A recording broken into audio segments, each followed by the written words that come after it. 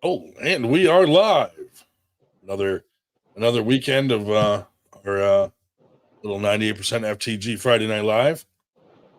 We got Josh here, Cam here, Dave Shell, the legend. We may get a pop-in visit later from Tim Lewis. So, Cam, what is this I hear? Is there some sort of, I don't know if it's a beef or a rivalry with Captain Pretentious? I mean, it's like a curiosity thing. I mean, you see him posting all these videos holding people, and I can't tell the level of these guys that he's holding. I mean, he's either really strong or these guys have never pulled before. So I kind of want to see where he's at. If he wants to, I didn't really like the GoFundMe meme he put up. Yeah. But no, I think it'll be interesting. We're going to see each other at Knuckles Up. So trip in the house. Yeah, see if you guys. Well, I'll be there too. So I'm looking forward to pulling with both of you guys. What's he like? 350, 400 pounds? Pretty heavy. No, I don't think he's that. I don't think he's that big, but I mean, that's a great guess. Billy definitely pulling the super overweights. Billy will also be at Knuckles Up. Oh, nice. I met him at the first one doing the seminar. Yeah, it seemed like there was a lot of room for them to grow at the last one. There was a lot of space. Yeah. I think well, hopefully more people signed up to go to this one. I can only imagine the environment if that room is full. Yeah. That's gonna be so like because it was hype just with who was in it. I mean, let's be honest. Most of the hype came from Marcio Barbosa's family. His family was the first 3 rows of people freaking screaming, dude. That was awesome. But it was a good time, man. Yeah, that was awesome match. Yeah, I won the free press conference thing, but I can't go. So because it's Friday night and it's at like 4:30. I won't even be out of work yet. So. Oh yeah, it'd be hard for me to drive up there and make it, and then back, and then there again, and there again the next day. Yeah. So Saturday we'll have to do. Billy, you hold it down for us up there. But yeah, dude, I'm excited, man. Yeah. So you have pulled Captain? Yeah, I pulled him in Virginia. But he had pulled the tournament and I didn't. I was like fresh, so I try not to count that, So he pulled 2 rounds, lost 2 times, and then he was then he pulled you? I don't know if he I don't know how he did, to be honest. Because I couldn't really I was out back like hanging out with people during the tournament. It was so packed in there, it was really hard to watch the tournament. It wasn't really a good spot to like stand or sit or and I didn't want to sit near Travis. Was that before or after he tried to smack you? Actually, when me and Josh first got there, I went right up to him and I was like, "Hey, Travis, if you're gonna smack me, can we just get it over with now?" And he just turned around and looked at me and was like, "This fucking guy," and then went right back to fucking working on the brackets. I was like, "Well, I guess he's not gonna smack me." You think he's gonna end up pulling Devin left hand or no? If I was him, I'd wait a while. Yeah. Like he's new back. He doesn't know where he's at yet. Like go, redeem yourself with Brandon Elsesser first. Or that'd be a good one. Pull a few people. The last time he pulled Brandon got the win. Oh yeah. Beat him first, I would say. Or I mean he can go after someone a higher level, but I wouldn't go straight for Devin lefty, Yeah. I mean, beating Artem so convincingly was pretty good. I mean, that shows something. He's definitely levels up from that, yeah. Okay, hold on. Let me get caught up here. We got Kyle Blankenship in the house, Billy Dare, Crazy Uncle Jim. We got Ivan Marrero, your soulmate. Team Brutal. We got TJ Trout. We got John Brownell saying what's going on. We got David Marr with all our beautiful hashtags. How's everyone doing tonight? Doing good. Houston. Arms link to join so I can blast it out. All right, hold on. Let me post that. And I will also pin it to the top of the YouTube chat. Robert Kelly in the house. I was just talking to him about Winter Blast. School Ladyboy. Robert Kelly is doing all the live stream at Winter Blast, so you know it'll be good quality. Paul Italia in the house. Where's that link? Let me. Tall Paul Hutchins Jr. Tall David Paul. Marr, Hutchins. Marr with all the smoky. Oh God. But yeah. Oh, dude, our hats came in. Fucking right, dude. Check these out. So we got this red 98 one. That's fire. And on the side there. That's fucking fire. Are they snapback or are they fit? These are snapback. Oh, love snapback. Oh yeah. We got the Flex Fit with FTG on the back. That's cool. Low down. Then we got hold on. Then we got a beanie. I don't know if you can see it. It's like the fold over ones. Oh, with sweet. FTG on the back. And then we got the non-fold over one with FTG on the back. Yes. So those will be going on the website soon. Which will be cool. Kelly likes the red one. He also wants me to raise hell tonight. So hey Kelly, if you want to come on and say something stupid, and I'll do my best to snap at you. I figured Robert would like the red one. But I do like the red one, dude. I was thinking about doing They're hot. doing a red That's a shirt. nice color. Do a red shirt with the black 98 on it to match it. That's a good idea. So that'd be cool. Yeah. Our custom shirts, we just put in the info. So they're going to give us a price and a mock-up, which we'll post. And then so that we'll order them. And when those come in, we'll mail them out to everybody. So the custom shirts will be mailed out whenever they get in. Usually takes a couple weeks for them to make them because it takes a while to do the custom name on every single. And this was a large order. Like I didn't expect almost 70 something people got a shirt. 75. 75 for the customs. So that's pretty cool. That's awesome. Yeah, Billy needs a flex fit hat for his fat head.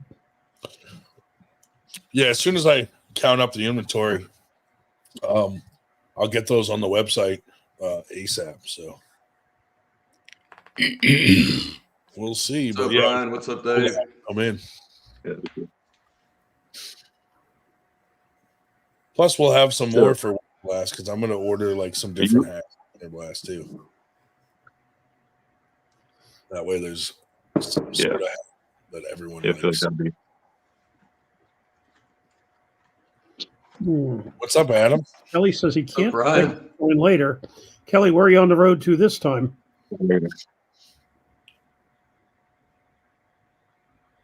Ryan, I was impressed with that show last week, man. Because I'm sitting in the comfy chair with the light behind me. I could move and I'd be clearer, but I don't know that anybody wants to see me any clearer. I like when you look like a ghost, Dave. Kelly's Sweet Home Chicago. Mm-hmm. Let's see. Ryan, I was impressed as hell with that live. Like you went 10 hours and something, right? Last week. I know I didn't fall asleep once, dude. That was and you got 600 views. Even when I left, I stayed in the chat.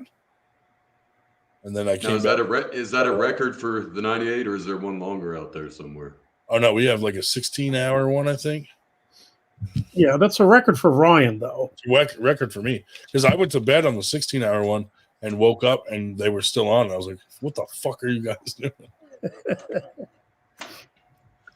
And You gotta do a 24-hour 600 views fundraising one. man. Well, we were thinking about doing one to beat the Aussie Arm Wrestler because he did his 25-hour one. What if we did one to beat his, and then it would be like a competition, you know? But we get enough 90%ers. That's a long time. We could do it in shifts, though, you know? Like if someone does the first Oh, shift, yeah, you and can then constantly having people cycle out. Yeah, a couple guys from out west could jump on later. Just have Nanya on the whole time. Or just Nanya and give him some meth. What if we fund his meth and we give it to him and he's just fucking talking for fucking 24 hours straight I think Shell would fucking drop dead. No, I don't. Hey, I'm just, Nanya, shut the fuck up, Nanya. Dude, that was hilarious. That was I last don't Friday, know him night, and- right? Yeah.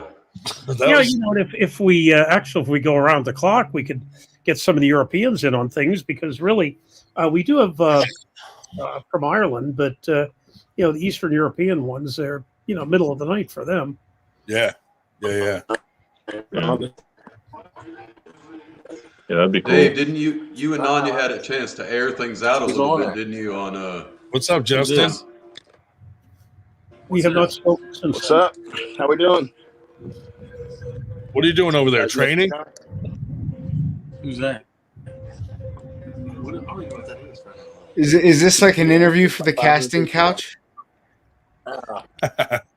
Yeah. your audio's not coming in, guys. Bad Sugar Brad in the house. Hello, sir.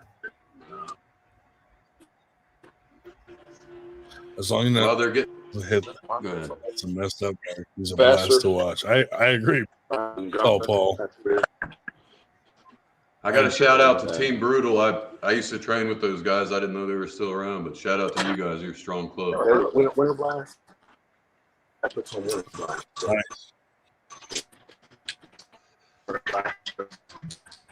Just give him shroom. Hey, Adam, how long you been practicing? Here with me. What's up, Cam? Oh, Sugar Brad is formerly Joe. There they are. What did Speak you of, say, Cam? speak of the devil, and he's About My ears were ringing. How y'all doing? Hello. To Nanya. answer your question, Cam, before we get cut off, about 5.5, 6 years I've been pulling. Nanya, we were talking about Wow. And you're a 98 guy, right? 198? 5-hour podcast. So if we fund your meth, will you come on for 25 hours? 25 hours. Yeah. I'll take. Somebody sponsors $1,000 towards the Paul Talia match, so I only have to come up with 3,000. Sure. We might do a long podcast with a bunch of shifts.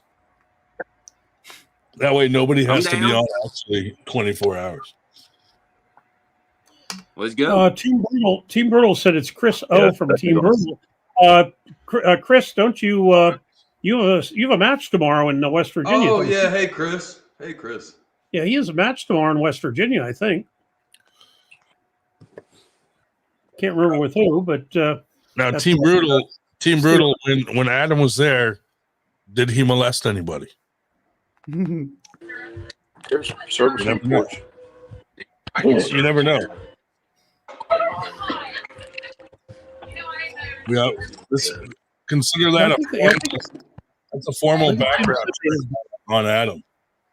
yeah, Dylan. Okay. Yeah, I think Tim said that they have a dozen matches tomorrow at that thing in West Virginia. Exactly. Yeah. What's that for? Wait, he is pulling. All right, if you're pulling tomorrow, I might be up there too. So I might. See Everyone's flexing. What is it, Justin? Justin's got enough people there to have a practice going on. Who is it? Hey, Cam. Who is it? Tim Lewis. I might challenge Tim Lewis right-handed tomorrow if I'm feeling good. Hey, Cam. up? Cam, when'd you get sponsored by Arm Gods, fellas? What up? This button, man. You're sponsored by Arm I don't Gods? know. You I'll got take the a banner. sponsorship. Oh, there you go. Oh, I'll take any you have- sponsorship. well, you got the Hey, put that banner back. up there. So I figured you were sponsored.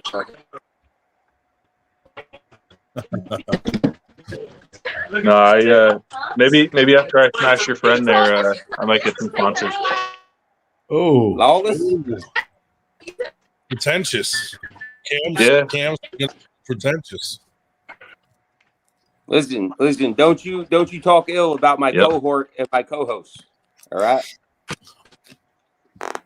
Yeah. What times do you usually come on? Does he usually come on He's a working man. He's chefing it up in the kitchen after right the? now. It's rush hour right now. He's chefing up. There's steaks. There's lobster. Hey, Looking good. Nanya, blink twice. Yeah. I guess If Eric Harlan is holding you hostage and making you talk in that accent. No, that's the Earl. The Earl right there. I was on a show with him last week. He's a cool dude. Yeah, I'm Nanya's third half cousin from Virginia. Earl Copenhagen. Yes, sir. Nice. Earl, I'm hoping you'll be up in Beckley, West Virginia tomorrow. If you can make it. Yeah. Shit, I got a trucking route. I can't make it, buddy. I'll be in Kentucky by then. All right. Yeah. Where do you have to go to get the stem cells? You're going to get stem cells soon, right? Yeah, Vegas. Vegas? Yep. Yeah. Sin City. Where's Stephanie Spencer? Oh, there she is. Man. Hey, do y'all know that deep down, Stephanie Spencer regards all of us as Goyim? So Cam, I believe that. You asked about Captain Pretentious. They all did. My impression of Captain Pretentious was that his arm is strong and his hand and wrist, you could take him easy. So, but he's now working on his hand and wrist, so he looked better in that last video. Yeah. Well, I we'll told see the boy he needs to learn. Ryan's going to pull the knuckles up. We'll see. Awesome. Get a little sample. I've never pulled Ryan. So we'll see. Hey, Cam. I think it'll be between those two, Ryan and Captain. I think it'll be a close match, but I think Ryan's got the edge on experience right now. I think Captain will surprise him. I pulled him down in Virginia. I pulled him in Virginia last time we were there. Yeah, well, all I know pretty easy, but I think he's leveled up a little bit since then, Ryan. God damn it, Broderson. All I know is you bigger fellers, you need to learn how to use your weight appropriately. You need to learn how to press. If you got weight and you got size on a some bitch, you need to learn to get your back behind it. Paul said, "What's up with the beef between Cam and Captain?" I heard it goes far back. I heard that. I want to see where he's at. I heard that Captain Pretentious dated Cam's sister back in the day, and there were hard feelings. I'm bringing home a baby. Yeah. I heard Captain. I don't like anybody that wears a mask. Captain got her pregnant, and then he ran away, and it was a big controversy. People don't really know about this, but yeah, got Cam's sister pregnant. Wasn't it about 5 years ago? I related to Arnold. I think it was Beaky Buzzard. Yes, I've just looked it up for him. You are correct. Just did a search. Beaky. What's up, guys? Yeah. Hey, Michael Edwards. Yeah. What's up, buddy? Michael Edwards. What's going on? How you doing, fella? Good. I'm walking outside right now. Nice. David Kotler sent me the link, and I didn't know whose stream it was for. Yeah. I got to address this. He always sends it to people that could possibly ruin the show. Yeah. Oh. Hold on, I got to address this. Team Brutal. Ryan has a sense of humor. He's joking about that whole thing, so it's just a joke. Oh. They took you seriously. Barterson is saying you don't have a sense of humor. I asked if he said that because he don't think you got a sense of humor. Team Brutal. I asked if while Adam was there, if he molested anybody. I was just kidding, though. That was just a joke. I know. Oh God, there's something loud in here. So hey, Michael Edwards. What if he was like Blast feller? Did. Yeah. I should be going. Should be up there for Winter Blast. Get to go 2 years in a row, and that'll be fun. Are you doing a match there? I don't know, Ryan. You tell me.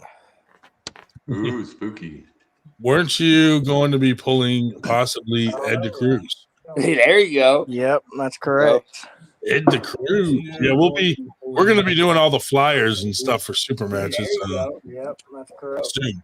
So yeah, we're going to be doing all the flyers. Is this like a porn? Somebody's Yeah, everybody check the audio. Somebody just came on, got an echo. Is this like a porn? That's that some bitch wood. That's Gotta that some be bitch Andrew. wood. Some bitch. Somebody has YouTube open in the background, and it's Yeah, Wood, get your shit together, feller. somebody. He's doing it on purpose. Doing it on purpose. Can you mute him, Ryan? Yeah, mute that. I sure can.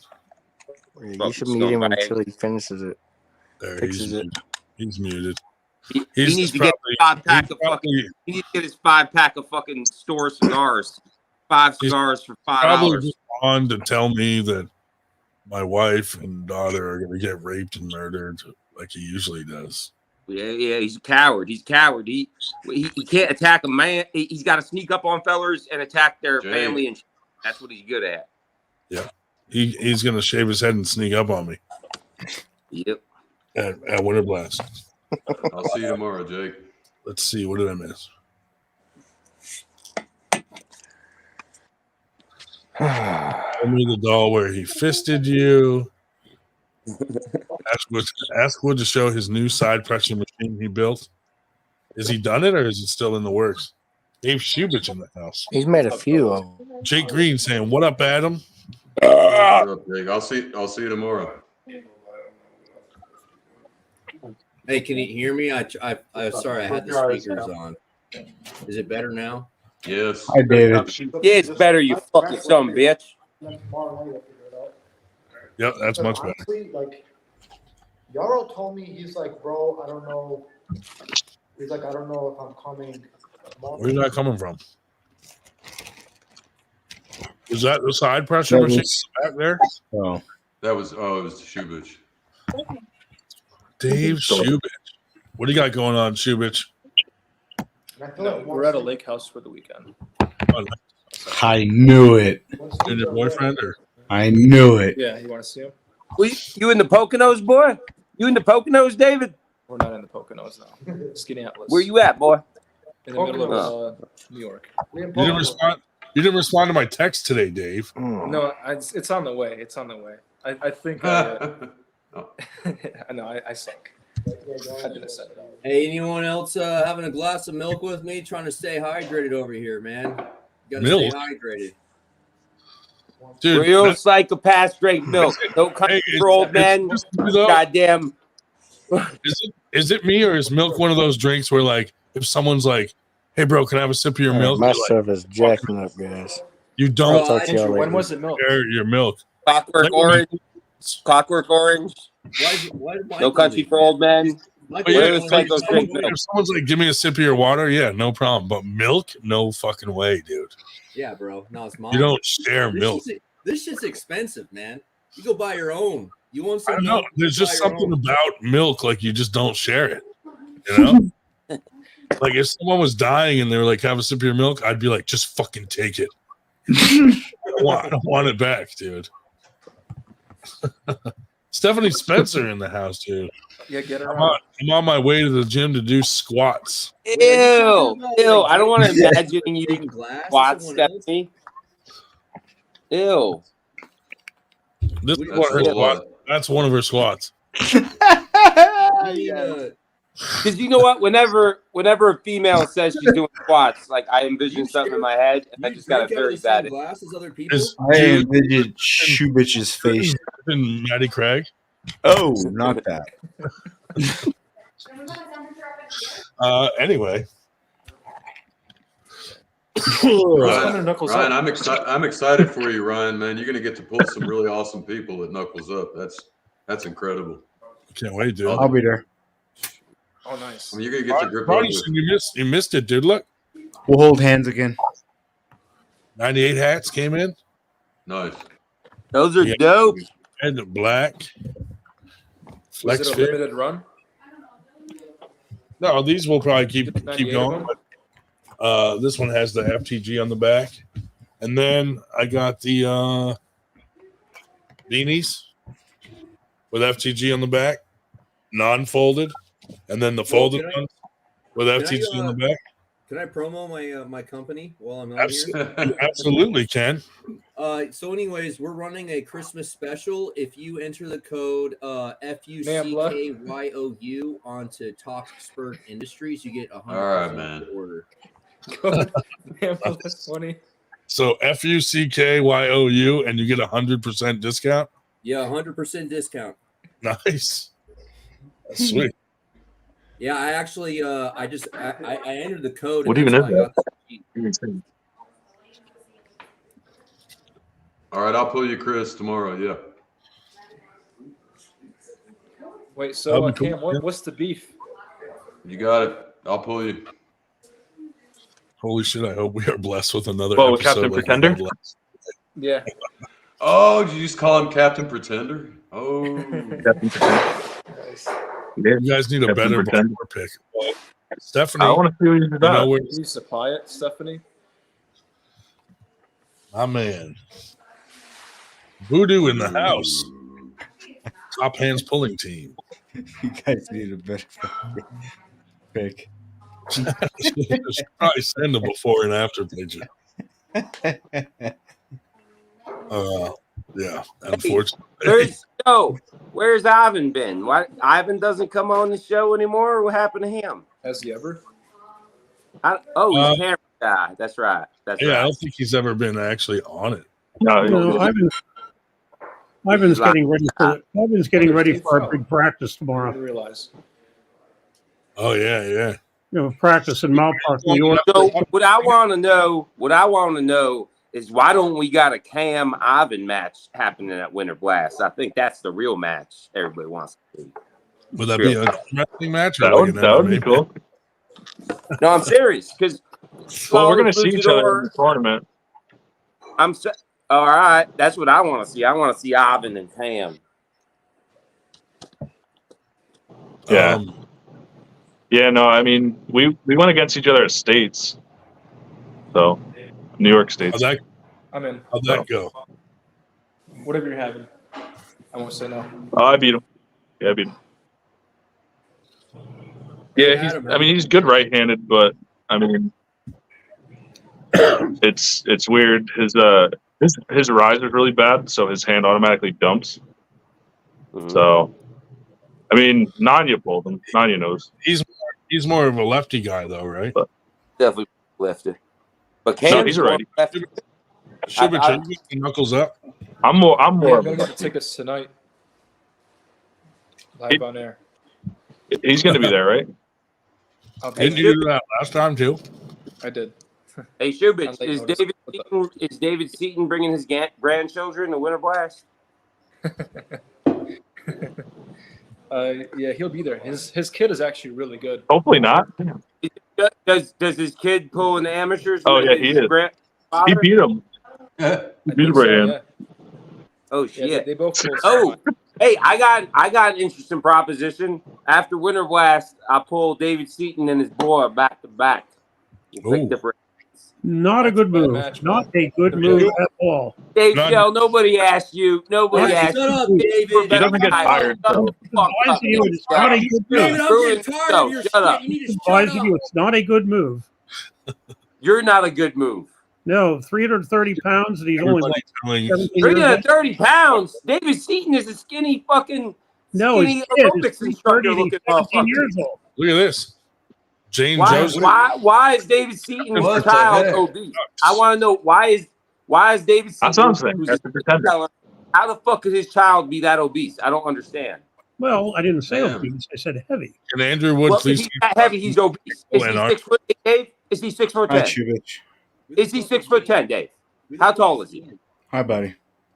I haven't. How I tall don't is he? recall. I don't recall. He's Last, got to be like 6'4". last time I pulled him, he was only 13. How Whoa. tall is he? God damn it! Dave pulled him. 6'1". Pulled what with him? 6'1", 350 pounds. He's fucking obese. Wait, Unless who he's you talking Samoan. about? Is he Samoan? Did Dave Seaton have sex with a Samoan woman and Oh, create nice. a fucking Samoan super beast? Wait, who are you Hey, talking about? He doesn't Oh, have a good. fat That's chick. one Wait, more ethnic group we haven't insulted yet. Hey, Jake.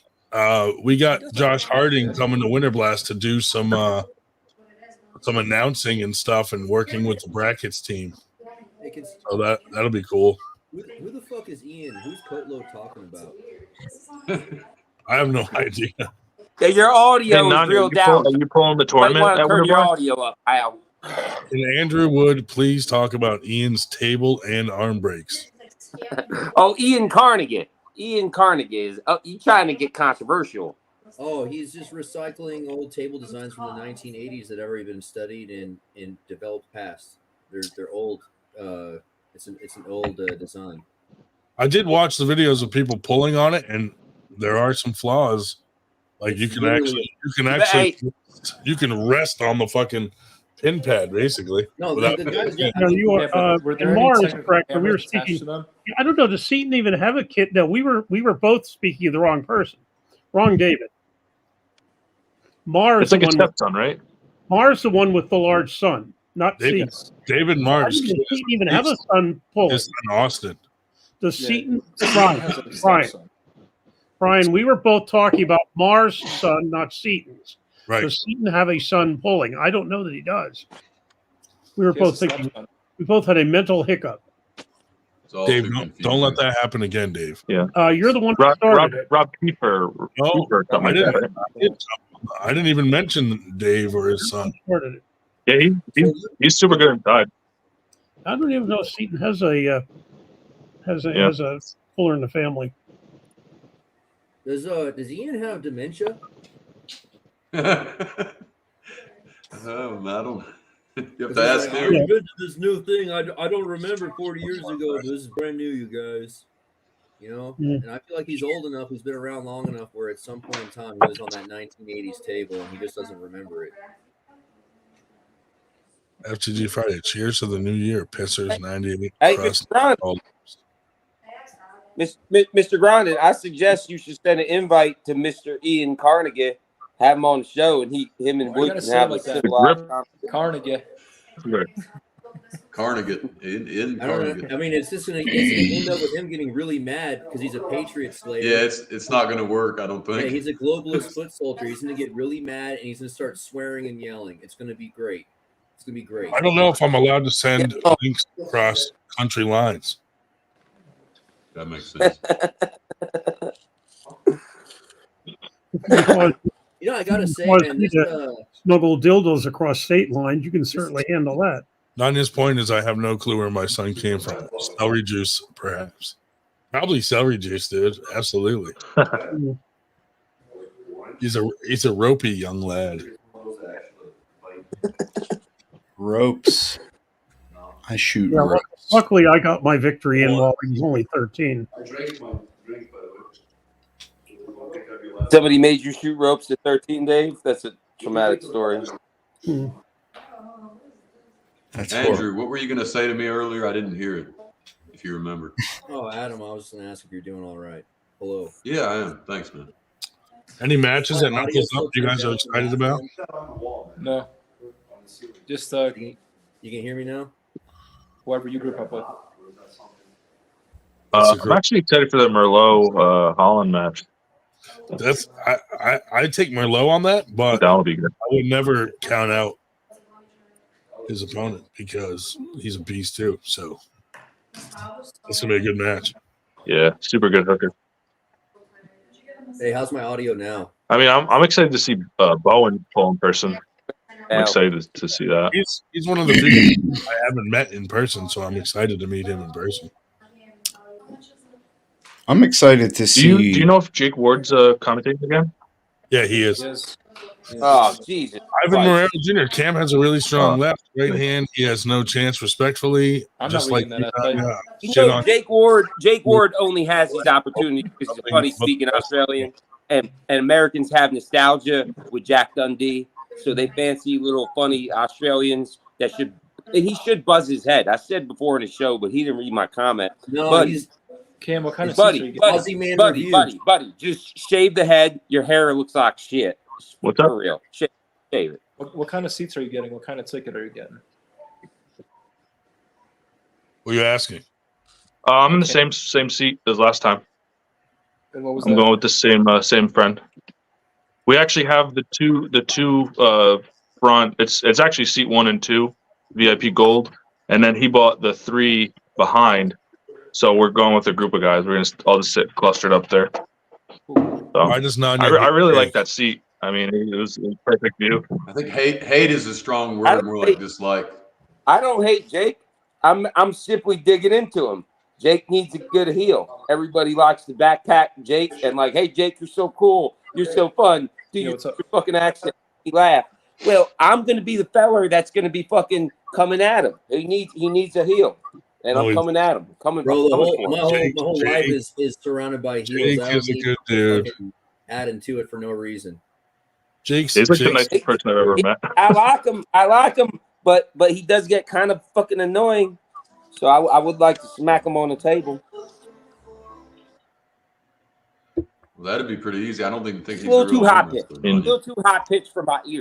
I don't like the high pitched. No, I don't pulled like the his first one.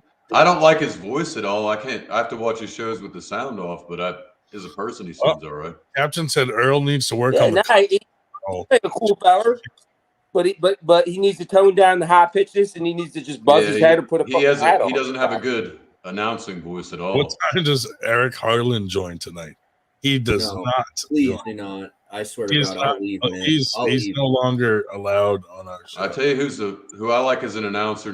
Travis has a good announcing voice. Ryan Bowen is a good announcer. Yeah. I don't know who else. Hey, I was like Freddie Sanchez. Freddie Sanchez is the best new announcer hitting the block, boy. Freddie Sanchez. Freddie's good, dude. Yeah. Yeah, he was pretty laid back. I like that. When I watched that show, when Aussie Arm Wrestler's talking, I'm like, shut the fuck up. I already told you that. When Freddie Sanchez was on the mic, Greg Brown got annoying a little bit too, but Freddie Sanchez, the voice of an angel. That man, he's meant to be on the mic doing arm wrestling. Fucking that man is good. Have you told him? Yeah, he knows. He knows. I told him on the broadcast. You told me lately. He's like JR. He's like JR. Greg Brown was doing like a Jerry Lawler, and he was doing the JR. It was awesome. Donnie Underwood's good. What's that? Don. I thought you said Nanya Underwood. Don Underwood. I know you do. Yo, speaking of Nanya Underwood, did anybody see Don Underwood with his flaccid penis picture Derek Smith floating around? Bro. Oh, yeah, I saw it. I saw it in the chat. I thought it was what's his name from Breaking Bad. I thought it was Hank. I thought it was Hank for a minute. But I was like, yeah, Hank. David, have you seen Bob O'Leary this year? I presume he means David David Shubich. You mean David me? No, the answer is no. Absolutely. Probably talking to Shubich. Hey, Shell, I saw a video of you yelling at Nanya, and I'm just wondering. Oh my God, here we go. Don't you dare take a pee. Me? Yeah. I'm not in the bathroom right now. Yeah, why'd you yell at me? You hurt my feelings. I'm letting him interrupt everybody else instead of me. I thought y'all settled this on the. See, I knew it. Dave Shell you is need to stop holding it in, man. You're gonna wear your skin out, holding on your face like that. Just let it out, man. We're all there with you. We all agree with you. Just say the quiet part out loud. We'll agree.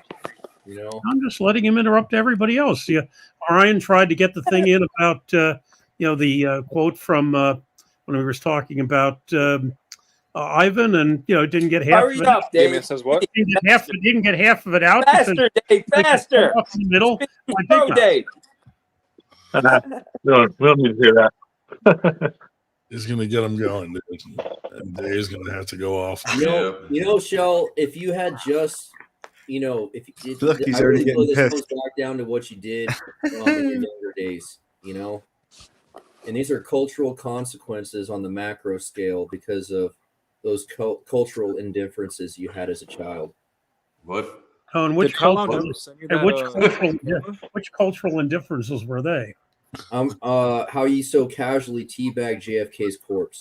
Oh, is that it? Okay. Yeah. I was in seventh grade when JFK got taken out. So, Dave, Bro, you were teabagging bitches at 7? no, up to that time, I had never been in Texas. Even March I do have to say though that Hey Dave, are you going to his tournament in February? Live in Texas. Speaking of him, Shell, do you feel compelled to apologize to Nanya for you yelling? I think February 14th. No, don't apologize. Don't ever I don't apologize. think so. Nope. The power of Christ. That was I feel close. no compulsion Oh, no, you're talking about the whatsoever, one in, We're and getting- no, my Southern my New birthday York. is Dave, you were little- you were little too insensitive. slow. You were insensitive to my feelings. You were rude. Just might be. You were obtuse. You were very vulgar, and I think you should Obtuse. apologize. Now what I am is I'm fucking astounded that you know a word like obtuse. Listen, Yeah, but Dave. tell him to put it to a I shape. learned my fancy words on the street, fella. Shell, do you know the cultural impact that JFK had on sport? What's the On promo sport? code? Yeah. No, I'm not sure what you're referencing. He tried to promote Those are a lot of seats less spectators and more participants. He thought spectating sport was bad. He Well, wanted they everyone did. to Well, I mean, participate in during his sport. administration, they did have the. They were trying to get more people getting off their dead ass and Yeah. moving. That is true. I mean, What's like, the look at promo modern, code? don't you think that modern arm wrestling, there's a lot of spectating that goes on? I don't know. I don't think there's enough spectating going on. To be honest with you, we certainly don't have that many Super eyes. chat. Dave's a voyeur. Well, no, absolutely not. Just think about it.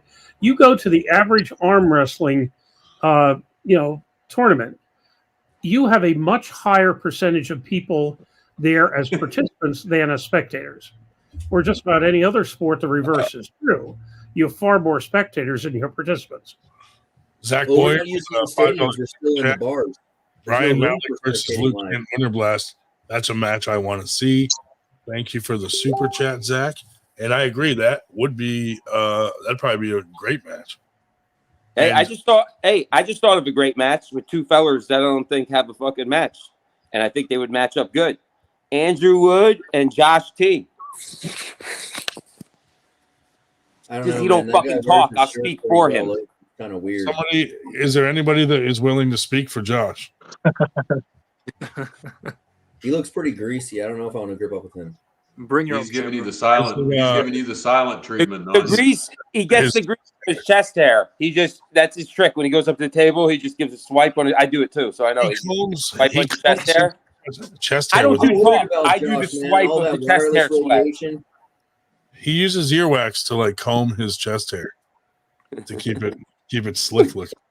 Earl Copenhagen, the silent treatment is powerful. That means he's winning in the energy game. But Zach Boyer had a good point there. Neither of those guys got invited to that 176 invitational, which is kind of crazy. Maybe Because Yeah, I they got the 176 for sure, man. How come I don't get invited? I don't know. You got me. All they You're a needed, fucking domestic needed- terrorist. That's why. God damn it. Hey, they needed- hey, and Adam. they needed And room Adam. for Hunter Welch. Listen, We had Robbie Russell at the first Winter Blast. We had him. Adam, Josh T over here, he's trying to become a monk. He wants to be a white monk that he's practicing on this podcast. Brad said a great match, my back and Nanya's face. I think he's just giving you the silent treatment on you as well. Your He's back You is guys my hear about TIL?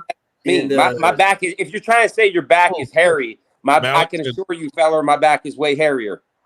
Malik said Luke don't want the smoke. I don't You know guys if hear about that Texas Arm if Wrestling that's League? Malik or Crystal. I believe he uses hers. He's been on before. Yeah, I mean we could ask Luke and see what he says. But Andrew, you gonna sponsor me with a side pressure machine? I'll put Andrew Wood. Industries on my shirt for Winter Blast. You delayed my production 2 years with your fucking bullshit psycho games, man. What the fuck did I do?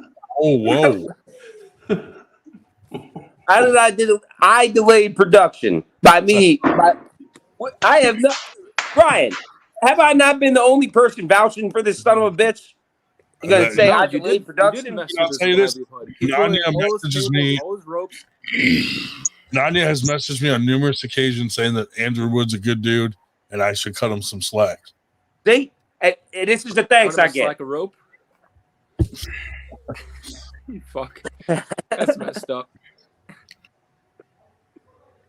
Yeah. What do you mean? Just enough to hang himself? Can't win with these fellas. Okay, just making sure. Just to make it clear. It's that kind of podcast. Shouldn't you go to sleep and get some rest for your super match with Did Andrew? you guys hear about Red Lightning and Texas Arm Wrestling League having a partnership deal? Damn. Crying shame. Apparently, they're going to be spending $2,500 per event for videography. That demon has infiltrated the great Texas. Goddamn crime scene. Do you have some like secret web page that has all the arm wrestling information? He learned obtuse. Like Shawshank. Is that true? Did you learn the word obtuse from Shawshank Redemption? No. Don't lie.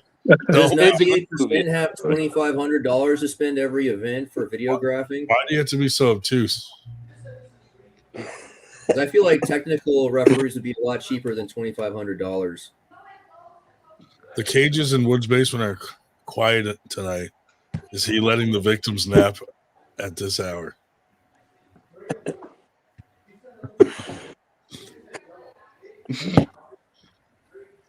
Don't be pedantic. What does pedantic mean, everybody? Nanya knows. That means umbrage. Umbrages with everybody. Obtuse about the details. It would be a good way to say it. Pedantic. What about? Tell us about the macro. You were talking about macro something earlier. That caught my ear. Macro universe or macro? Ryan. Yep. Hello. By TH5. We're going. You bought your ticket? Nice. I bought my ticket. Where are you sitting? That's why you asked me where I was sitting so you could sit on the other side. So no, Ryan, I have a question for you.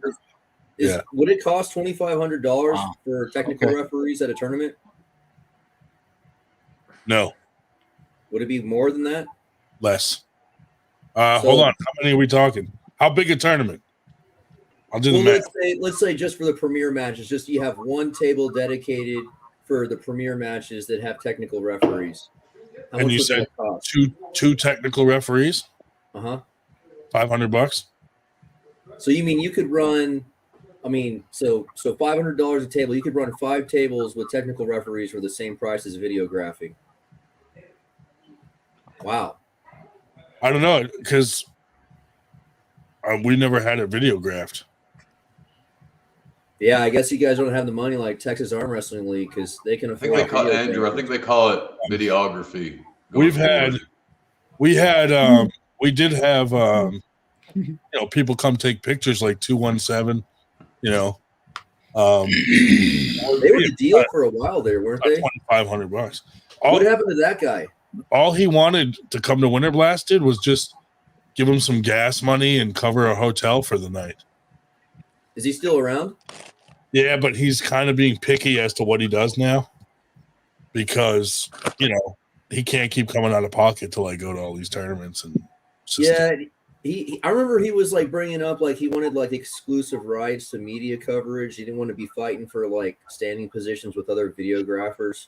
Yeah, he came to Winter Blast and there were other people walking around. He just doesn't want it so busy that he can't do what he wants, Which I agree. I don't blame him.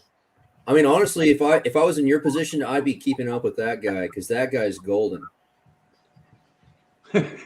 This is your new business consultant, Andrew Wood.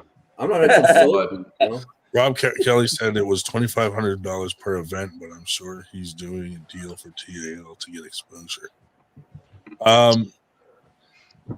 I don't know because Robert Kelly's not doing video. All Robert Kelly's doing at Winter Blast is the live stream. So, Rob Kelly's going to be there. Great, awesome. Yeah, he's going to be there. He's doing all the live stream and stuff. I can't wait to bugger him. Oh, who do we got here? Tim Lewis. Tim Lewis. Timothy. The legend himself. Timothy. Hey, Tim, is your match tomorrow right or left-handed? He's a real boy. So I have a match, one of each. I have a match right-handed with Logan Buccalo from Charlotte, North Carolina. And then the left-handed match is with Jacob Colson who I believe lives locally down there in Beckley, West Wait, Virginia. do we have Eric Harlan on right now? What's that? No, Eric is not on at the moment. I think Tim actually speaks slower than Eric. Maybe a little bit. Slightly. But no, You like think he's- Logan is like This is getting clipped. Logan. This is getting clipped. Logan is definitely like, oh boy. Thanks, Tim. I was Logan just is curious. gonna be. Tim, stop speeding. Logan's gonna be my Interrupting. probably definitely hardest match so far since I've been back. Yeah. With my right. And then Phoenix Bruglio in February is probably going to be even harder. He just beat Mike West twice in a recent tournament, so that's definitely not going to be an easy match. How do you feel about your lefty match with Zach Lee at Winter Blast? Zach's a very good pooler. I have a lot of respect for Zach. But my firm belief is that when Zach is forced to arm wrestle fairly with a referee that is going to enforce the IFA rulebook to the letter of the T, not a loose version of refereeing that he is not as good as he looks. Is Crazy Uncle Jim making black jokes? Thank you, Tim. I think that could have worked for any race, really. I don't know. That sounds like a black joke to me. What is? This guy said, how do you circumcise a black man in Georgia? And he says, you kick their sister in the mouth. He didn't say black. Well, I mean, I'm presuming it's a black guy because that sounds like some black behavior. What? Jesus. Oh, jeez. No, but look, I mean, if I lose to Zach, there we go. All right. If I lose to Zach, I lose to Zach. I mean, like, I believe that I can win. I believe that I will win 3-0. But, it's definitely not going to be an easy match. You win 3-0 left-handed against Zach Lee, my prediction. What if he 0-3s you? Then he 0-3s me. I mean, it could happen. No, 0-3's like, never mind. You're a wicked man, I mean, Dave. the only person that 0-3'd me all year was Landon Anderson, and Zach Lee is not that good. Right. You got it, Tim. My 100% prediction: you beat Zach Lee left-handed 3-0. Okay. Like, are you actually being serious? Yes, you beat him left-handed. So why do you think I beat him? Right hand's maybe a different story because your left is really good. I would not beat Zach Lee right-handed. I will tell you that. I know. But... Would not. Definitely not. But why do you think I beat him left-handed? You got a damn good left. Not a lot of people do. But... Even outstretched. You have awesome rotation. So, do you think I would beat Zach Lee left-handed if we had our match at Gus's bar where you saw him pull Kevin Palka? Do you think if I pulled Zach Lee on that day that I would beat him 3-0? No. Not with those refs. That's my point. So my point is that is the reason that I am doing this match with Zach Lee at this event. Like, I do want to beat him, yes, but the point of this match is to expose his vulnerability when he is forced to arm wrestle with a real referee as opposed to ones that he can manipulate. How much weight did Tim have over Sam Mitchell? I think Sam Mitchell is a 176, if my memory serves me correctly. Is that the answer to the question? I want everybody to picture Marge Simpson's aunts that smoke cigarettes, them talking as Tim talks. So 40 pounds would be the Thank you, answer to Tim. that question. Thank you. The Buffet sisters. Hey, Tim Lewis, would you pay an extra $20 to have a super match with technical referees? Absolutely. Tim is the guy to ask that question for sure. Absolutely. Why wouldn't I? I mean, To save if money. you're getting a quality product, I think that is definitely something that needs to be taken into consideration in the cost of the event.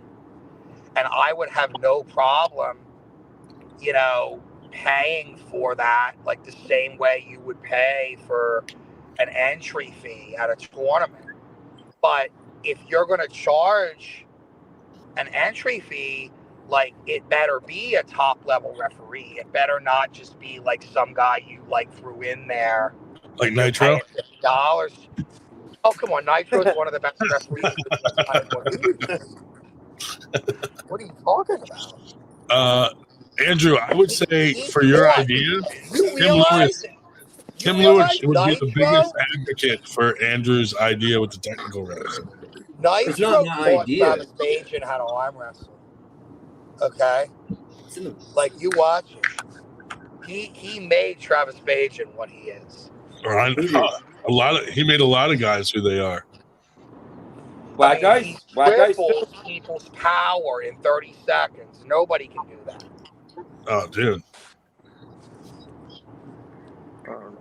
Man, people I are feel like my coach is even better. My guy holy taught shit. me. Andrew Wood is showing his face. Hey, Cody Bird, get on here and show us your fucking.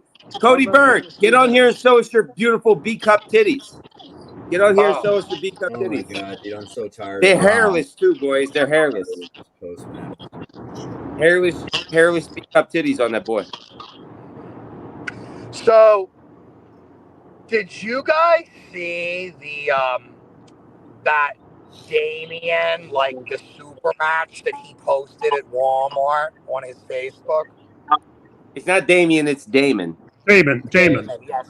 Did you see the super match that he did at Walmart? Yes. With who? One of the greeters? How was his form in that match on a scale of 1? It was on a. Was it on a box on a flat screen box on TV? The box. Yes, that's what I'm referring to. I mean, if I'm going to see an arm wrestling match in a Walmart, I expect it to be on a flat screen box. Who's There we go. So he is coming to that Buckeye Brawl in Toledo, and he has a super match there. But I will finally get to experience that massive side pressure that he has. Artem, I'm coming for you, Artem. Artem, what the fuck? Artem, I know what you did. Artem, I know what you did last summer, Artem. There's a target on it. Tim, don't stop. I'm hanging on every word you say, Tim. Keep talking. I was saying that I Shameless can't wait to experience that 500 pounds of side pressure. Like, I gotta see what that's about. Oh, look at that. Artem will pull Tim Lewis for 125. Why? That's a random number. 125. I mean, what does he need? 125.99 plus tax. Yeah. I'm surprised Artem would waste his time with me for that little. I mean, he'll be more than happy to take more, but he's saying 125. I mean, that's the floor. That's not even like enough for a round trip flight.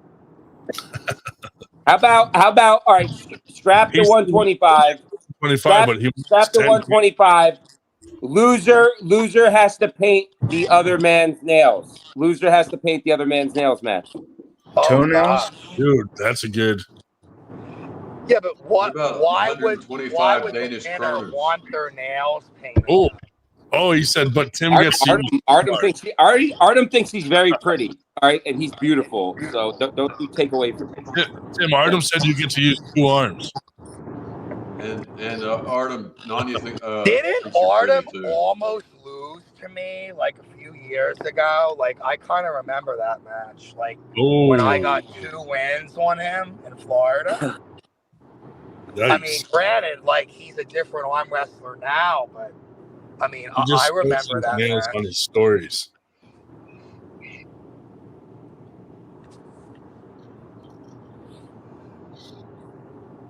Tim Lewis, you should pull CJ Twine.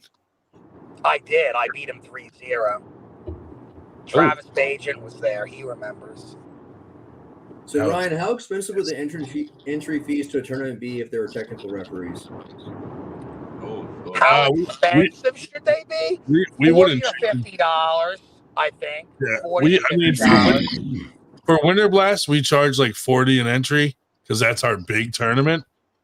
But our smaller tournaments, we're like 25 to 30, depending on, you know. But we wouldn't is change. it I the wouldn't same level change. of referees though, or is it better referees?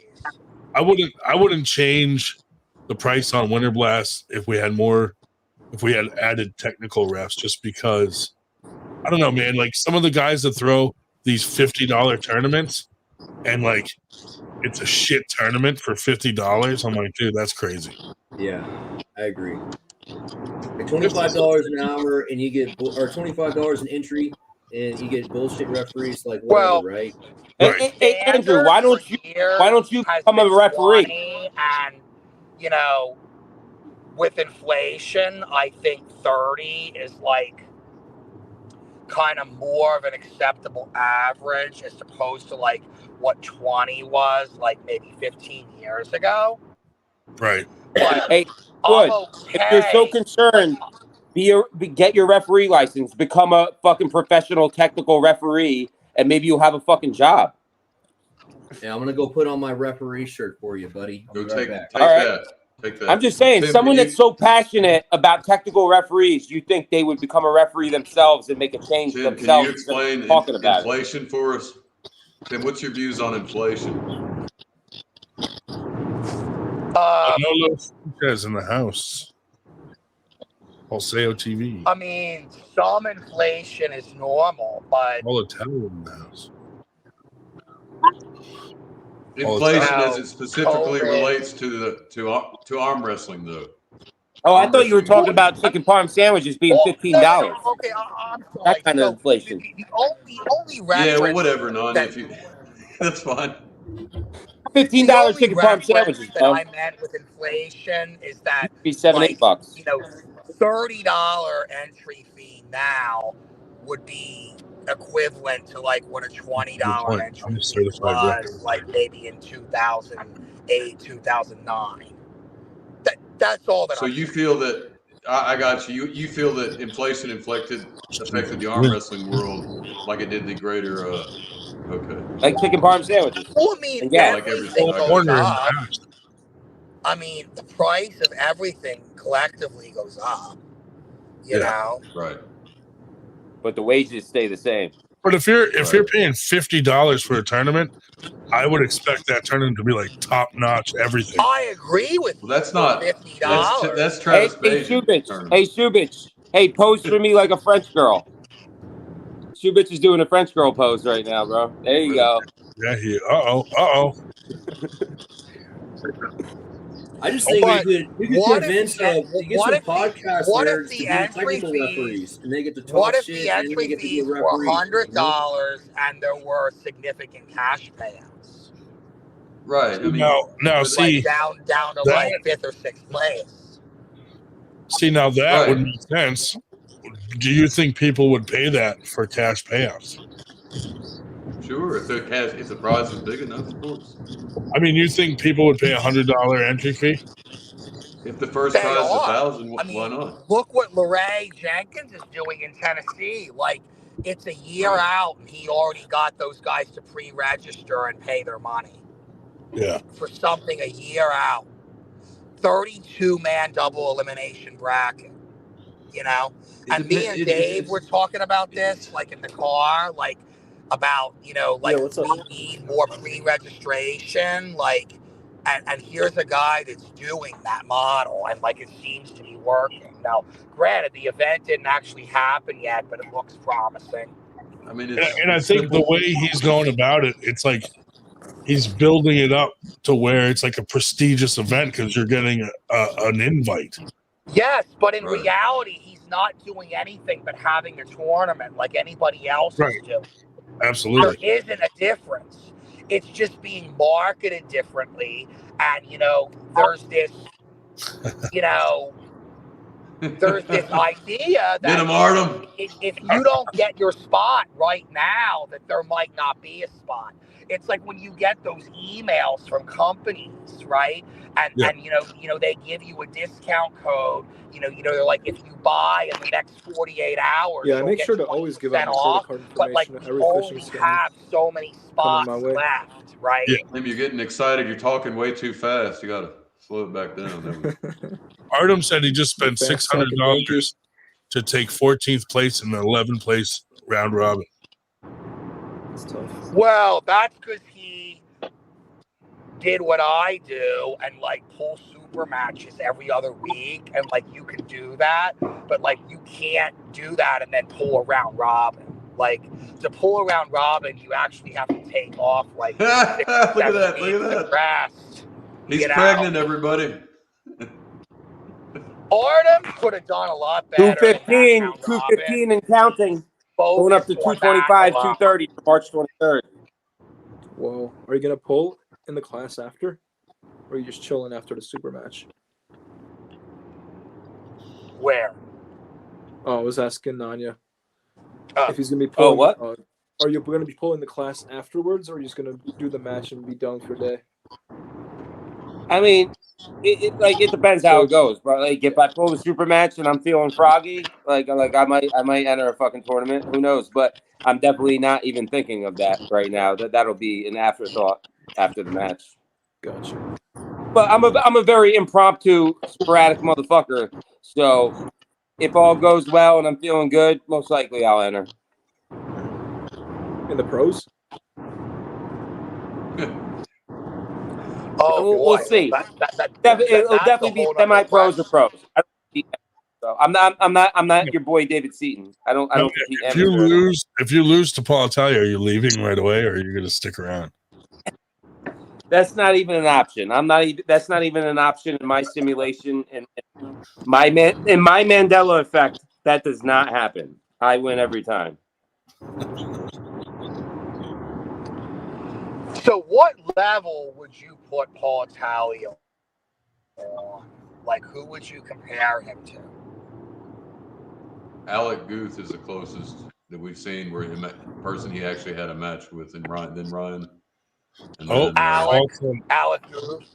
Paul said that Nanya is not a pro right now. All right. Tim, if you look at his actual, I am a pro. Yes, you are. I also in this calendar year, I have made $3,800 arm wrestling, and I haven't lost any money this year. So I mean, I guess that makes Tim. There's the only real answer to your question is he's pulled 3 tournaments, and I think he's pulled several tournaments and then a couple super matches. And the only people that have stopped him are Ryan Grondin and Alec Guth. Everybody else he kind of went through. Yeah, okay. Ryan stopped him. Because I mean, like Ryan I remember, stopped him. I mean, I saw him win in Indiana. I was there. Harlan slowed him down pretty good. Yeah. Harlan did not. We keep having a circular argument. Oh, Paul said he's coming in around 195, 198 for Winter Blacks. I'm 215 right now, and I'm going up with my power gut. 225, 230, Paul. You better get your weight up. You guys have a weight that you're coming in at, or no? How many matches do you guys have now going on there?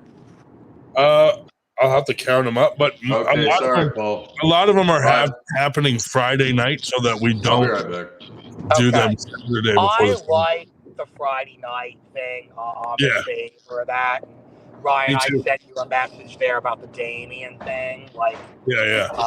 but yeah, like I Damon, would prefer Friday. Damon. Okay. No, we're not talking no, about he's talking that about guy. Damian We're talking about Swanson. somebody else. Yeah. We're gonna try to do like a lot of them Friday night, and then have like, the main events on Now, Saturday. do you think me and Zach should still be Saturday just because there's a lot of hype on it, or? Yeah.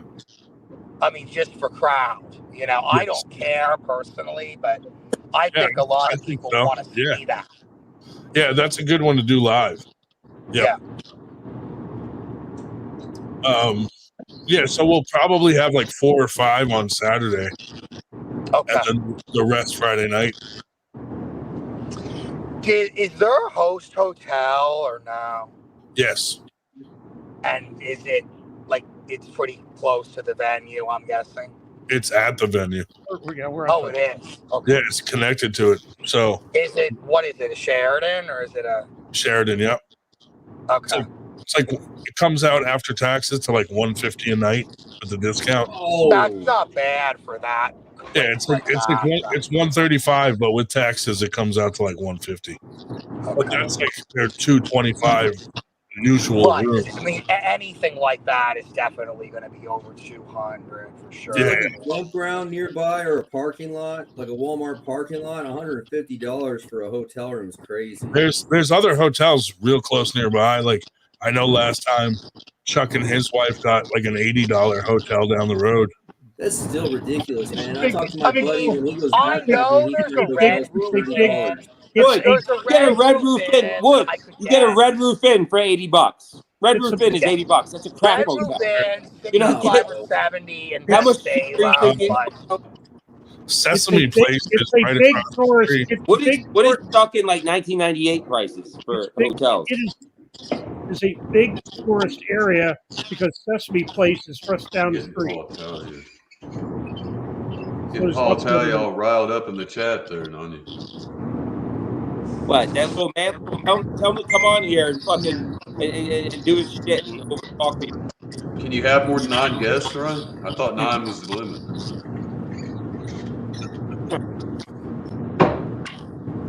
So, Shell, I got to point something out to you. Remember JFK? Remember that discussion we had? Sorry? Well, you do realize that none of his success and the profit he makes off the sport is because he teabagged JFK's corpse.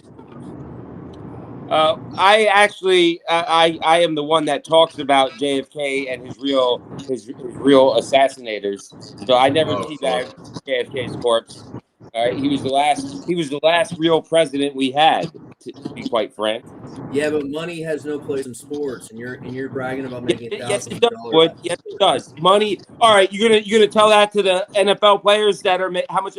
Bro, money doesn't belong in sport. What the fuck kind of fucking comment is that? Really? It doesn't. Here we go, ladies and gentlemen. Really? So you're telling me billion dollar industries of sporting all different sports, but money is not involved. What the fuck are you talking about, bro? Yeah, it's all about it money. should not be involved. There's no reason to have a career as a sportsman. It's not right. Well, your opinion is your opinion, and you hold that probably only you and probably count on your one hand how many other people hold that opinion.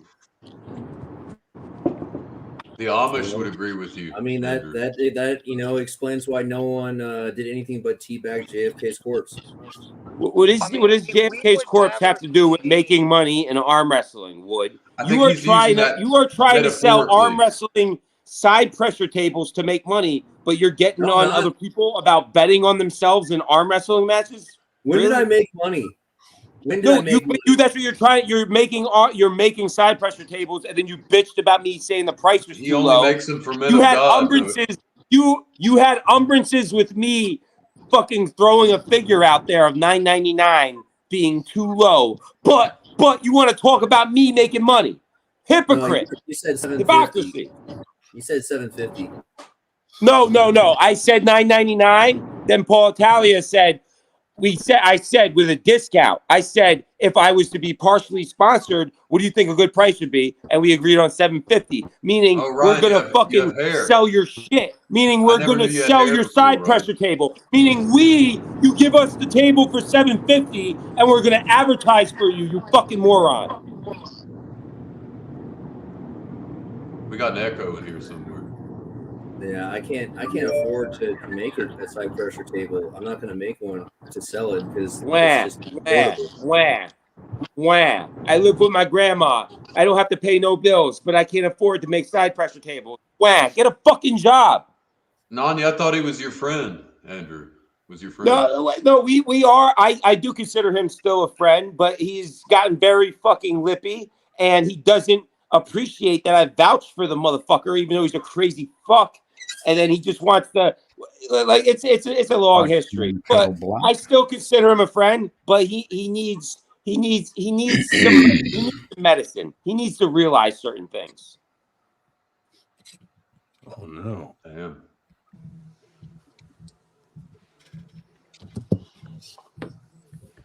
What are you guys doing for New Year's? I don't know. Good question. Although, yeah. You mind sharing about the Sit Down Nationals, April 13th, 2024 is the next one.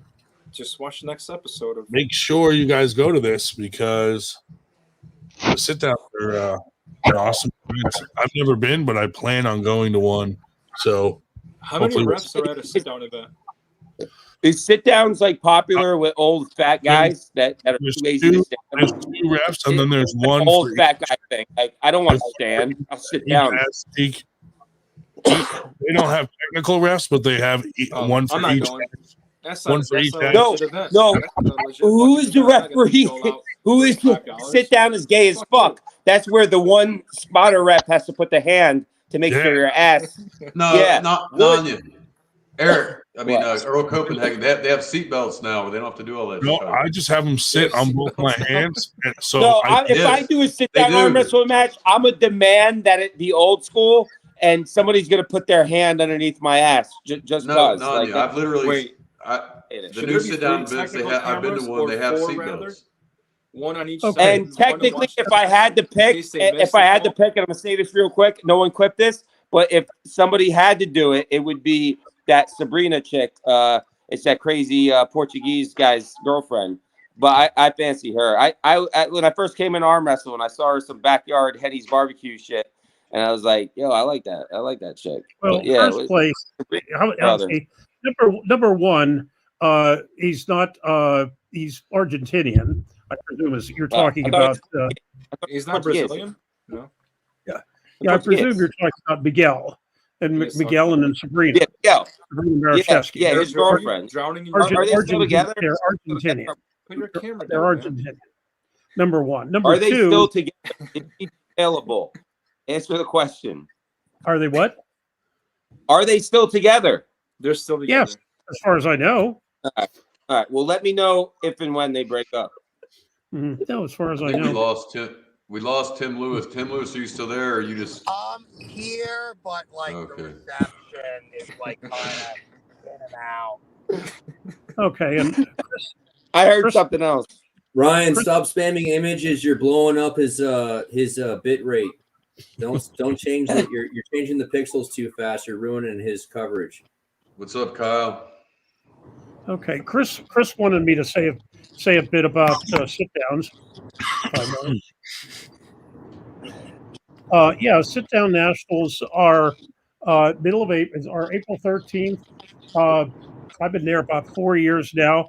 As a general thing, and the crack about fat old people. No, sit down was the original format before stand up took over, and so there are people who have been doing it for years.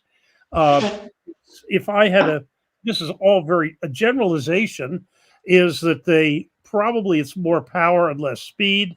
Certainly, the people that like to hide under the table can't do it. Fat people. And as far as feeling your ass, no. At one time, they used to have 4 referees at each table, 2 of whom were watching that you didn't lift off the bench, but they had a wand, which they could wave back and forth. And if it managed to a wand. They were putting by your ass crack. WAND, and if it could clear your rear underneath, that basically you were up and above. I think this year, as I recall, This is the wand right here. They did have That's the one. They did have a third referee this year watching, but they did not. I don't think they had four. Dave, were you ever the wand guy? I know you were the wand guy. At least I refuse to be a referee of any way, shape, or form. Period. Whether stand up, sit down, wand, or whatever. I will not be a referee. Period. I grew up doing sit down arm wrestling at the cafeterias. I don't know about you guys, but sit down was the only arm wrestling I did as a kid. Yeah, and I sucked at it. Lunch Well, table. yes, except when you did it in high school, you were still doing it independently. The body. I mean, really, the basic. You're still using a lot of the same technique as you would in stand up. It's just sometimes the top rollers get close to a pin, and then they kind of don't know what the hell to do about it. But so it's probably a little bit different, more different for top rollers and hookers. Yeah, the transition to the press isn't really there without being able to lift your ass. Right. Yeah, and it's very possible hooking top. Well, yeah. Yes. Oh, absolutely. I'm just saying people. Well, then the other thing too is since it's a relatively rare format, they have them once a year. New Jersey's been trying to bring it back. We had one in Harrisburg a couple of years ago. If you will probably be much closer to other pullers in total experience, because if somebody's been doing it 6 years and you've been doing it one, they still only have 5 or 6 matches on you, 5 or 6 tournaments, because it is such a rare. Twice. That's it. I did my very first event ever in 2004 was sit down, and then one year I went to the sit down nationals. I forget which year it was, but I mean, it had to be 10 plus years ago. But that was it. Mm-hmm. Yeah, I mean, we do have. There's certain people that are there, every year. What they do they basically have amateur, pro, and then 40, 50, 60 masters, and generally very well run. They had one year, a couple of years ago, something went off the rails, but with that one exception, they really have everything pretty well under control. And if I had any complaint at all, sometimes the after pull is not the greatest, although they did have one last year, but I think they have to give a little bit more there. Dave, don't try to play that card. Don't try to play what? Are these sit down tournaments Yankee places? Or are these like? Because I don't really hear about sit down tournaments other than like way up north. Sit down nationals. Talk about the Civil War, ladies and gentlemen. Sit down nationals is in Yorktown, Virginia, which I don't think is exactly Yankee land. It is these days for sure. All right, tell us about it, Andrew. What's going on with the North and the South right now? I don't know the weather. I don't know. Yeah, let's talk about the weather. It's cold outside. It smells funny because it's so cold. Hold on, I just want to. Oh, hold on. I'm going to play this video clip real quick. Entertain it. And He brings himself in there, Dave. Dave, don't try to play that card. Damon brings himself in there. Damon likes the attention, just like Eric Harley. No, Dave, you need to calm down. Stop virtue signaling. You're virtue signaling. Stop virtue signaling, Dave. Virtue signaling. Shut up. God damn it, we've all listened to you with your goddamn. Oh, you're virtue signaling up on top of your mountain right now, bro. We've listened to your goddamn sermon. Anytime you're on, nobody else can get a fucking word in edgewise because you're at the top of your voice, interrupting everybody. I'm very calm. I'm speaking. I'm having a debate. I say my piece and I let someone talk. But when someone comes on virtue signaling like you, Dave, I got a problem with it. Your approach is all wrong. Because someone else talk besides Dave. Could I ask a very calm question that I didn't get answered last week. That was a nice video, Ryan. I like that. But I asked a very calm question of Nanya. How was Rudy I? How very was rude. how was I virtue signaling? Oh, because you were sipping so hard to Jody. You were virtually signaling. You were literally with pom poms with BLM like on your fucking like chest like that's the way I saw you. It was very Do pathetic. not bite into that, Dave. He's just trying to fucking get to you. Well, no. First place, Don't, Dave. Here's Artem weighing in. No, Jody, no, you did nothing wrong, Jody. Not you, Jody. See, here we go again. Here we go again. Oh. Can I get a sentence in without it being interrupted? No. You were telling me I was Play it again. Play it again. Play it again. You were telling me I was virtue Play the signaling part where he was before I sucking Jody even off. talked Where to Jody. sipping so Before hard I even talked to to Jody. Jody. You white cuck. You're such a white cuck, Dave. Dave, I told you don't fucking bite. You know, Mr. Shell, that Ryan and Adam are teaming up with Chris right now. You're getting triple teamed. Dave has white guilt. Dave has severe white guilt. Team me up Oh with my Chris. God! Oh! You were never in my history classes, son. No, sir. I would love to be in your history classes. I would have been shooting. Wait, Oh, were you Nanya. I got you. I would have been fucking with you so hard, bro. He's a college You would've professor. hated me. No, I definitely did not fit. Definitely did not fit the leftist wacko history professor profile. Absolutely not. Hey, Shell, I quit going to college when they tried to make me debate gun control and gay marriage. Did you ever about gay make your marriage? students debate gay marriage? Wait, how old are you, Andrew? I thought you were my age. I'm 33. No, you're young, a lot younger. Because we didn't talk about that stuff back when I went to college. Yeah, well, I showed up to college and they wanted me to debate gun control and gay marriage, and I just walked out. You seem a lot, man. You seem a lot older than 33. Is that your real age? What are you trying to say? No, you just seem more older than that. I don't know. Well, not more older, but older. Trying to say you look. Well, I mean, I don't know, man. I definitely didn't. I definitely didn't act as a child. That's for sure. I was an adult as a child. That makes sense. Yeah, somebody Hey, in Brodus, New Hampshire how old are you? Told me I looked like I was. I'm 42, my man. All right. Someone in New Hampshire told you what, Mr. Shell? When's your birthday? I'm turning 39, June 3rd. When's your birthday? July. So yeah, you're about my age. Yeah. I'm only a couple. You're the same I'm age as my younger brother. Yeah. Who's this? Josh T hasn't said shit the whole show. What kind of guy just comes on the show and just sits there? That's fucking really weird. Is he trying to like do some extreme method acting? I mean, he's really being creepy with the hoodie and no shirt on underneath. There's some weird shit going on over there.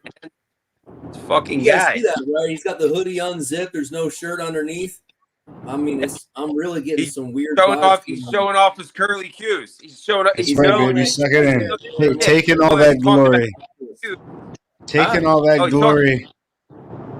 Take it in, gentlemen. Take it in. Doesn't matter, bro. We're gonna come winter blast.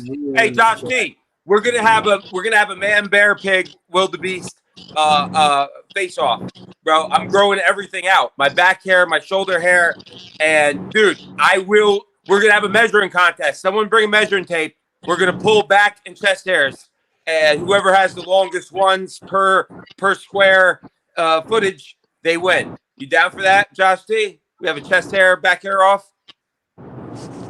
No. Hey, Shell, what kind of history? You know you fucking lose because you know you'll lose. You can only grow about an inch on them sons of bitches. I'll grow to 3-4 inches. American history and Western civilization. I can't hear you, Josh. Speak louder. You're too fucking soft-spoken. Whatever helps you sleep at night, sweetheart. Bro, why are you so passive-aggressive, Josh? You're a passive-aggressive fella, aren't you? Yeah, I know you. I know your type. You think you know my type. Well, you're very quiet and you act passively aggressive. So what the fuck else am I supposed to think? All right. Hey, Andrew, how's the weather where you are? I Bro, seen it's you cold drunk as when you're shit, reffing, man. but no, I know more than you think because I seen you drunk reffing, and you do have character, and like you do. So you are doing a shtick for the show. It makes sense because everybody fucking talks their ass off. So like, yeah, I see you. But I don't drink alcohol. But again, you All can right, think what you but want. I was sober. I'm Hey, sober. Adam, you know I'll when go you off can the same smell the amount of cold in shit. the air, like around 40 degrees? You know? I don't I have think it's to 30 drink to degrees. You talk, start to Josh. smell it. I can drink sober too, buddy. Yeah, that's You how drink. I can cold it is smell. right I now. can smell rain it. too, and we can smell weather changes. Sure.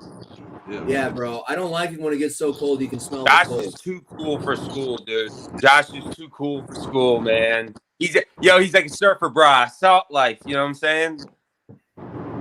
Hey, Mr. Shell, what do you think about the theory of like history repeating itself at a 100-year rate? Do you think that's still accurate?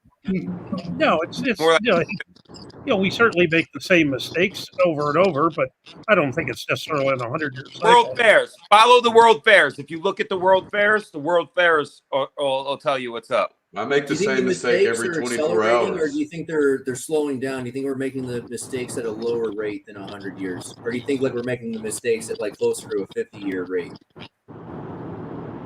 I'd say if anything, it might be speeding up. I'd say it'd be speeding up more than slowing. Meta, your name is Beta and gay as fuck, Meta AI. Get the fuck out of here. Plugged in fucking drone. Ooh. Yeah, I'll pick my nose. I don't give a fuck, bro. What? I don't fucking flick a booger at you. Do I give a fuck about that shit? Muscle bike? What a fucking name. Hey, what do you think about the lost gold during all the wars? Do you think any of the lost gold, like say during the Civil War, do you think they actually stashed it? No, I think the main war that there was a lot of gold stashed is as much WW2, where the Germans were hiding it all over the place. Spanish-American War. There's a lot of those galleons went down too. What do you think about the French Revolution? Do you think that was caused by the U.S. Civil War? Do you think those are connected? No, you mean the American Revolution and the French Revolution were definitely intertwined. No, I think the U.S. Civil War and the French Revolution are connected. Some people don't deserve to live. Yes, the Civil War is like the Civil War is like 60 years after the French Revolution. After the French Revolution. Yes, they just die. Yes. If you're simpleton, if you're wasn't there I thought the French Revolution came in the late 1800s. No. French Revolution. The storming of the Bastille was 1789.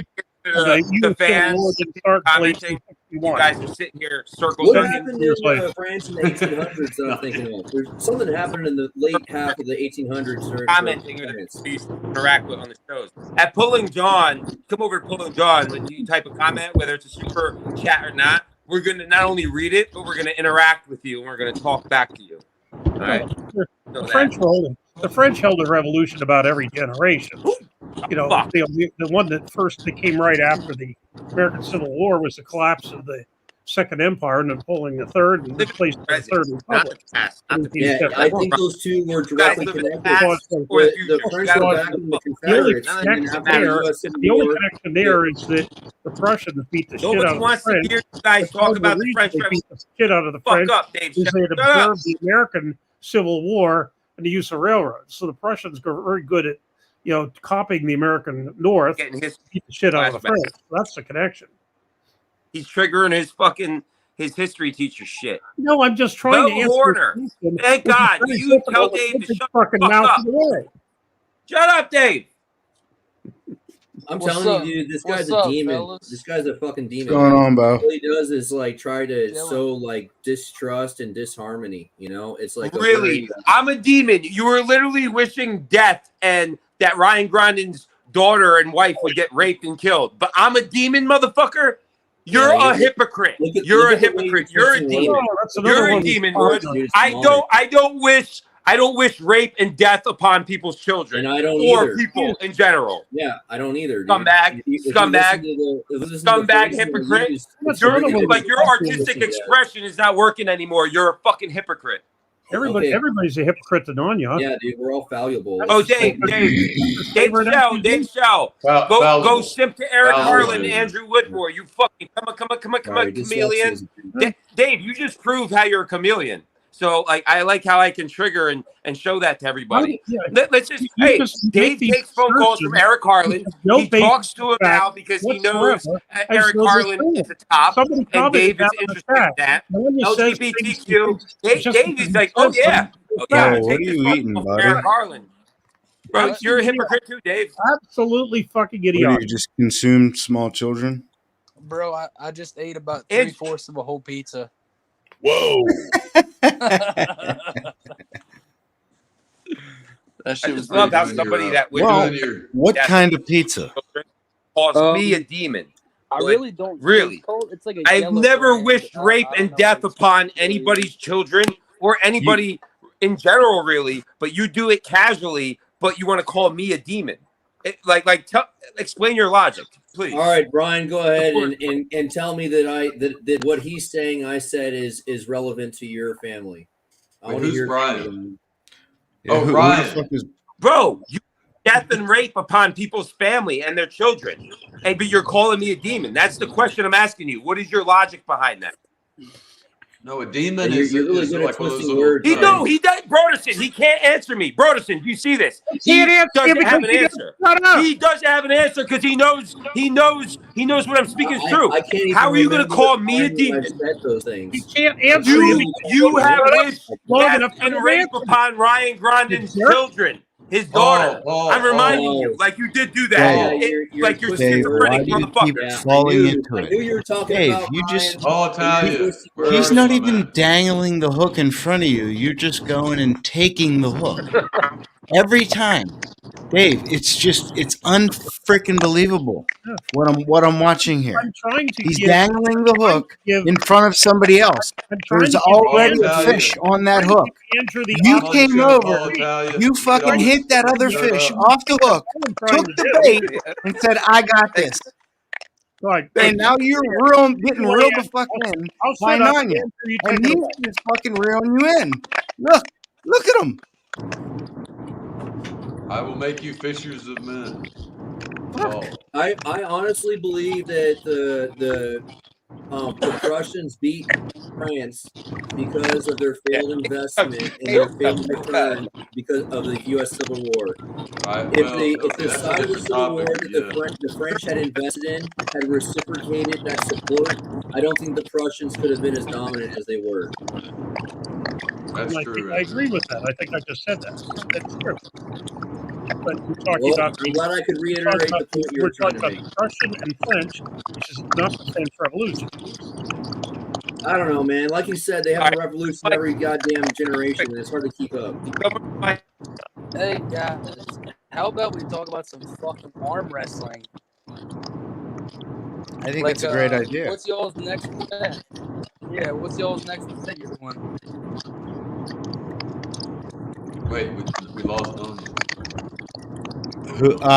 Are you talking 98?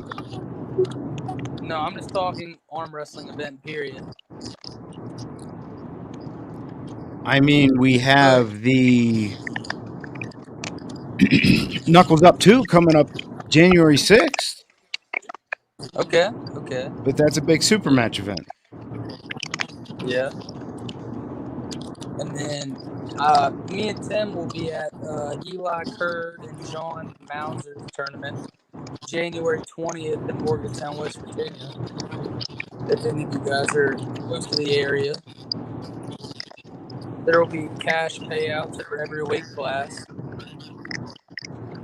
Okay. Hey, look, the black supremacist in chat doesn't like history. Isn't that ironic? What's the name of that tournament, Bo? I think Andrew, chill for a second, man. They're calling it New Year's Armageddon, I believe. Yeah. Oh, so it's not. So it's not January 30th.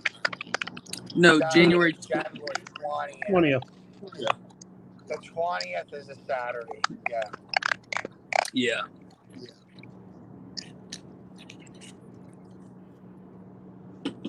Lucha wants to know what weight does Bo pull, and has he pulled Shubich?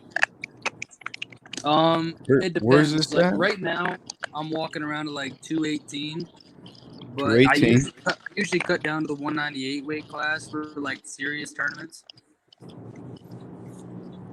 Hey, get freaking what's And I that have guy's not name? Shubich yet. What is that guy's name? You have Wade. not tripped up with Dave yet? Yo, get Not Wade yet, up in no. here. Okay. I definitely want to Dave pull, who? like whether it's after pulling or whatever. I want to at least pull Dave at some point. Dave who? Yeah. Shubich. Shubich. He's talking about David Shubich. Okay. Yeah, that's what some guy was talking about. I don't know the comment section. You guys got an opinion on those invitationals where they have like 2 or 3 monsters and then they have like 17 plebs that they're just taking money from?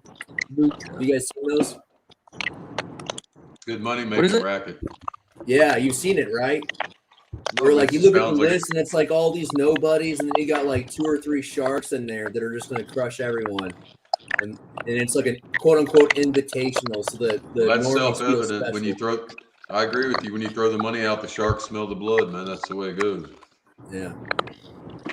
And I actually talked to some of the normies, and they're like, "I don't care, dude. I know I'm going to take the loss. It's just cool to be invited." Well, Yeah. that's the way it goes. And you never know. Anybody can beat anybody at any time. I don't know, man. I think it's kind of scummy to like just basically people want to be like associated and they're paying an entry fee to take a loss just so they can be on the card. You know, it's kind of shameful. Well, and then they're I calling it an see where you're coming invitational. Hey Tim, I see where you're coming mute from. yourself It's for a also second. good, like, See if that take they're getting some advantage background of noise. other guys that are like high level. Oh, is it me? It might be. Mute yourself for a second. No. Or I don't know what it is. What is that crunching sound? It's all the fucking plastic paneling in his car's flexing because it's a unibody. No, but he was muted and it was still happening, wasn't it? No, it's Tim for sure. No, it's not. No. Oh, is it Bo? Yeah, it was Bo. Maybe. Yeah, it's not Tim. You're right. Yep, it's It Bo. is fucking me. God damn it. Oh, is you doing that? Okay. Way to go, Bo. Trying to I'll ruin just the whole turn my mic off podcast. when I'm not talking. I just don't like all these money schemes, man. Just like have a tournament, you know? Why wouldn't call it an invitational just so some freaking punks throw their money in to take the loss? Yeah, but think about it. It's about getting 32 people to actually commit to showing up in advance. Like, it's not a money scheme. Like, the promoters are not making any money. Yeah, but it used to be if you wanted to get people to show up, you just to get rank, you had to pull at a tournament, and then you had to go to a tournament. Those days are over, though. No one cares about that anymore. Like, we need to move on from that. No one wants that anymore. That's no longer going to work. And we see numerous examples of this, okay? People doing that model from the 90s and early 2000s, no one cares about their tournaments anymore. Because I don't know, man. I liked headhunting. That shit was cool. everything is about, money helps, but it's also about rankings. It's also about getting your name out there, like having the right videographer there. Is the event going to get attention on a national scale? Like, if I beat somebody, like, is there going to be enough footage to where, like, people are going to see it? Like, those are the things people are thinking about now. Yeah, but now you just got like your state event. But now you got these randoms that are freaking pulling $1,000 super matches, and they're getting all this media coverage for their stupid event, and it's like you guys are nobodies. Well, anybody can bet money on a match, though. I mean, Like mine. personally, I think that challenge match formats are more exciting to hype up and watch and live stream and get an audience. Like tournaments are boring. Like they are not exciting to watch. There's a lot of randomness in who shows, what weight people pull, you know, the random seeding of the brackets. Like too much is left to random chance, you know? Yeah. Like, which is fine if you're just like going to have fun somewhere, but like, you know, if I'm going to like invest time and money and like travel 6-7 hours somewhere, I don't want some random number generator to determine my dad, or like one questionable referee call about was that a slip or a loss or a foul or did his elbow move. Like, okay, that could happen, but if you're doing a best of 5 with someone and that happens once, it probably isn't going to be that big of a deal. In a tournament, if you get screwed or on the wrong side of one of those calls, your whole day can be in the garbage can over that. And then So you're Tim, like, well, yeah. Tim, what do you think about this? Josh Berger says everybody's a nobody till they beat a somebody. Is that what kind of what you're talking about? I agree with that. All right. But you can also beat a somebody in a fluke situation, like I just said, and then have everybody look at that and like, you know, everybody go, wow, wow, wow. But like in reality, it was a fluke and that person is getting a lot more credit than they deserve. So I think you got to beat a somebody at least 2 or 3 times before you're somebody. Well, like I didn't read the whole article, but the article that the Men's Health article in Brazil made the point that the people that are making money in arm wrestling are making it from social media, not from they're actually not competing. doing it from winning arm wrestling matches themselves. I got you. They're doing it from self-promotion. Yeah, even people like Larrett or whatever is making money from the media. And his YouTube channel with that number of views. Yeah. Now he probably goes and he gets whatever he gets, some 5-digit appearance fee, but that all came about because of a social media platform. Right. Okay. If Devin was just winning matches and that was it, he would not be profitable. It all is because of social media. Right. You take that away, he's just like all the other guys from 30, 40 years ago, you know? Exactly. Like the arm wrestling whisperer, I'm assuming he's made pretty decent money from having his YouTube that he has. I mean, that guy and then you got is guys like cool. Zauer. Zauer's a fucking beast. But honestly, not making enough money.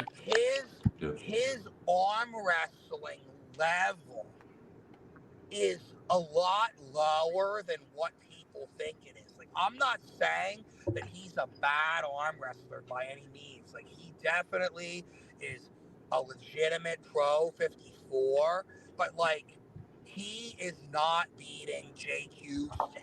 He is not beating Kevin Palco. He is not beating Michael Kidd. Like, those guys would destroy that dude. Like, blow him off the table. But no one talks about on Michael YouTube, Kidd. whenever he's beating guys that are way bigger than him, that's what makes him look good. Yes. But you know what? None of it matters because he's making higher quality videos than 99% of the arm wrestling world. So he's going to be a star. It's sales. I mean, it's all about marketing, you know? Bro, have you heard about these OnlyFans chicks making millions of dollars? They're like, they're not even like a 10, like a 7 out of 10 making $1 million a year on OnlyFans. Yeah, Andrew, if we want to talk about making money, we're in the wrong business. There's money to be made, but it's not. Making money is about marketing, okay? It's not about your ability level. Like, the same goes with a lot of these bodybuilding and fitness accounts. Like, a lot of these guys that are very profitable on there, they just have the right personality. Like, none of them are benching 500 pounds and winning big bodybuilding shows. Like, they look like, you know, they're very average in that regard, but like they have a look that people want. That's all it Right. is, you know. Yeah, man, it's all about the image. Damn it, I want to make some money now. Bro, I just can't believe that these Like chicks are that making Jesse $1 million James a guy. year just showing their booty. That Did Jesse you James see that West guy, thing like, in he's not Missouri? even that fucking strong, Like, but he did you just see looks that good in the thing in bodybuilding Missouri scene. where those teachers got fired or something because they had an OnlyFans and like whatever, and like the teachers basically said like it's a shame because I made more money on this platform in a year than or less than a year, whatever it was, 8 or 9 months, than I would have in my entire teaching career at this. That is sad. Like, what are we investing in, though? You know, like these subscriptions for these podcasts, these OnlyFans subscriptions, like they're going nowhere. You're basically just burning money and just I'm giving it to not the dumbest subscribing to person any. in the I'm not world. paying for anything. People want people to sit at home and just like get a good laugh and be entertained. Like, people don't mind paying, whatever, $15-$20 for that. Like, it's ridiculous, but it's the truth. Like, I do Uber, and like, how many rides I get on a weekly basis where I pick somebody up from their house and I drive them 15 or 20 minutes to like a tobacco store or like a liquor store, and they go right back home. They spent like 80 or 90 freaking bucks right there. Like, because I'm getting paid like 25 for the round trip. So they're paying like 40, and then they're probably, spending 40 or 50. So I'm like, really? Like, you just spent $90 so you could just sit at home and smoke your cigar or drink your alcohol. Like, Yeah. that's what people do. That's Honestly, that's fucking insane. Social media being profitable is nothing more than trying to teach the plebs that you can make money off of giving away your autonomy, and it makes people not even worry about the security state that's overseeing every aspect of their life, because they're like, oh, look, that person sold away their privacy and they got money because of it. I should totally give up my privacy so I can make money. Right. No, he usually doesn't come on till later, Cam. I just don't see how social media or money should be dictating sporting matches. I really feel like sport should be left to sport, and like you shouldn't be voting on what's the most entertaining match. It should be like people actually calculating what's a good match. Andrew, all I can say is there is what is and there's what should be, and they're not always the same thing in life. Yeah, well, having a democratic vote on what an arm wrestling match should be as like a main headline event is the most abhorrent thing when it comes to sporting decorum. We can have you and I have to start a show and just debate these philosophies for hours. But I mean, yeah, I think I can't dodged really... you on the fucking Luchador podcast on Tuesday or whatever. Yeah, don't dodge me. Come on, sometime. Me and you'll have philosophical debates. But yeah, well, let's do it. Let's do it without the freaking demonic trolls trying to interject themselves. Anyway, yeah. Question. Whenever my mic is off, can you guys still hear it? Yes or no? Yeah, we can hear you talk. Uh-huh. No, I'm saying like that crackling sound. Whenever my mic is muted, can you guys still hear it? It's Yes always or no? crackling when it's on. Not when you're muted. When you're muted, no.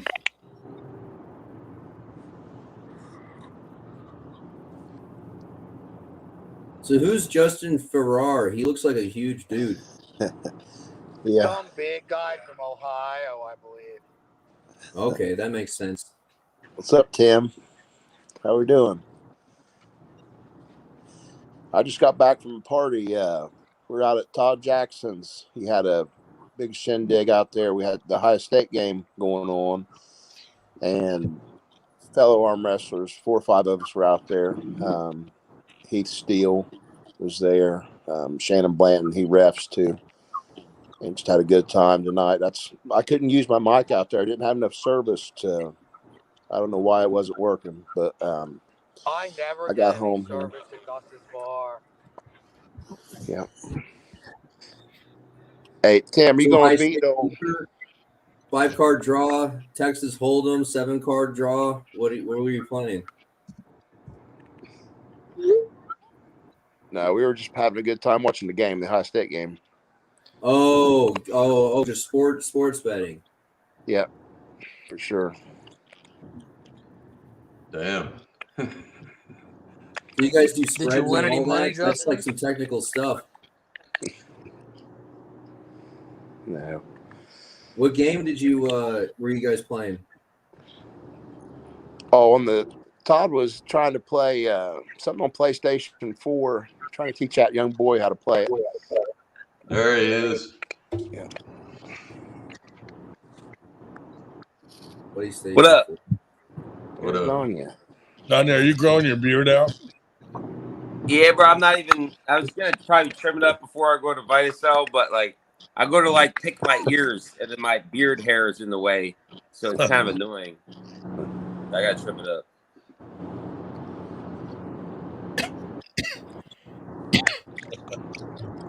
Nani, are you getting some of the Vitacell done, like the stem cells? Yeah, I just sent all my paperwork, all my health history, all my forms. I'm getting injected the fuck up. I'm getting the Devin Lorette special. You're gonna be coming out like a fucking mutant or some shit. Yeah, Gonna be a different man. I will say this: if anybody can tell you if this shit works or not, I can't do one push-up right now because of my left shoulder and my left forearm stacked up. So I'm gonna tell them inject me right in my left delt, and I literally can't do one regular push-up. I could go like elbows in and get on my triceps, but like a classic push-up, I can't do it because of my front delt. So I will be the best person to judge how well it works because this shoulder's been like this for a year. I had that match down in Houston and it was jacked up like that. If you go back and watch that match, you can see I was pulling different with Pickering on my left hand. I couldn't get on my shoulder really at all. And my forearm's jacked up. It's weird. I can do pull-ups like a diagnosis, like with the shoulder. Like, I mean, like, did you actually Damn. see a doctor? Cam, what do you have against the Pulling John podcast? No, Jesus. Tim, I got no insurance and I'm terrible with going to doctors. I don't like hospitals. I don't like doctors. So I just haven't gone. It's like I feel like I don't know, something's fucked up. But yeah, I've been meaning to, but then this stem cell shit came along, so I figured, hey, let's just try this first. Chris, I linked you physical therapy for your shoulder. Have you been doing that? Whether or not there was any kind of official diagnosis or what the No, was. I haven't had the certain privilege of going to a doctor and get. I mean, I could go out of my way. I just don't feel like waiting in the fucking. Dude, I don't have insurance, Tim. I don't have insurance, so I got to go in there.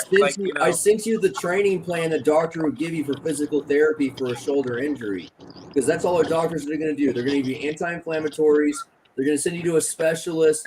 They're going to give you injections, cortisone steroid injections, and they're going to tell you to do physical therapy. Then it's just like, conservative treatments if they deem that you don't need surgery. I definitely don't need surgery.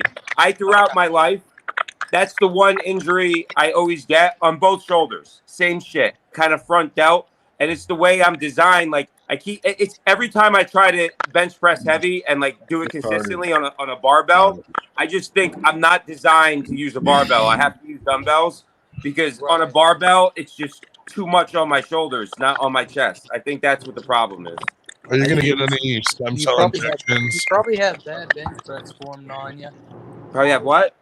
Bad form. You probably have bad bench press form. Oh man, I can't hear you, Bo. Honestly, Chris, your form sucks. That's I why said your you shit's probably fucked have up, a man. bad bench press form. Oh no, dude! I retract my scapula. No, look, dude. I retract my scapula. I go like this. I get down like this. I got good form. It's just I'm telling you, like, especially I've been trying to hit the incline. Maybe that's what it is. I was like, let me get off the flat barbell. Let me try the incline, and maybe I have an old school incline. Maybe the incline is too much. Maybe I need less of an incline. I don't know. Chris, have you been doing the physical therapy? you got to call it Nanya. I have been doing it. I have been doing it. I've been doing every other kind of. I've been looking on YouTube. I saw the shit you sent me. I've been doing all the shoulder therapies. It's not fixing it. How many stem cell This is shots? the only one you need to do. These two right here. You just do those. I've been two doing every it, bro, day. with the 10-pound dumbbell. I've been doing it. No, Standing up against the wall. Standing up against the Not wall. this shit. This. That's it. That's shoulder therapy. This. No, elbow in next to the chest.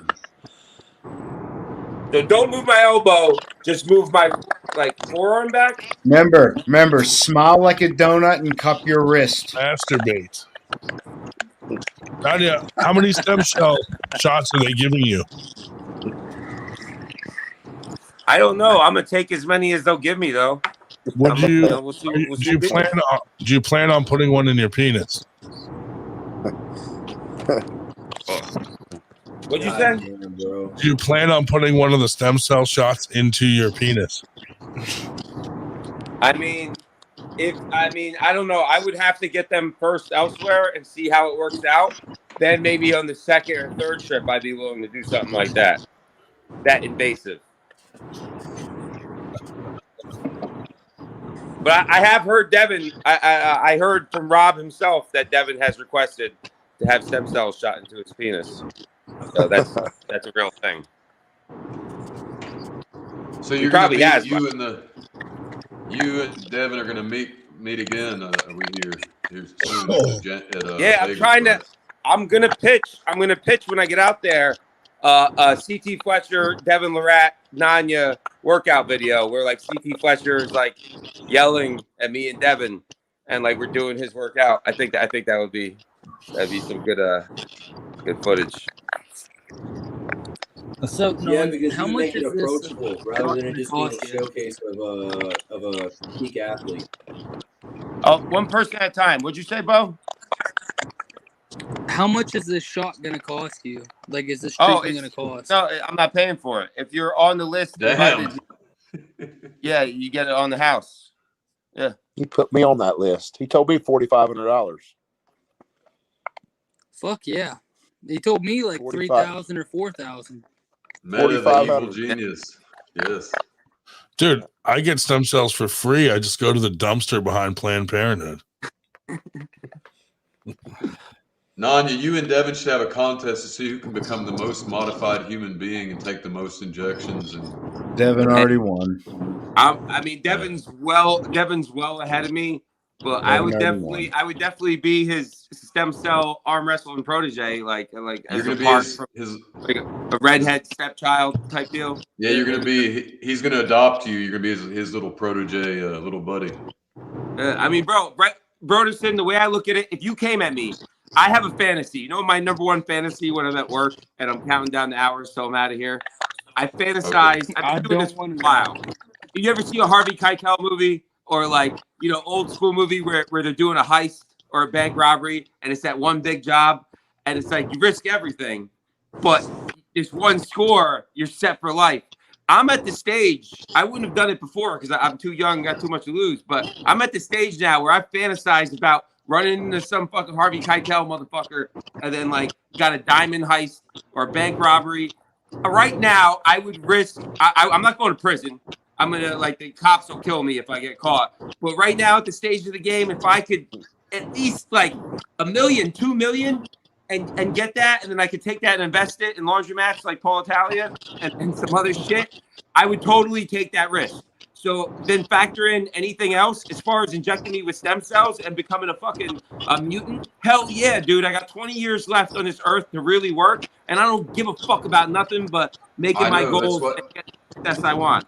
Thank you. That's why I said that, because I see that coming from you, and you share that in common with Devin Lorette. That's what I was trying to say. So thank you for summing it up. I've seen world-class athletes that are 65. You're in his mentality. You and Devin have very similar mentalities when it comes to this type of thing. Been interesting. Broderson, that's how I got into arm wrestling. Well, I found Game of Arms first with Travis Bajent, and I found him hilarious. Game of Arms. That was the show. Game of Arms. Yeah, right on there. Crackle on my PS3. One night I was watching Dexter, and then I needed something else to watch, and then I found on Crackle on the PS3 Game of Arms. And Michael Solaris and Travis Bajent were my favorites. I think these motherfuckers are fucking awesome. But then I completely forgot about arm wrestling for years after that, and then I found Devin's videos. And the weird thing is, I've said this before, but maybe a lot of people don't know this. I never wanted to be an arm wrestler. I randomly found Devin's videos, and I was just watching his videos, and I was like, you ever run into someone, you're like, yo, this motherfucker. I share a lot in common with him, just as far as like personality. This is exactly why I don't like Devin Larry. Look at the motherfuckers he attracts, dude. Yeah. Well, anyway, Andrew, I got to say this. I respect you, but I stand on the other. You're in the cult of Devin. I'm in the cult of Travis, so we're like in a different cult. No, I don't like Devin Larry. I appreciate Travis and Devin. Like 2008, and I was like, fuck that. I'm not arm wrestling. I'm just gonna keep going to Gold's Gym and being a gym rat because arm wrestlers are douchebags. Well, I don't like Devin either, but I like Travis. So I see them as you're either in one camp or the other because they're kind of really different. Why don't you like Devin? I want to know your reason. Why don't you like him? I'm more in the Travis camp. That's all. Dude. But I like Travis. No, what I'm saying is I like Travis too. Travis is awesome, but why don't you like Devin? Because he got you in the sport. No, it's not that I don't like him. I don't follow his cult. You see what I'm saying? I don't. No, I don't follow his cult either, Broderson. I don't follow his cult either. But what I'm saying is, all right, screw Devin Lorette as an arm wrestler. Scratch him being an arm wrestler. I found his videos and I wasn't interested in arm wrestling. I just found his videos. Listen, I got to give him. Broderson, he got me into arm wrestling because I'm saying like his personality. Like I linked something with him, and then it wasn't arm wrestling. I wasn't interested. I never thought I would like be into arm wrestling. Like I sucked at arm wrestling. Like no, I give you that. I don't dislike him. He has a very powerful presence and he does attract, like his character is very powerful. Yes. He's a shithead. He's a loudmouth, dude. He's everything sport is not supposed to be. Oh, you're such an old fart, Wood. You belong with these fuckers that are like all this killing arm wrestling, but then you go on a schizo rampage and talk about people's daughters being raped. Wood, you don't make no sense. You can't say arm wrestling should be respectful and sporting. Hey, I hope your daughter gets raped. Oh, don't you fall into it. Nanya, hold on. Bro, hold on. Wait, you said that Devin is the loudmouth, but you said you're on Travis's side. How many videos of Travis have you watched, bro? Oh! I didn't say I didn't. Never said I was on Travis's side. Adam said that. No. I lean more towards. Not you. Not you. I think it was Adam. I think Adam said that Devin was a loudmouth and that he's on Travis. Yeah. No, I didn't say. No. Andrew said he's a loudmouth. I don't. That was not what I said. It must have been Andrew. Because Travis is the loudest mouth in all of arm wrestling. Yeah, and Devin Larry, like copied. He was, yes. Because Devin copied, and Devin copied that. And Devin Larry was a bum. He was no good at arm wrestling, and then he started talking shit. And all Mike, people like Chris started coming around. Exactly, there was a split. Travis was the guy. And then it split off, and Devin copied Travis and became like something different. So, but Devin took it to the next level. His shit talk is not friendly. There's nothing friendly about what Devin does. No, he's not a friendly guy. You don't want to fuck with that guy, man. He is a friendly guy, though. I met him. He was all right. Let me give you. Hey, here's another perspective. All right. I met Devin for only one time. He was friendly as fuck with me, and when I pulled him in that video, I started off. And I said, yo, I'm about to jump in this press. Don't hurt me. I jumped into my press. He held. He didn't do no, like, honestly, anyone else elite I pulled, like, yo, Devin was very fucking nice and sporting. All right, he could have done something different. He let me hit on him. All right, like I don't know what the fuck you're talking about. Wood, maybe you should meet him. Wood, maybe Wood. I got one last thing to say. Wood, maybe you should meet a motherfucker first before you judge him on all his competition. Are we not doing phrasing anymore? What? So I too have met Devin one time, and the one time I've met Devin, I did the same exact thing that Nanya did. I also went into the press, and like I gave it all I could. If Devin wanted to, he could have fucking snapped my arm easily, but he was being a genuine guy, and he actually and he talked to me after, and was like, "Hey, bro, you felt you felt good, da da da, this, that, and the other." But if you talk to Travis, Travis won't do that. Travis will slam you, and Travis will be like, "Ha ha, you're a bum." Yeah. I appreciate both sides. Like, I appreciate Travis being an ultimate asshole. Like, it's endearing.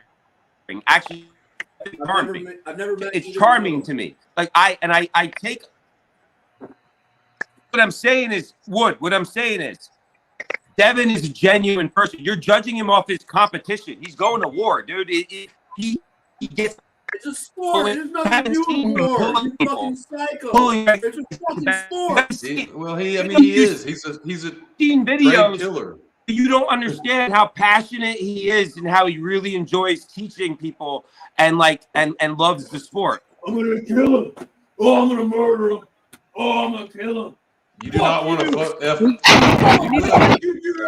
came from a bad. Devin Larratt. Hey, Andrew, here's the truth, man. Devin Larratt is a trained killer, and if you fuck with him, he will. That's what I mean. Devin was literally a fucking special forces for Canada. You have to have that mindset to go into a match that you literally just want to destroy the guy, though. And at Devin's level, you have to be able to be like, I need to kill this guy. You know what? That trained killer had crocodile tears when he was talking about getting death threats for being disrespectful. I know that was kind of weird. That was like, what bizarre. A fucking bitch, dude. You talk all that shit, and then all of a sudden you're upset about the death threats you get for your behavior. Fuck off, man. That was weird. Was it death threats for him or death threats for his family? Because those are two different things. Who gives a shit, man? It's a sport. Have some respect unless you want to handle your shit, dude. If it's him, I doubt he cares as much. But if it's his wife or kids, I think it's different. I don't give a shit, dude. Don't talk shit. It's a sport. What's weird, Bo, is he's got he could call up 50 buddies from the special forces. He's got all his old gear. He's not gonna be intimidated by any death threats to him or his household or anybody. That dude is straight up take somebody out. Well, those crocodile tears. I agree with that, Adam. Those were disgusting crocodile tears, man. And then he turned around and was doing fucking arm guns and pointing them at the people he was saying he was gonna kill. Yeah, that dude's he goes a little over the top with the stuff. That shit has nothing to do with sport. That has nothing to do with sport. He's probably got PTSD, man. A lot of those guys have PTSD. Fuck him and his PTSD, man. Go shoot your buddy at the fucking shooting range. Yo, Wood, your hypocrisy. Wood, your hypocrisy knows no bounds. Bro, you're talking about what he does and how he's a meanie face. You talk about wishing rape and death upon people's children and wives. You're the one talking about that. I've never talked about Bro, no, you have done it. You have done it, motherfucker. You're a hypocrite. Shut the fuck up with your high moral ground. You can't do that and then have a high moral ground. You've already fucked that up. You don't have a high moral ground now. You don't threaten people. Wait, do we know that children? You don't shit like that. It's bad juju. No, you're a scumbag. What you're trying to say? You're being a complete hypocrite, bro. You're being a complete hypocrite. You completely schizoid out and fucking wish rape and death upon people's family members, and then say Devin is a meanie face when he competes. I don't like it. It's unsporting-like. You're a fucking hypocrite. Yeah, exactly. He always. Anytime I bring this up, bro, he really has a deficiency. How can you wish rape and death upon someone's child and then say Devin is too mean when he competes? No one wants to comment on that? Well, you going to shut up long enough that we can? Yeah, go ahead. I just I'm find it pointing out the remarkable. elephant in the room. I just find it remarkable that everybody's a self-serving hypocrite except you. Oh no, I admit that sometimes I'm a hypocrite. But you know what, Dave? Dave, I'm not sitting here threatening children. I'm not sitting here saying I wish your child was raped and then saying, hey, this guy is not a good sportsman. That's why are you guys refusing? Is it just because I'm making this point, or no one wants to take it? You're take a a fucking stance? demon who twists words. You're a demon, motherfucker. You wish rape upon someone's child. No. Yes, you did. Over and over. What do you mean? You're Bro, the one who's are you saying fucking- it over and over, bro. But you're the one that said it over and over again. I'm reiterating it because you're being a hypocrite. Nanya, I think the reason nobody's getting in on this is because nobody knows what you two are talking about. It's like some private thread. Everybody know if Ryan was here, no, listen, I'm speaking to people that know. Wood has on this show I don't and know. in chat, in the AW chat, he has said, I hope your child. He's accused Ryan Grondin of molesting and raping his own daughter. Man. Figure it out. You can figure I'm it saying out. what he said in chat. Did you not say that? Did you not say that? Okay. First place, I was off it by then, but much as I hate Who is this? Much as I hate to agree with Nanya about anything, it's my understanding from Ryan. It looks like Ed the Cruz. That one night after I got off, Andrew did make remarks to that effect. Number one. Okay, number one. Number two. They can insinuate whatever they want. That's not what I said. Number two. Does that mean that he cannot criticize anyone else as being a poor sportsman without being a hypocrite? No. I asked a question. Does that preclude him from saying that other people are bad sportsmen? No, it doesn't preclude anything. It has nothing to do with it. I mean, I don't know that it makes him a hypocrite, although I understand that, yes, indeed, Andrew did make those remarks. No, I didn't. I want to know who our new guest is. You guys are playing fucking telephone with some fucking he say shit bullshit, man. Yeah. Andrew Wood, I'm sure someone has a screenshot. I'm sure Ryan Grondin has saved the screenshots of all the shit you have said in the AW chat to him. Now you're lying. Now you're being a lying piece of shit and even digging your hole deeper with me. Now you're not admitting. Now you're not admitting to what you said. Now you're crossing boundaries. Go ahead, show me the clip. Show me the screenshot. Really? So you're denying? You're denying you wish rape and accuse Ryan of molesting his own daughter. You're denying that.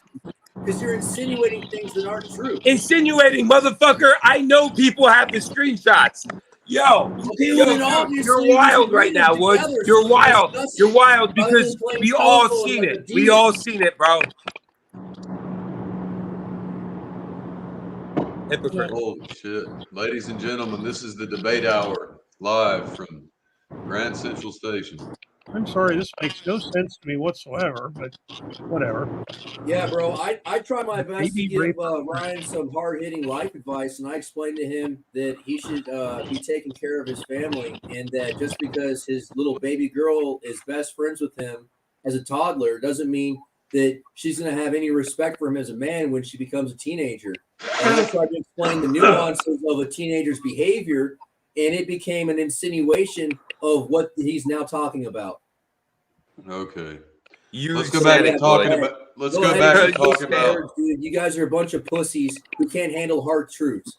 You're a hypocrite, Wood. You're a hypocrite. You're a pussy, dude. You're the biggest hypocrite. You're the biggest hypocrite in arm wrestling. You're the biggest hypocrite I've met in arm wrestling. How about that? You know what? I looked you in the eye, and you didn't have a fucking inkling to start a fight when I looked you in the eye. And bro, I had no beef with you when we were there. Like, what are you talking about? You didn't talk about no one's children at that point. I'm so tired of your shit, dude. 2 years. Oh yeah, I'm sure you are. I'm sure the people that constantly throw your packs off the fucking cliff are tired of your shit too, Damn. right? Because you just have problems with everybody, Wood. Everybody You has a two are problem with Wood. He just goes out in the world and it's everyone else's fault. It's not Wood's fault. He's not the one that's wrong. It's everyone else, right, Wood? That's how it goes, right? If you guys are friends, what the hell are your enemies like? That's what I want to know. Bro, he Jesus. was never a friend. I tried to show him hospitality. I extended him hospitality in the physical realm, and he's reciprocated by harassing me on the internet for the past 2 years. Bro, I vouched for him, Broderson. I've done nothing but vouch for this guy. And every time someone's like, yo, Chris, why do you fuck with him? He's a lunatic. And I'm like, listen, you got to understand, Wood. I vouched for this cocksucker for 2 years. And then what did he do? He talked shit about my son 6 months ago. And now he's talking shit about Ryan Gronin's daughter. He's a coward that likes to fucking talk about people's children. Yeah, Chris, you should kill your bastard son, and then you should kill yourself. Oh, see, I'm glad I brought it out. Hypocrite, demon. You're Be the gone, demon. You kill your demon offspring and save us all the trouble because you're a bunch of fucking trouble, dude. There's the Wood. There's the real Wood. Is a bunch Yeah, of yeah. LOL, I did burger. What does that mean? Oh, okay. That sounded really bad for a second. LOL, I did burger. I'm satisfied. Is that Harlan? Where is Eric Harlan these days? I still think it's a good idea, and it would be better for everyone else if you did it. Yeah, Wood, you should really string up your fucking noose. You should really string up your noose. And how about this? Next time you hang yourself, tie your hands behind your back. This way you can't save yourself with your pull-up skills. How about that, Bud? That's a good idea. Tie your hands behind your back, put your head in the noose, and then fall. That's the right way to do it, Wood. Did you say next time? Implying there was a prior time? Oh, yeah, Wood. Oh, you didn't know that? Wood has confessed to me that he tried hanging himself multiple times, but his miraculous pull-up strength saved him by his instincts. So that's why I was saying, well, since you have all this pull-up training and you're going to have muscle reaction to save yourself, the correct way to do it is tie your hands behind your back, then slip the slip knot on. Are we airing out private affairs? Maybe this should be a private chat between you two. I don't know. I didn't mean to dig. Oh no, he just did. You hear what he said just before? So I mean, let's not cancel that out. Yeah, you should kill your bastard son, and you should kill yourself. Okay, so I should kill my son. I should kill myself. So I'm only reciprocating his energy, Broderson. Okay, that's all I'm doing. I'm shining a mirror. I'm shining a mirror on Andrew Wood. Is what I'm doing. You two are your mirror souls. I get this. Hey, Wood. Hey, Wood. You should owe me like $350 for this therapy session. By the way, you should owe me a whole fucking joint and a $200 delivery fee. Bro, I never asked you to come to an event to smoke a joint with me, bro. You showed up to sneak up on people and do your thing. Bro, you're fucking insane, dude. You're insane, bro. On the internet for 2 years straight while saying you were advocating for me while you were being like this. You're a demon. You're wild, dude. You're a demon. Hey, we got a positive comment. Woods should be a motivational speaker. All right, thank you for the Captain Obvious for the positive reinforcing. That's good stuff. Yeah, it is. Shout out Captain Obvious, Steve Buscemi. What a great actor and a gremlin looking motherfucker. All right, let's talk about some positive life goals we all have.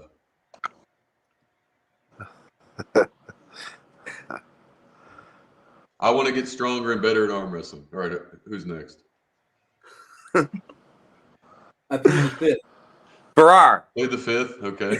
What do you got, What's Justin? up? What's a positive stronger life goal every day. My skin's even looking better. I'm doing all right. FTG. Noxema all the way. And my sleep's good. Sleep's good. Skin's looking better. I'd love to get them stem cells too, man. I think that would be a game changer, especially in my knees. Is that the same Andrew Wood that does all those lifts? Let's keep it rolling with the positive affirmation. I like this. What do you got? There's only one of me. Is that you that I commented on one of your posts? I don't know. What was the post? You're finally a man now. You can lift my body weight. 240 left. Is that you? Is that who Andrew Wood is? A homosexual undertone there. I don't I'm know. trying to remember what you're talking about. Are you from Georgia? No, I'm not from Georgia. You're not Bro, from Georgia? Andrew Wood is like a really common name. If you look up Andrew Wood, there's Yeah. like 100. Oh, Farrar been talking you up. He's like, oh, that Andrew Wood is strong. He's strong. And I was like, Yeah. what? And then he thinks you're someone else. That explains it. I was like, damn. No. What? All right. Take the compliments where you can get them, I guess, even if they're. Uh-oh. Man's putting some work in now. What's the blonde guy's name motivated. that does all the crazy lifts? Cody Wood. Maybe you're thinking of Cody Cody Wood. Wood. He's the one who's the social media star. Cody Wood. Yeah. Yes, Cody. That's crazy. How much poundage what weight you have, resistance you have on that thing there, Andrew? I got two 50-pound springs and I got 50 pounds on the 20-pound sled. So what does that all mean? What does that mean in reality, though, as far as weight?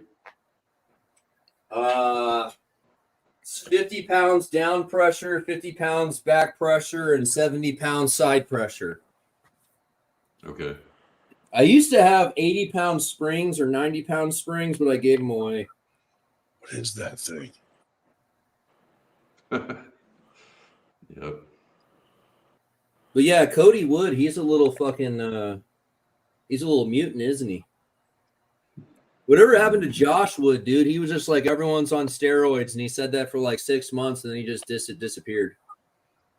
You guys remember He probably that? got a lot of hate. He probably got a lot of hate mail from accusing people of being on steroids. Yeah, because everyone is on steroids. Because he said exactly the same shit Nate Diaz says. It's like everyone's on steroids, and it's like, yeah, everyone is on steroids. To be fair, Nate Diaz is the only one that doesn't look like he's on anything. Yeah, He well, might be, though. Josh Wood, I could definitely vouch for being natty. I mean, he looks natty, and he behaves natty. Behaves natty. That's a new take. Fucking Josh Wood. Who's Josh Wood? I do have. He's an arm wrestler that you don't know about because you were introduced to the sport by Devin Larratt. So he's far removed from the realm of sportsmen that you've been known of. Yeah, you fucking piece of shit. Get him. Scumbag.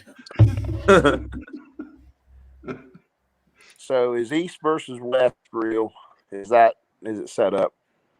There's money involved in this. I think That's that there's a kinda what I lot of wanna know. intelligent calculations that go into the choices of the match and the choices of the referees. I think both of those things weigh heavily on the outcomes, and it's calculated.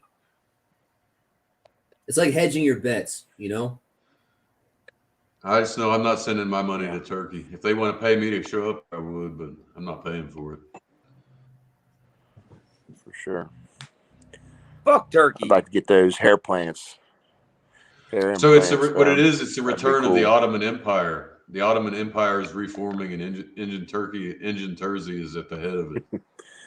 That's what's going on. Engin Terzi is Farrar. just a useful idiot, man. He's a narcissist, and he abuses sportsmen under the guise that he's trying to grow the sport. And the social media era has empowered him to do a bunch of really nasty things to some of the most established sportsmen in arm wrestling.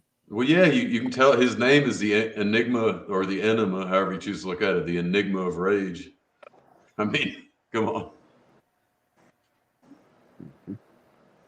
Well, I got to say, he's really inspired me to stop watching arm wrestling because it's disgusting what he's done to some of the sportsmen. Well, don't stop watching arm wrestling. Just don't watch his channel.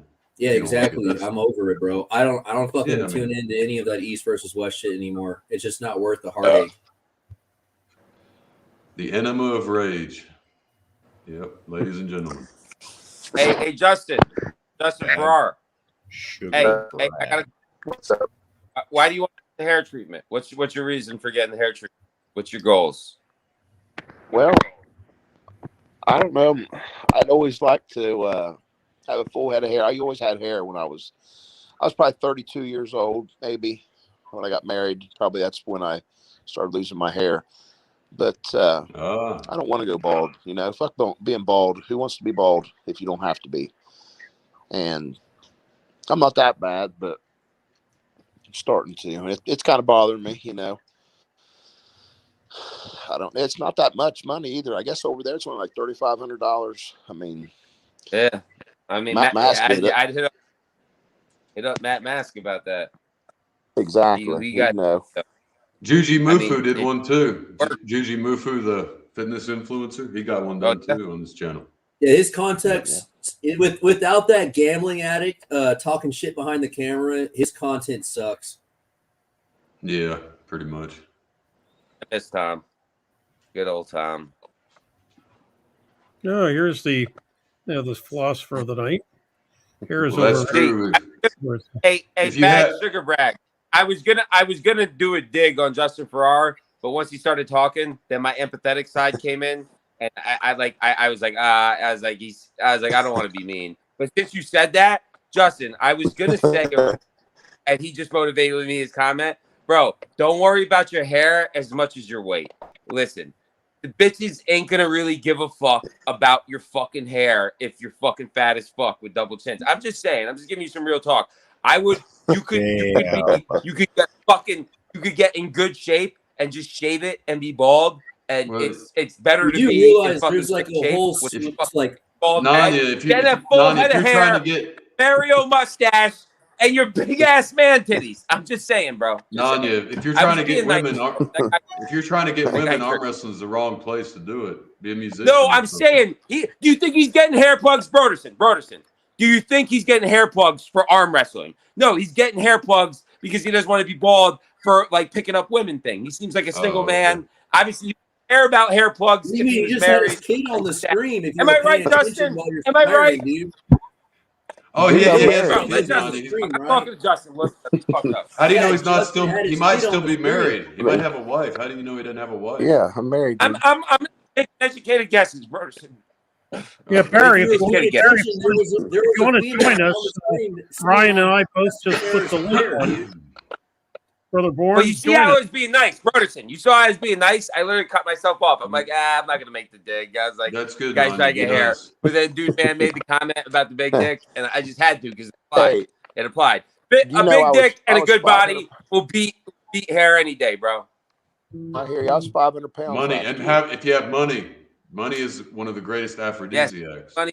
Yeah, I got money too. But the money, you know, she's just doing it because you got money. It's like if you got a decent sized dick and like a good body, you know she's doing it because she likes your dick and your body. At the end of the day, it feels better after you come. It really does. I've never had money. I've never had money to flaunt with bitches. So I'm just speaking from experience. If I'm trying to meet the women, I'm in the wrong game here. Broderson, we're not talking about get women. We're talking about the man in his midlife crisis with his hair plugs. I'm trying to say, if he focused more on his body, all right, then his hair. I get that. Bitches don't care if you got a full head of hair and you're fat. They don't give a fuck. You're gonna get another fat girl. Do you want a fucking fat fucking whale? No, you don't, Justin. No. You want a nice. You want something nice, right? No. Don't worry about your head. Just shave it. Grow out a Viking beard and just fucking get ripped, bro. That's all you gotta do. Trend, Debo, fucking Anabar it up, whatever you gotta do, bro. Fuck the hair. Women hate that shit on you. The like caveman beard, weighing 300 pounds on steroids. Women are not attracted to that. I'm not saying 300. I told him to get ripped, Broderson. You keep putting words in my mouth. Listen, we're talking. I'm trying to say, listen, the beard will cover up his neck fat, etc. The beard will help him. The beard makes my face look fatter. I just have it because of warmth. I need it because of warmth. I'm out in the element. But I'm just giving good advice. I know what women look for. I talk to a lot of women. I know how they judge men. They don't give a fuck about your hair, really. It's not that big a deal if you're fat. Listen, now they will look at your hair if you're in shape. It's the one flaw, but it's the last thing you got to worry about, dude. Just get in better shape and then worry about the hair later, because having the hair and being fat is only going to get you fat whale bitches that you don't want. Hey, Justin, was that your daughter or your wife? Was that your daughter? I think the clothes. I think the clothing don't get him started, Andrew. I think the clothes make the man, and mainly what women look at is how you dress and what societal. Bro. Holy shit! They look at your shoes. They'll look at your shoes because it shows how you upkeep your shoes, your nails, your teeth, how you act, like your hygiene. But listen, they want to see. They want a man that can protect them and perform in bed. And see, there's the one female. The one female in the chat contradicted what you said, Nanya. So you don't know women as good as well as you think. I guess you got me there. Stephanie Spencer and Josh and Justin Farrar are sitting in Partridge Pear Tree. Yeah, but you said Nanya, you said you know women so well and you know how they think. He's done that before. He actually enjoys it. Broderson, you're like I'm not falling into. All right, Stephanie Spencer said she likes hair. Yes, I'm sure, because a lot of in her world, she's a power lifter, and everybody does steroids, and a lot of guys are bald. But generally speaking, most women that don't do steroids and power lift, Stephanie is not a regular woman here. Come on now. And I don't think Justin wants that kind of woman, to be quite frank. All right. So listen, he's not even trying to appeal to her. This is the 98% matchmaking service. If anybody's out there needing a date, so I mean, take it for what it's worth. Go get your hair implants. Go get your hair implants, and don't do nothing else and see how that works out for you. Much changes. I'm losing weight too. I've lost 100 pounds. Yeah, congratulations. I'm proud of you. You could lose another 75 easily. Why are you trying to I'm motivating this guy. Why are you guys down talking to me? I'm motivating Justin. He needs this talk. And you guys are interrupting. Let us fucking bond. We'll get there. It don't happen overnight. It didn't happen. It took me 15 years to get this big. BRB. I saw the pictures before it. Motherfucker was a goddamn you were D2? D2 college? No. One AA. Morehead State. All right. I mean, same shit. Like, hey, I can relate, Justin. I heard you talking before, bro. I've had my downfall too, bro. That's what we do have a common bond. All right. I've had my downfall and now I'm on my rise. So I feel you, dog. Just saying. We'll get it back. Yep. No, redemption, baby. Redemption. All male podcast is a great way to meet women. I'm telling you. Dude, why are you guys still lost on that? We're not talking about arm wrestling. I'm talking about him getting hair plugs versus him getting his body sexier. Like, no, leave it alone, guys. We are having a conversation. Stop trying to interject. I love how people just put words in my mouth. Like, arm wrestling, this podcast isn't related to getting bitches. We're talking about hair plugs and or getting in shape. Not arm wrestling. Justin, was not that your wife or your daughter? That's my daughter here. Yeah. That's what I thought. I thought that was your daughter. Just making sure. That's my daughter. Well, congratulations. She looks like a really nice, young, healthy lady. Yeah, she's a cutie. I love her. She's 9, so yeah. A few more years before she starts getting angry at you. Yeah, I hear you. It's been nice right now, but I don't know. It's going to be rough. That's going to be hard to deal with, you know. I don't know. You sound like you're pretty laid back. I think you're going to handle it pretty good. Yeah. Lucky, very lucky, man. Yep, I'm blessed. You got more than blessed. one kid, or is that your only kid? I've got one too. He's 6 months, and I got my son finally. It took me 8 years to get my son, but we finally did. And you know, that's the interesting story. I got on testosterone just a while back, TRT, and I believe that's why I've got a son now. Interesting. I wasn't taking anything for years. I didn't do anything, and I think that's what made things work and did the job, you know. But it's blessed me. You know, being that heavy, things just, I don't know if they weren't working right or what, but the testosterone must have kicked it in gear, and got my son. How old are you? I'm 41. 41. Oh, good for you, man. Man, you're right on track, dude. Good for you. Yep. Very blessed. Just looking back, Mr. Peanut. Yeah, you're right. Damn. So what weight class are you trying to pull if you're losing weight? Do you have any goals for a weight class? I'll probably always be a super. If you could probably skin me and I wouldn't get under. I've got it. My arms are real long and I've got a real big reach. I wear a size 16, 16 shoe, and I've never been under 265 pounds. Probably I was like 16% body fat to 265. So you're a big old man. I might get down to 242, but I'm a super. Yeah, I'm a real super. How tall are you? I came into this 3. I thought you're big dude. Not knowing anything, I'm going to beat everybody. And I went down and pulled Todzilla, pulled him real good, and I thought I'm going to be beating LeVon here in a few years. I still believe that. My training, I've lost a lot of weight. Without weight loss, I've got weaker. But I'm slowly getting it back. Like I gave my bench press. I was bench pressing 420, weighing 460, and now my bench press is only about 355.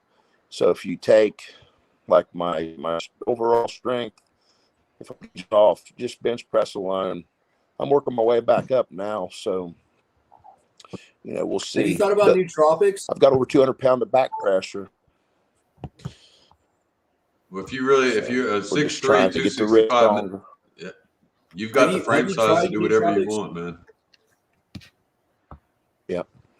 Because I've heard that nootropics are pretty good at retaining that fast muscle recruitment, depending on your scenario.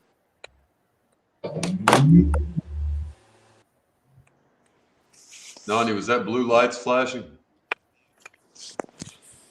What was that blue light? Nah, those are my JBLs turning on.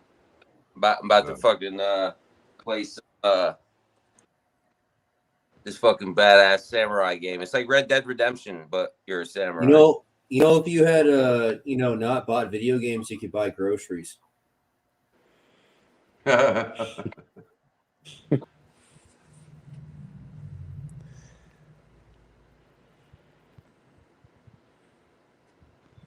That's his response, I guess. Yeah. Yeah, but Justin, have you looked into nootropics? Have you ever tried those? You ever had any No, I success haven't. with them? It's the brain drugs. They're supposed to make your cognitive abilities, your cerebral qualities are supposed to be supplemented through these things called nootropics.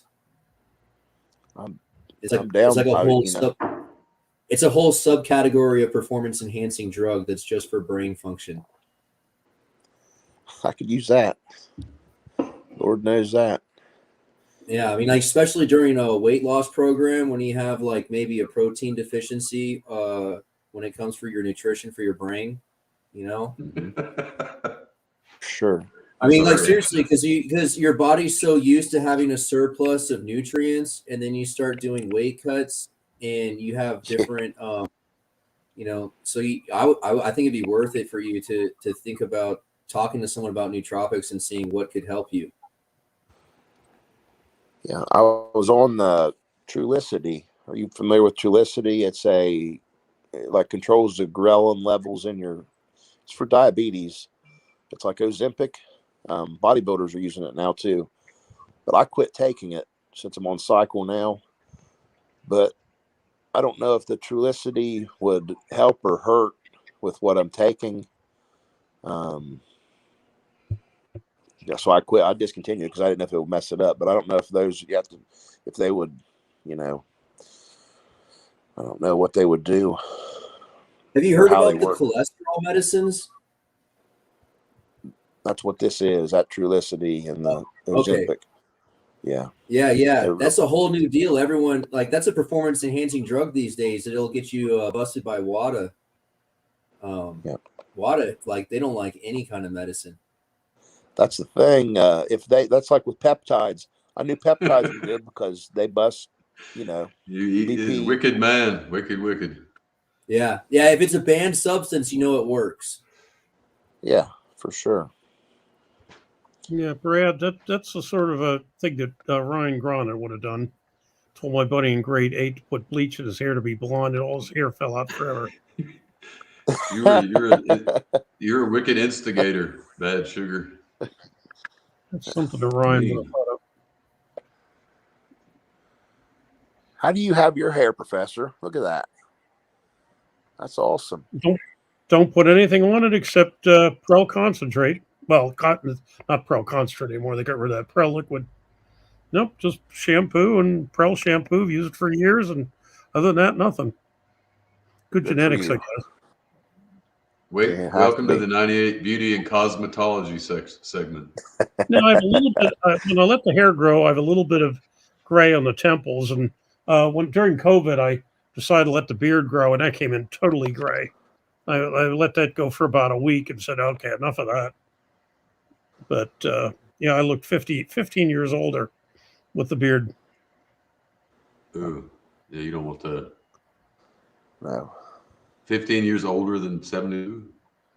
Well, somebody in New Hampshire at the practice party in New Hampshire, somebody said to me, you're a couple years older than me, right? I'm 46. I said, oh, God bless you. I don't think I look 72, but you're older. I don't think I look 49 either. Thank you. Wait, I thought you were a senior citizen. 72. Have you ever pulled Tony Villa?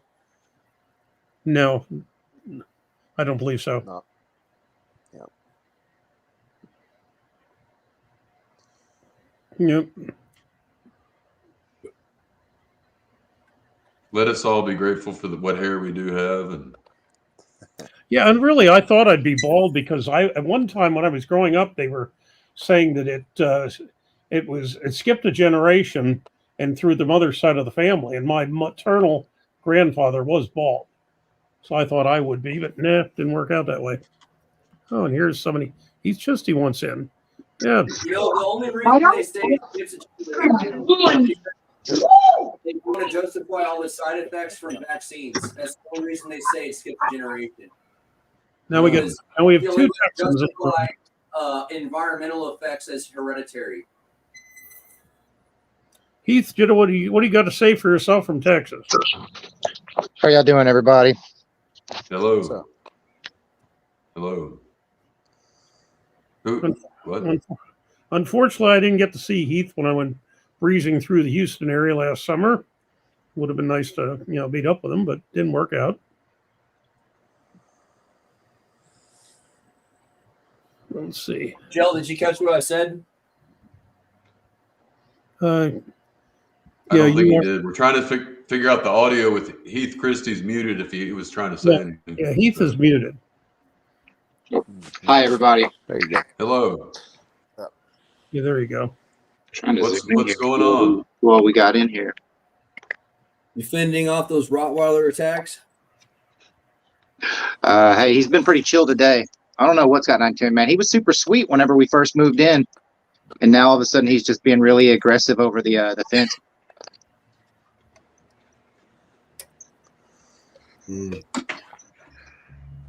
So how's everything in Texas tonight? You already make a bunch of noise. Like, what's he doing? Is there kids running around? Maybe the dog wants to play and he's pissed off. He can't get over the fence to hang out. Because it sounds like is he like left out in the yard all day? Maybe. He's not out there too often. He mainly, anytime I'm doing any kind of work in my backyard, he doesn't seem to like. He doesn't like my leaf blower. Doesn't like whenever I'm using my chainsaw. Just any of my tools seem to set him off really bad. But it's pretty cool here in Texas. Not too cold. Bullshit! It's cold as shit right now, man. It's not as warm as normal, but I mean, it's better than in other places. At least I can still come outside and do all my workouts and shit without dying. Yeah, well, you're a couple hundred, even though you're both in Texas, you're a couple hundred miles apart, right? Yeah, Texas is huge. I'm down by Galveston. Oh, yeah. They got a really strong team down in Corpus Christi. I keep meaning to get out there and meet all those guys. I haven't made it down there yet, but I am in the group. Galveston's Houston, isn't it? Say again. Galveston and Houston, they're like right next to each other, right? Pretty close. Paul says it's snowing in Tennessee, and yeah, I saw somebody. I think it might have been Kelly, or no, somebody was saying that it was there was snow on the ground in Missouri. Yeah, snowing in Oak Hill, Ohio too. Let it snow. We have been lucky here in Pennsylvania. It's been as warm as it is because we've had some rainstorms like you would not believe with flooding. We've been up to our ass in snow if it had been a little bit colder. Damn it, Dave. Oh yeah. Dave. Well, y'all, I gotta say goodnight. I gotta jump off here and get up early and go up to Beckley, West Virginia, and arm wrestle. So I'll see y'all next time. Alrighty. Later. Later. Going to the Shell, what I was trying to say earlier was I'm going when to jump they off said- here, guys. Apparently, I'm about to take my lady. We have two. Fuck that guy. Okay, now you get off. I have another. Fuck that guy. Okay. Good seeing you. You Yeah. know, when they say that it's something skips generation, it's a backwards tongue in cheek of them saying that it's an environmental effect and they don't want to admit it. I don't know. Because, All like, I know why would a genetic trait that like a precursor like that skip a generation other than, I mean, like every time I've heard someone say it skips a generation, it's related towards a vaccine side effect that they didn't want to identify because they wanted I to don't know. have that vaccine continue to be on the market. I'm not a geneticist, so I haven't the slightest idea. I just know that when I was growing up, people said that. Well, vaccines have been around for 100 years, and then 50 years ago would be prime time for them to be profiting off of the vaccine industry. Well, yeah, except 50. Well, it's more like 60 years ago is when they came out. 60s, 70s came out with the polio, which certainly was a big assist. I mean, the polio vaccine ended up causing more cases of polio than curing. No, people used to be scared shitless about polio in summer. It used to freak people out worse than COVID did. Yeah, it's the same deal. They terrorize you into taking a shot and they abuse your genetic structure. Well, no, I'm going to disagree with you on that one. Yeah, you may have something with the RNA or whatever with the COVID, but no, vaccines going all the way back to Jenner and smallpox in the 1700s. But no, that's blood. No, that's blood therapy where you're introducing white blood cells that have already been trained up on the virus. So people who have natural immunity and you're sharing that natural immunity. We still use that. That's a blood therapy. Vaccines are different. Well, whatever. I mean, we may be talking terms here, but I'm not vaccines I am not an anti-vaxxer. Vaccines, as I'm describing them, separate from blood therapy, those vaccines have been around for about 100 years, since the early 1900s. But like that blood therapy that you're talking about, yes, I would agree. That's been around for hundreds of years, where that natural immunity that is shared with each other. Yeah, that's been around for hundreds of years. The first vaccine was smallpox, which was Jenner in the 1700s. But let's see, what do we got here? Anything? That wasn't a vaccine. That was blood therapy. Well, explain to me, what is blood therapy? So let's say I get the cold, right? And now I have antibodies built up for the cold, right? There's a way where I can share my blood with someone else and my antibodies will be shared with their bloodstream. Well, the point is, the whole theory behind vaccines was that you were given a milder strain of what ailed you, and then when the real stuff came along, you would build up immunity. Yeah, you're exposed to it, so your body already knows what it is, and it's already trained up on how to fight it. So when it does show up for real, your antibody systems are ready to go. Okay, well, I think maybe we're saying the same thing and just arguing terminology. Well, all I'm saying is things that are filed as vaccines in the past 100 of years end up causing more infections than they prevent. Well, I would tend to disagree with you, but once again, I'm not a vaccine specialist or endocrinologist, and so Well, I I'm spent a lot of years as a social outcast on 8chan, and they taught me everything about vaccine and vaccine history, and I had all day, every day to read about it. And luckily, they taught me about that back in 2017. Really weird how they knew vaccines were going to be coming out as a weapon, just a couple years before it happened. It's almost like those white supremacists are on to something and they have to shut them down. Otherwise, they can't genocide us. well, and here's a certainly a natural remedy. Plenty of pussy and ass to fight off all that bad stuff. Yeah, there's your Reddit poster. That guy definitely has a Reddit account.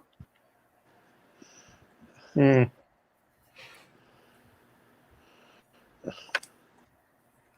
Well, but yeah, that's basically the bottom line. Every time they say it skipped a generation, it's an environmental effect they don't want to identify.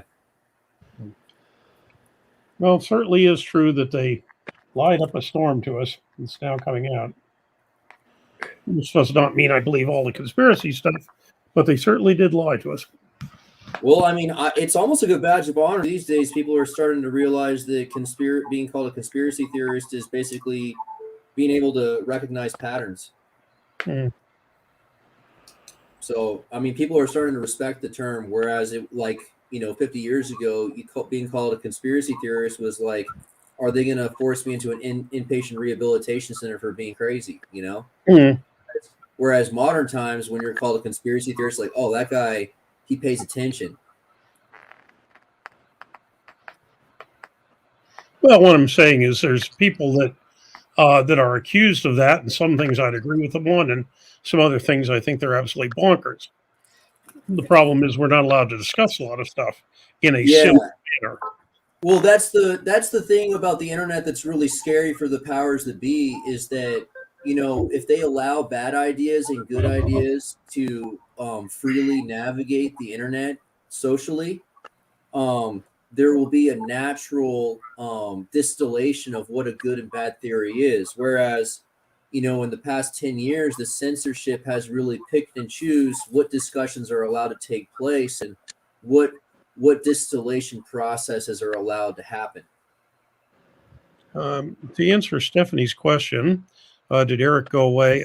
No, Eric has been banished into the mists of time and is not being invited on board. But no, he definitely did not go away because he ends up sending me a video every morning. And apparently sends Cam video every morning. And so he's still lurking out there. It gives you something to do. Dude, I had to block him on Instagram. He was like tagging me in these weird freaking videos. Well, I'll tell you, I have an Instagram You account loved it. I've had in years.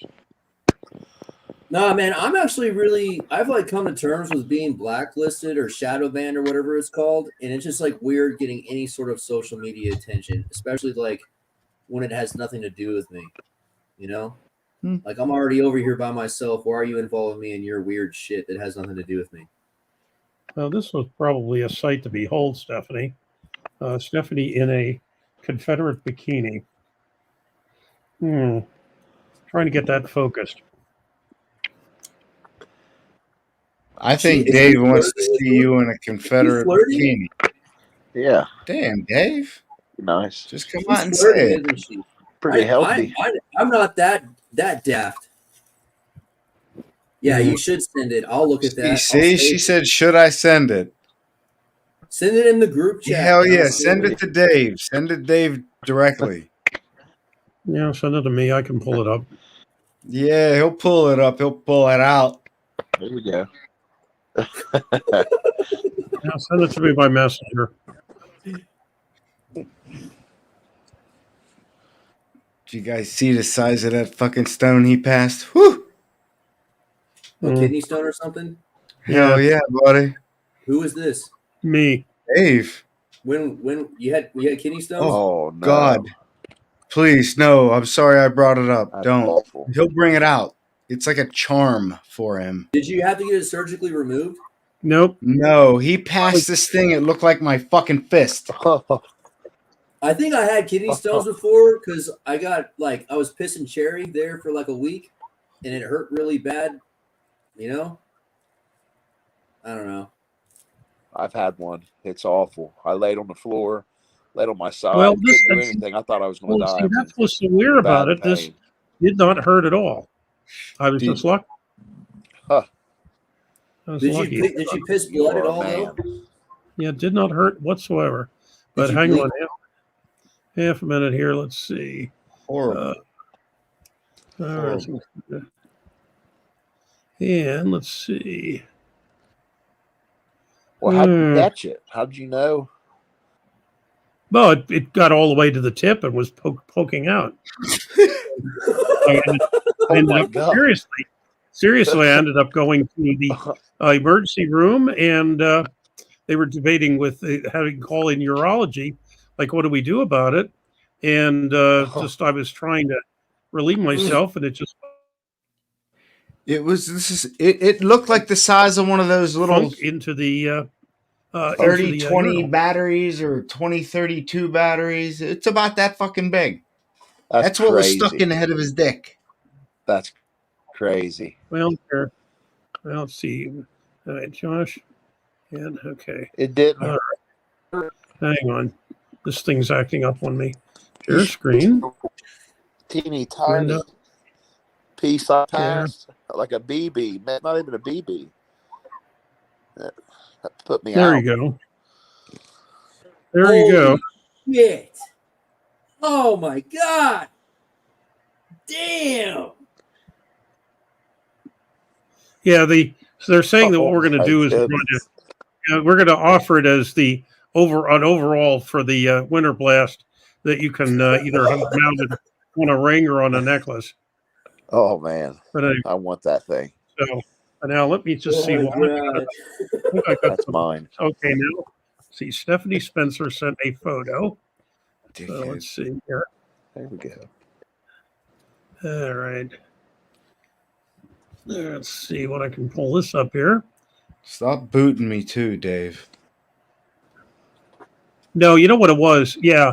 No, the thing shifted all of a sudden, and that's why I had to bring you right back in.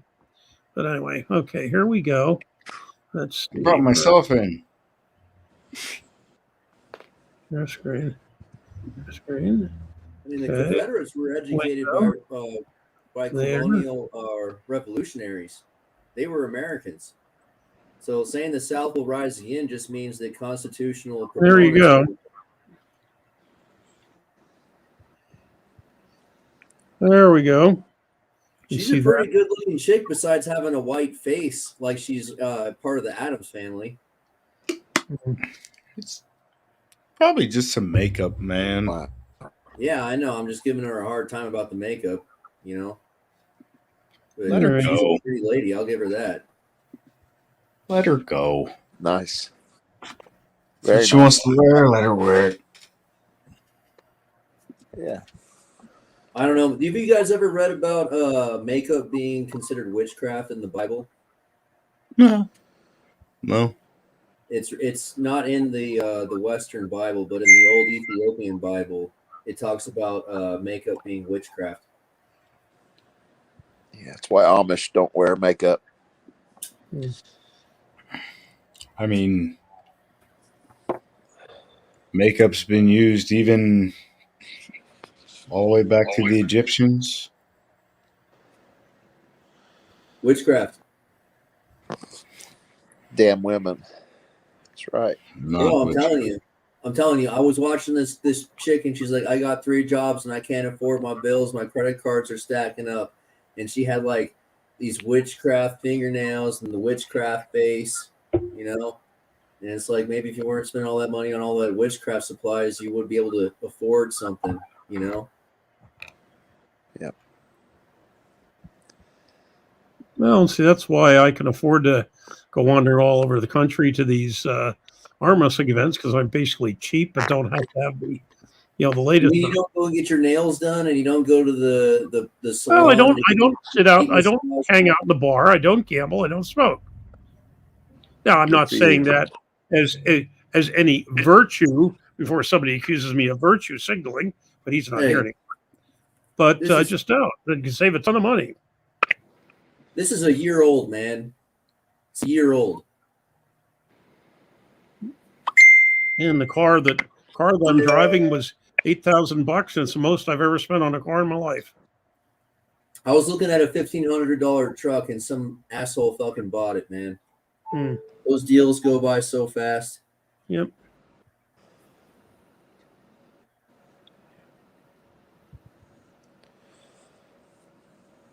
Oh, yes. Yep, we got some compliments for you there, Stephanie. Tall Paul.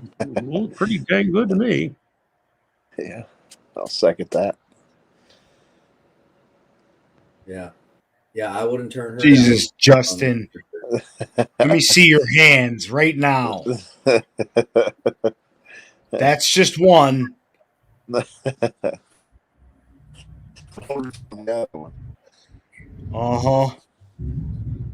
I screenshot it. Gross. No.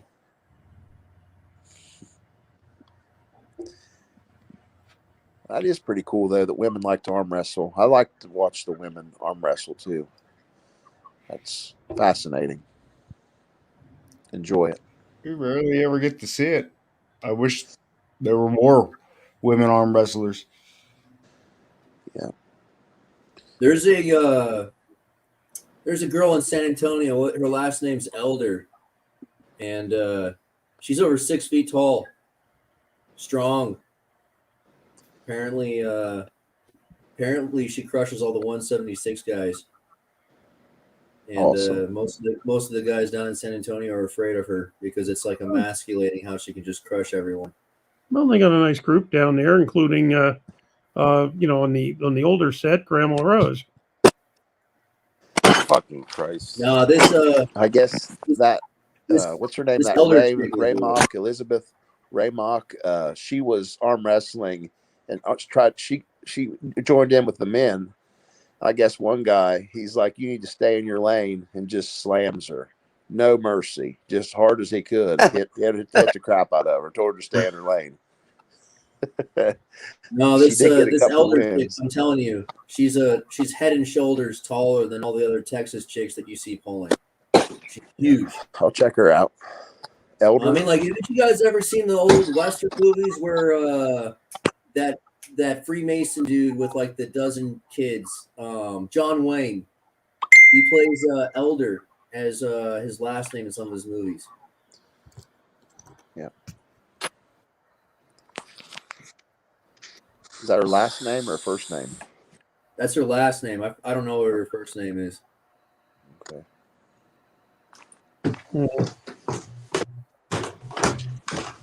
But she does the. I think she hosts the practice for the Texas Arm Addicts in San Antonio. They like have it at some like indoor soccer stadium on the upstairs.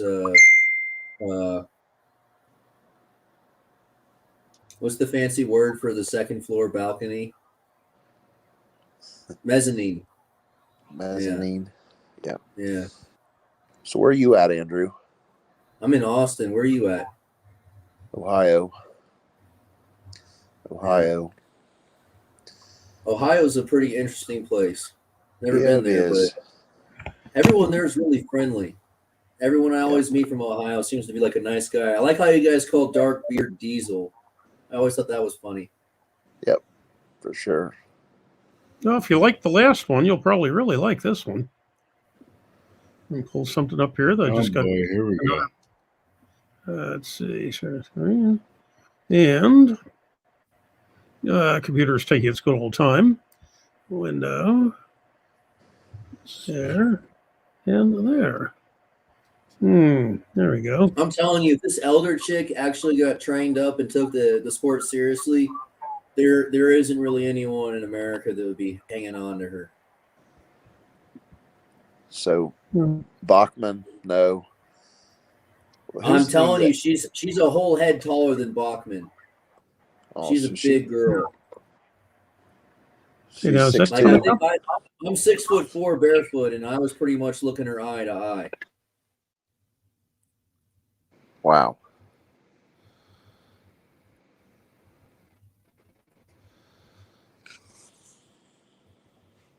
You need to get her on here. You need to speak with her. Yeah, I mean, everyone in Texas knows her. But I mean, there's a lot of people in Texas that are just badass pullers that really stay really under the radar.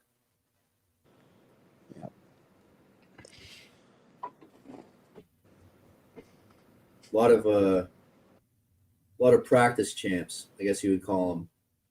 That and just people who just want to come to practice and check it out, and they only show up like once a month or like a few times a year or something.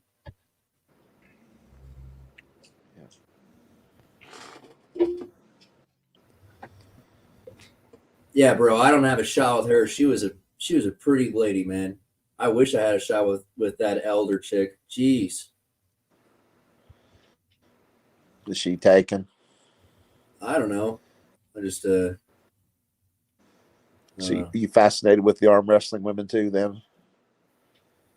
No, man. I stay away from the arm wrestling women. I get really fucking funny. Me in physical contact with girls, it's like that's kind of intimate subject only. I don't like holding hands with anyone unless we're holding hands. It'd be too intimidating.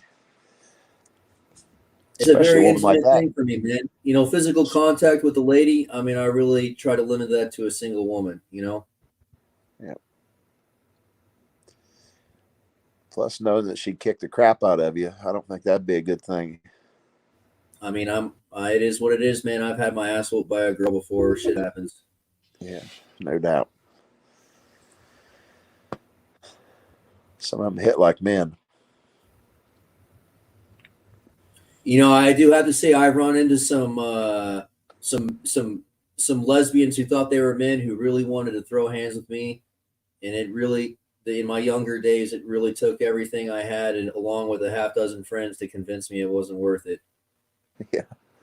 Some of those women really think they are, man, and my God, it's fucking crazy. Like at the end of the day, you're still a lady, and like you might have some intersectionality going on, but you're still going to get crushed. That's a dumb deal. Well, I'll tell you what, folks, my Chrome froze up again. God knows why. But since why I was not able to share something with you, that I will make another attempt here. Bingo. There we go. Another picture from Stephanie. Jesus Christ. Damn. What a babe. And what'd she say on that one? Here we go. The caption, well, yeah, Stephanie, where'd I go? My Chrome froze up. Her caption was normal bikini. This is a pic from Showgirl of the Year. Wow. Wow, yeah. I believe it. Yeah, well, award winning right there. Yep, Stephanie, I'm back. Yeah, that's Stephanie in the chat right now. Chrome freezes up on me. I don't know know arm why. wrestler. But every once in a while, it just screws up. So I'll tell you what, I'm going to stop running the other chat. I hope she won that contest. Was that a contest or what that was? Mm-hmm. Showgirl of the Year is what he said, right? Yes. That's from the pick from Showgirl of the Year. She did not indicate whether she won the Showgirl of the Year. Professor? Showgirl, it says, okay, this is a pick from Showgirl of the Year. Stephanie says she didn't win. You did not win. No. Sorry to hear when, that. And when you got that picture, you just miraculously looked at it. Your Chrome froze up. You disconnected. You disappeared for a little bit. Yeah. Came back. Oh, sorry, guys. Chrome froze up. Oh, here we go. Yes, let me get back on sharing that picture with you. Okay, shut up, everybody. She can tell you about it herself. There she is. Yeah. She's frozen. Way to go, Steph. She's breaking the internet once again. Yeah, I'm good at the moment, but he was checking for stones. Yeah, sometimes it takes a while for things to come in.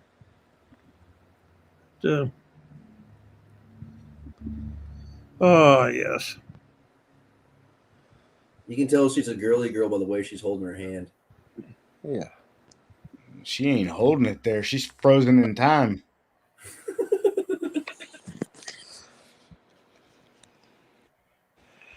All right, Steph, I'm going to remove you. You can come back whenever if you could even hear me. Goodbye. She must have that much service. Is she the one that usually takes us door dashing with her? Yes. Yep. Yes.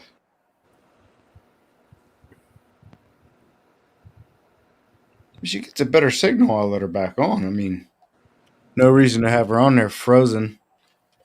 No. It's pretty amazing how big her memories are, man. Like even when she's cutting weight for stage, like she still has some good sized boobs. Because like most girls these days that like do the bodybuilding stuff and they cut weight, they end up freaking getting those implants because they don't have really any kind of mammary development. Yeah. It's a real woman there. Yeah. Yes, sir. Easy, gentlemen. Easy.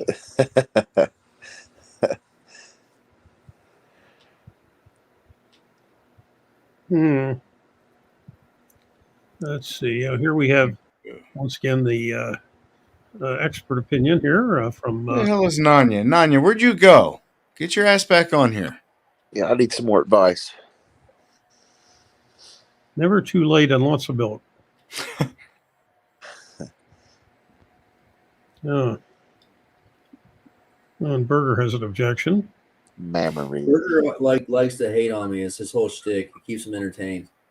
Yeah. Very, low IQ, just trying to stay on topic with some form, you know.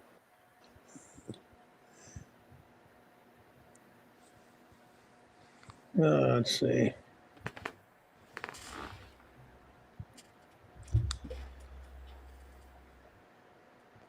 It certainly does get quiet when somebody disappears. I don't understand why having technical referees is such a big deal. All you have to do is convince the podcasters to be the technical referees and convince them that they're going to make money from the stream so that they don't even have to be paid. You know, I mean, like you guys have already said, it's like social media based empire when it comes to sports these days. So just get the social media empire to be the technical referees. Too bad Berger's at work. He could want to start a fight himself.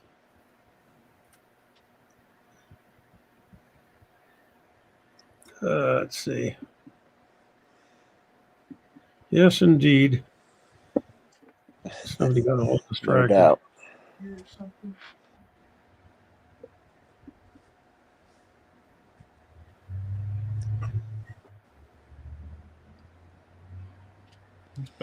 So, can you power lift and arm wrestle at the same time? Is that something that's obtainable? Like I like to work out full Do you body. think like strict curling is considered at least a part of powerlifting?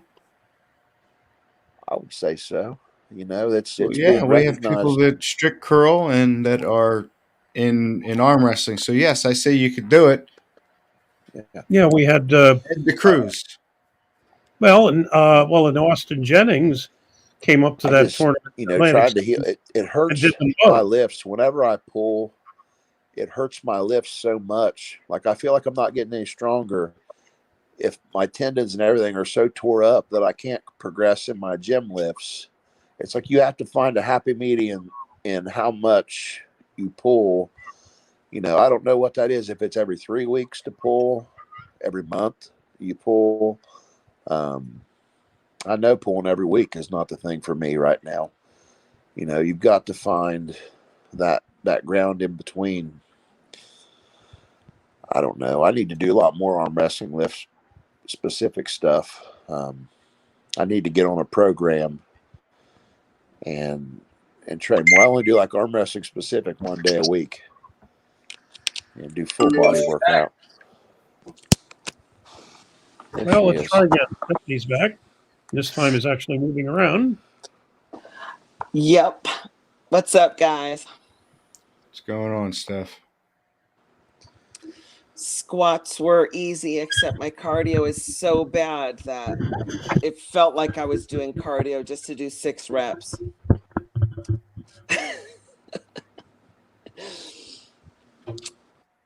That means you're really strong, right? What's that? If you can only do 6 reps and that counts as cardio, that means you're really strong, right?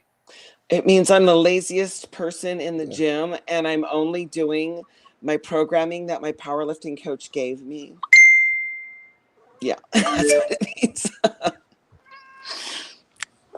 Oh. I've noticed that deadlifters really like the King's move, and they really just they like to straighten their arm out. Today I feel had really to strong wear, at the bottom too. You know, I'm a former power lifter, and I don't know if that's good or not, but it seems like I don't know, for some strange reason that I would agree with that. Yeah, I just that's the only thing I don't like about powerlifters when it comes to arm wrestling is they really like to just get out there and really, right on the cusp of being a straight arm, because that deadlift has really taught you that you got power right here. Yep. It's not good. You want to be strong 10 to 2 up top. That means more. No, I think I got some pretty good side down there. pressure. Devin's strong down there, though. Did you guys ever do like seal rows or anything like that? I do rows, heavy rows, like Ronnie Coleman did them. I don't do deadlift that much. I do bent over row, and I do them with I do heavy weight. We go up to 405, 455. You ever done crop rows? Crop rows. Yeah. Never done a crop row. What's that?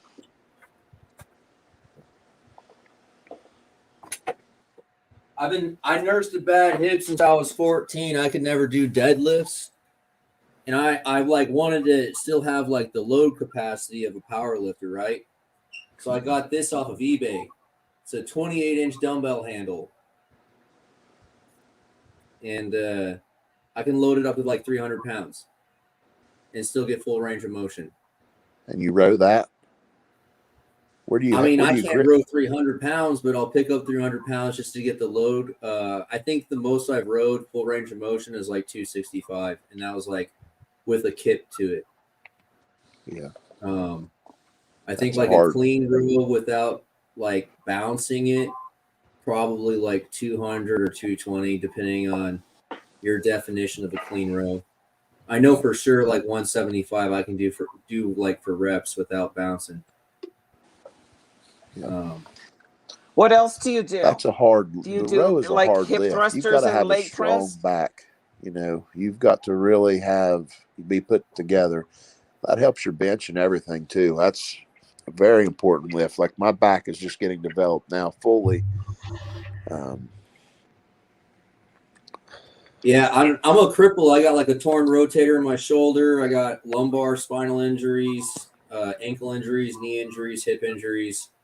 So I'm just, lots of pull-ups, and I do one-arm croc rows, I also like one-arm cable work, one-arm cable rows, one-arm cable pull-downs.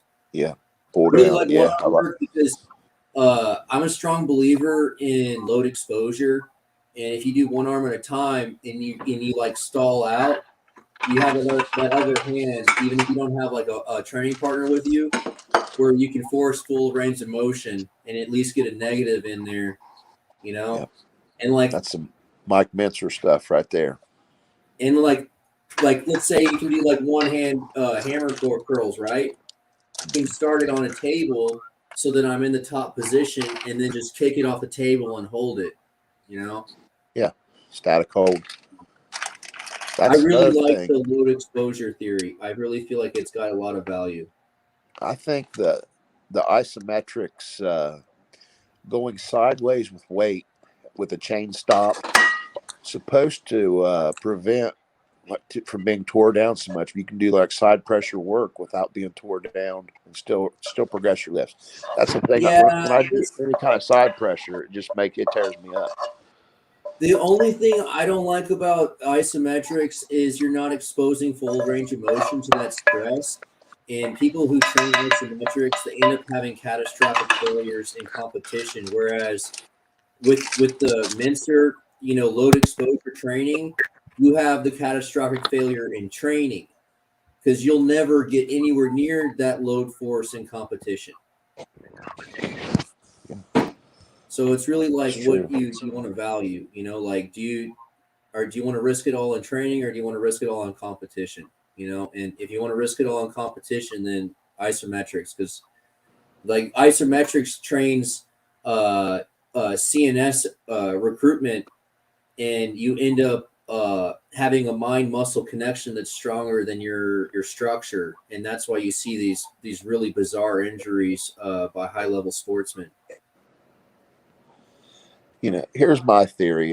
Todd Zilla, he's an engineer, and I always thought if I could make it over to his place and just go through a workout with him, see where I need to progress, and see where my lifts are compared to his, and basically have him formulate a plan for me, arm wrestling specific, and that's probably what I need to do more than anything. That way I know, where I'm at, where I need to be, and how to train, because I'm really lost on it. I just try. We do different things, and it's nothing do you keep really. Up with Artem Taranenko? How do you spell that guy's last name? Yeah, That's it, Taranenko. Well, he follows his program, doesn't he? Yeah, he learned from. Yeah, exactly. He did the same thing, and that's he knows, but it's specific to him because he knows where he needs to work, and or for how the style he wants to pull, where he needs to be strong. He did that for him. Their isometrics is a rare supplementation. They're doing high volume, full range of motion work on a consistent basis. Where like isometrics is an accessory. It's not like their bread and butter. But that's like for his side pressure, the heavy. I don't know. He has like a video on it I've watched. Yeah, he has a hard stop at the end of the rep, but he has a soft range of motion. So he has that range of motion, and then he has that hard stop. And he's whereas pulling like max pure effort. isometrics would just be the hard stop. There wouldn't be any of that range of motion leading up to it. So it's genius. It's absolutely genius because you get the range of motion, you get the blood flow, but you also get that hard stop and that CNS accruement from that isometric point at the end of the rep. It's I mean, honestly, I would never do it. It's just way too good. Would you yeah, I don't know, man. I need to get over there though. I just don't want to put people on blast. But I'm just saying that programming requires some supplementation, for it to be effective. So if you're willing to do TRT, maybe you're willing to do a little bit more supplementation, because I really feel like there are some things that are required for that kind of programming to be sustainable. Yeah, you got to be running stuff to recover. Yeah, for sure. Exactly. And I heard that good stuff is really expensive. It's really hard to get, but if you can get it, it's supposed to be, basically the fountain of youth. Yeah, for sure. Until it starts sticking out of your belly button, Yeah.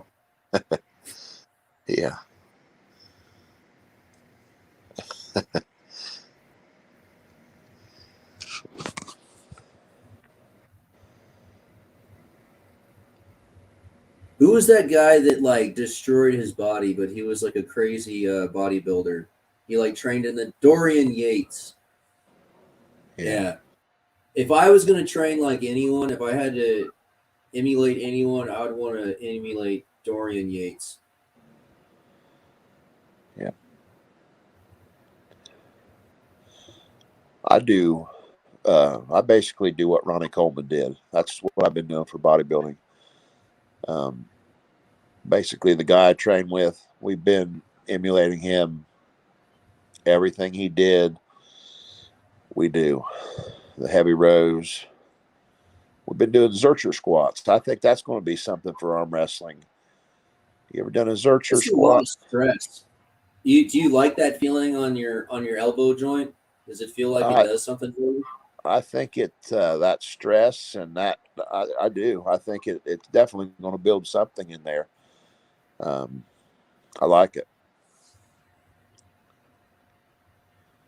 Have you ever heard of body tempering by that guy in the Carolinas? What's that guy's name? Like Thompson or something, right? I heard that one. He's got like this big piece of solid round bar steel pipe or steel round bar, and he calls it like the ex-wife, and it weighs like 200 pounds, and he'll like roll it over your leg and stuff. Oh yeah. I've seen that. Yes. Yeah. I kind of see like a Zercher squat, the same deal, but you're only body tempering the elbow. Yeah, You know? but it's putting stress through the joint, and it has to. I do it with 405 pounds, and that has to, strengthen the joint. Plus, I don't know what it does, but it's a lot of stress. It's a lot of stress. Body has to adapt, and the male body is really good at forcing adaptations. And I just don't like the weight on my back. I'm like you, I've got being big for so long. It's taking a toll on my back, and just having the weight out front. I do front squats. Overhead squats are another favorite of mine. I have back problems. Overhead squats, like Olympic lifter. Take it. I only do it with like 25s on each side, and it's good for your core. Just extend them above your head. Fully extended, and just do full squats. You can start with the bar. They're awesome. That healed my back. It straightened my back up. I had shoulders so bad that I couldn't train. I was about like Nanya. I mean, I couldn't laying in bed. I'd almost be crying at night. It hurt so bad. And I used bands.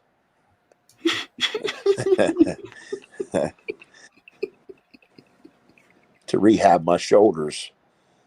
Worked with those bands, and I got it to where I could actually bench press, and just took off from there. But you have to get your body back in shape and used to that before you got to crawl before you can walk. And you ever tried slacklining? No. It's kind of the same theory as an overhead squat, where the weight's so far away, you have like the string theory of stabilization, whereas the weight down here, there's not much stabilization taking place, where when it's 3 feet above you, you have like that whole strand that you're trying to stabilize, right? Yep. And the slacklining or tightrope walking is the same deal with your legs, where it forces the accessory muscles to stabilize, and when you accent all those stabilization muscles, it just tightens everything up into place, and you get really good blood flow through your joints. Yep. So, I mean, I think that kind of seems like it'd be the same deal, where you're forcing all that stabilization and you're getting extreme blood flow through everything. So everything is really, yeah.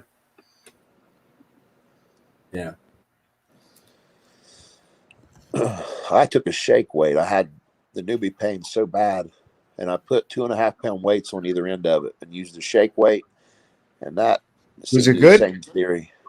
Yeah. Was it? Did it work out for you? Yeah, it was awesome. It did do good to get blood in there through the joint. The best thing's a tennis ball against the wall, and just roll up and down with that tennis ball and work it up and down your arm. That was hell. It was so bad starting out. I mean, the first time I pulled, I never pulled before anything. Showed up at a tournament and pulled, and I was sore for like a good month. after I pulled. That was crazy. But I'm stupid. I like pain and just I went. kept I went going. and did yoga with this chick one time. I couldn't walk for 3 fucking days, man. I didn't know you weren't supposed to force shit, and I was just fucking cranking every single pose as hard as I could, getting as fucking tight and twisted and as hard as I could. 3 days I couldn't Dave, walk. I'll be back. All right. See you. No, You I'll bet. be, I'll be right back. I'll be right back. Okay. Yeah. Well, that's why. Yeah, I had to disappear briefly. So, But yeah, if you ever want to try slacklining, I would suggest having a handle to hold on to, because I've pulled my chest before flipping off that thing and landing on my elbow, and my elbow hit so hard it ripped my shoulder up and pulled my whole chest wall. And that was like on soft grass. But if you try to force the balance and it starts kicking back sideways, and the next thing you know, and it freaking rips you one. So just have something to hang on to while you're doing it, Otherwise, it gets pretty nasty pretty quick. So, told Paul, why don't you tell everybody, since you know where you went, Shell? LOL. Hate to disappoint you, but I went to the kitchen. I took went out. First, I took a leak. Then I went to the kitchen and got some lunch meat ends, specifically a hunk of turkey, and slapped some light mayo on it, and got a drink. Took my nighttime pills, and I suppose my daytime pills. I have so many pills and supplements. I have to put them in one of those big pill miner things with 14 holes in it, 7 for morning, 7 for evening, and here I am. I'm back. Sorry, kind of boring.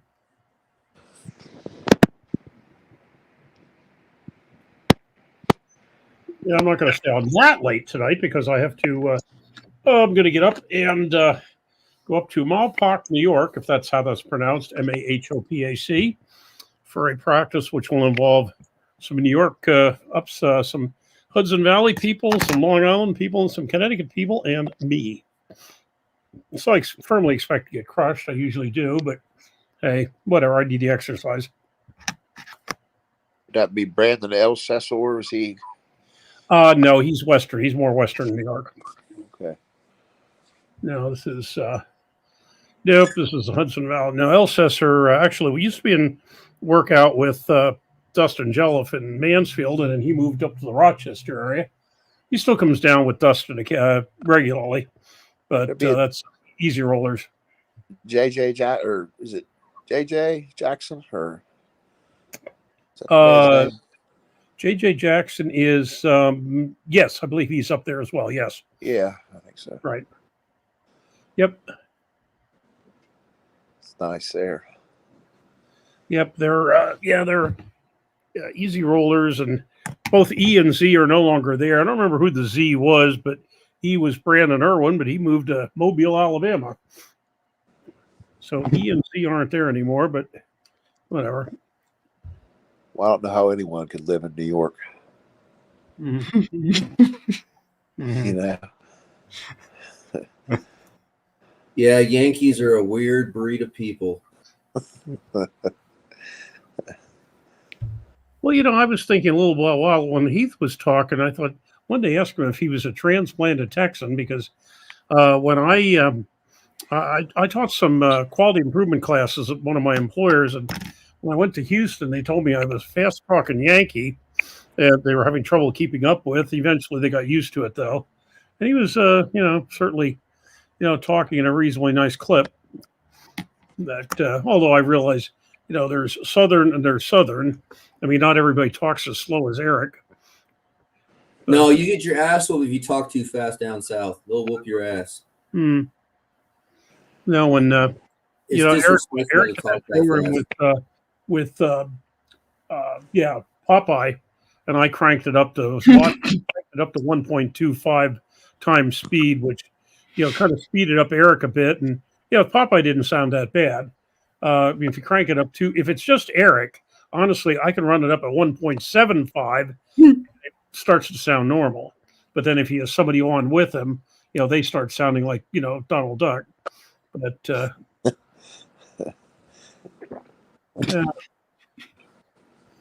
let's see. Yeah, it was when I worked for Bell and Hal, and in their infinite wisdom, they sent us to Sturbridge, Massachusetts in February and Houston in August. Oh my God, Houston in August, forget it. You know, that's one thing I really do regret is I really wish I had grown up in a Yankee part of town, you know, and actually gotten onto a construction site as a white guy and not got fucked off and he actually got paid a decent rate. Because down here, if you don't speak Spanish, you don't get a job, and when you do get a job, they fuck you over. Well, I'll tell you, I mean, the city of Allentown, where I live, which is 130,000 population, a majority of folks speak Spanish in the home because we've had a lot of movement out from the city, New York City, North Jersey, and the biggest one, of course, is here. It's not Mexican; it's Puerto Rican, Dominican, and to a degree Cuban. It's actually really funny because like I don't even have to complain about it. You can just experience it for yourself because everyone's going to taste it here pretty soon. So go ahead and laugh it up while you can, buddy. Oh no, I'm not laughing up a thing. I think it's great that Abbott and them are, shipping them off to New York and Chicago. That suddenly they have recognized there's somewhat of a difficulty here. Yeah, it is what it is, bro. You know, all I'm saying is I kind of regret, my grandparents moving away from Rhode Island, and I kind of regret them moving out of New England. If I had grown up in New England or Rhode Island, I feel like I could have had a better shot at being a tradesman. Whereas down here in Texas, it really is you have to speak Spanish if you want to be in the trade. You say you're in San. I don't know why I thought you were in Amarillo, not San Antonio. I'm in Austin. Or Austin. I thought you were Amarillo when you were on that other very interesting chat, which I'm not on at the moment, thank God. Those guys are bastards. Those guys are a bunch of bastards. But yep, when they throw me off, I say thank you. Yeah, I've tried to learn American Sign Language. I've tried to learn French. I've tried to learn Spanish, and I've had so many TBIs as a child that it was hard for me even to keep up in English, and I had a lot of communication issues because of all the head injuries I had. So yeah, it's kind of bullshit that because I can't learn a second language, I can't get a fucking job as a laborer. That's some serious bullshit. And I meet laborers who come to town that are doing union gigs for easier work than I'm capable of doing, but because they come from a part of the country that's Yankee, where they got to get into the fucking trade without having to learn Spanish, they think it's fucking fun to poke fun at me for getting fucked off my whole life for living in Texas.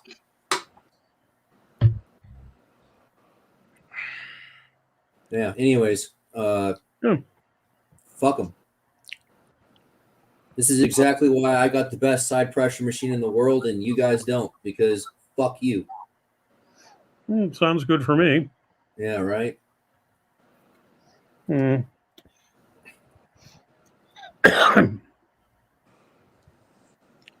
But then again, I'm in this for exercise, recreation, and camaraderie. And, the fact that I lose 93.2% of the time is just a side effect. Yeah. I got into arm wrestling because I stopped being able to walk because that bad hip at 14 got real bad by the time I was 27. And I wanted to keep up some kind of physicality. And it was bad enough where I couldn't even do one arm bent over rows. Shit was really fucked up. I literally couldn't walk, but arm wrestling seemed like a good idea, dude, and I stuck with it. And some arm wrestling people helped me recover from hip surgery. So, I mean, shit, dude. I have much respect to the arm wrestling community because when push comes to shove, they will fucking get your back and they will help you when you're down. Oh yeah. Overall, yes, absolutely. Yeah, when I first met RBJ back, that was about 5 years ago, he said, all the thousands of people I've met in the sport, you can count the jerks on one hand. And I think that's true. I mean, I've just met hundreds, not thousands, but I would agree with that. Yeah.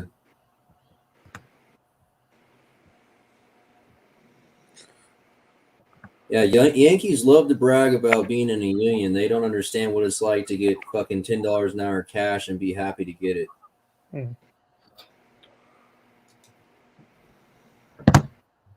Oh, let's see. Yeah, like Yankees. Let's see.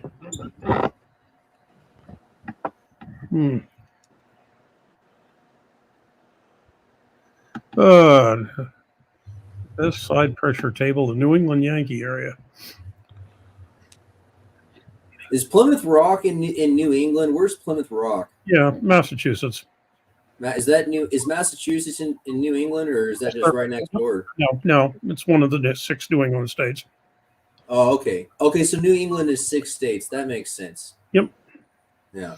Yep. Maine, New Hampshire, Vermont, Massachusetts, Rhode Island, Connecticut.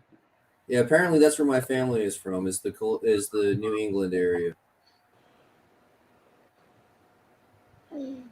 Yeah, just up there. Great practice practice party at Granite Arms on the 16th, which is to say 2 weeks ago. Ran 10 tables. Wow. 130 people. That's not enough tables. That's not enough tables at all. Well, that's about all we could fit in.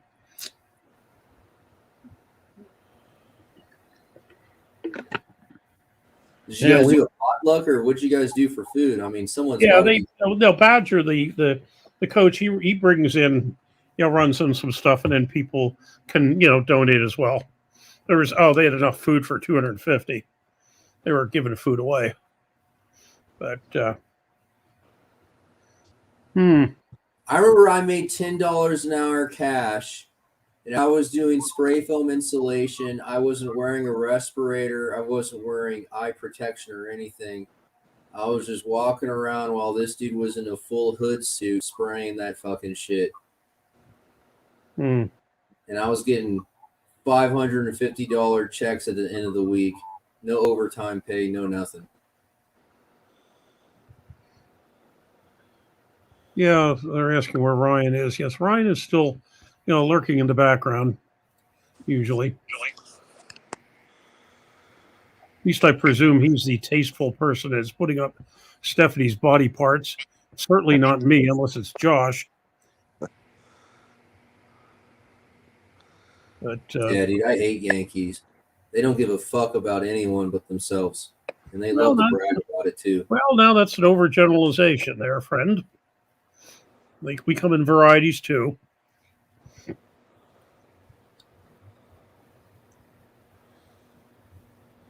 We come in all sorts of varieties.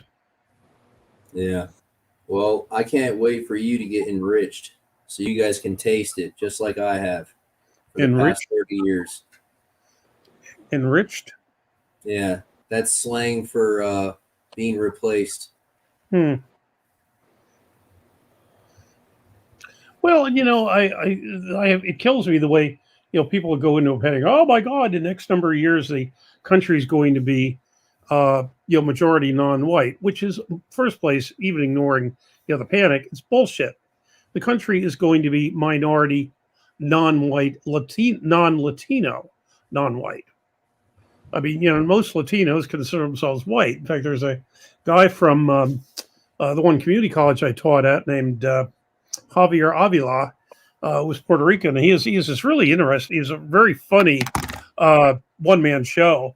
The Trouble with My Name. And at one point he makes, he said, the first 30 years of my life, I thought I was white, meaning he was in Puerto Rico. Then he came to the mainland, and all of a sudden he's a minority, or considered a minority. But whatever. Where's the white majority country? Where is it? Well, I'm saying it is. The black population of the United States is what, 15%. No, where is the white majority country in the world? Where is it? Well, generally speaking, those with large European populations. Well, they're not. I mean, I just like for you to tell me which country so I can debunk it. You want to know a country that is majority white? Yes. No. How many do you want? Norway, Sweden, Finland, Denmark, the UK. UK less than it was 20 years ago. Canada. Did you know that the U.S. Constitution was written as a country for white men? No, no, I do absolutely do not know that. There was a court case, the infamous Dred Scott decision of 1857 said that, and was overturned by a couple of constitutional amendments. But no, that was written when it was found. When the Constitution was first written, it was for white men. I'm sorry, I'm going to disagree with you. Of course, we're going to start driving people nuts that we're not talking about arm wrestling. But no, they specifically did. They fudged the issue. The word slave or slavery appears nowhere in the Constitution. What did it say about landowners in the voting class? Doesn't say anything about landowners in the voting class. Okay, well then I guess we just can't have the discussion, can we? Oh well, no. Quote it to me. What does it say about landowners? The voting class was originally designed as white male landowners. No. But you said in the Constitution. Where does the Constitution refer to landowners? It does not. Like which article? Yeah. Quote me. What does the Constitution say about landowners? It says that white males are the voting class as long as they own land. No, bullshit. Absolute bullshit. You're gonna have to pull it out to me. I can't. I have my camera plugged in where my keyboard is, so I can't look it up. Fine. Text it to me later. But no, sorry, you are wrong. Wrong. I'm pretty sure that they changed the rules after they said it was racist, and that's every time you bring it up, they say it's racist to say only white men are the voting class and only when they own land. And they also say it's not fair for only landowners to vote. Those are the counter arguments.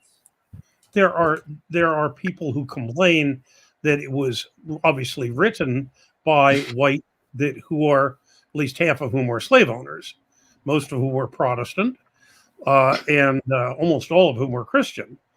But it does not specifically say anything about that. In fact, what it specifically says is the House of Representatives. It gives age qualifications for running for office, for president, senator, and representative, and it says that the qualification for representative is to be the same as the most numerous in your legislature. But nowhere does it say you have to be white. Never. It did when it was originally written. The Constitution was reactionary, and we're now going through the same social dynamics that caused the reactionary. In first place, we do not have any formal notes as to their debates. However, what do you think about Tripoli? What is the deal with Tripoli in America? What was Tripoli's relationship with America when it was founded? The Constitution, as presented to the states in September 1787, says nothing about race. What was the relationship with Tripoli when the U.S. was founded? The northern country, the northern countries in what today is North Africa were raiding shipping, and the Europeans chose to pay them off, pay tribute, and Jefferson said, "Fuck you, no, we're going to build a navy and blow you the fuck out of the water." And when people get pulled over, do they ever reference that treaty? What treaty? The treaty with the Moors, with Tripoli. I would have absolutely no reason. For first place, you've never seen that? Have you ever seen the what are those people called? They're like a free citizen who's like not a sovereign citizen. Yeah, sovereign citizen. Have you seen those videos? Yeah, well, yes, and that's a bunch of bullshit, and it never flies. Have you ever seen the people getting pulled over and saying that they're Moorish and they don't have to be held accountable? No, that one I haven't. That one I have not. I do taxes, and I know Josh has seen it. That's why he's rolling his head around. Because it's the same fucking bullshit. It's just a different race. It seems to be that sovereign citizens are one race, and some people try to treaty people are a different race, and it's the same bullshit where they're immune to law enforcement. Absolute crapola. Well, all I'm saying is when this country was founded, It was founded under the pretense that the voting class was white men who owned land.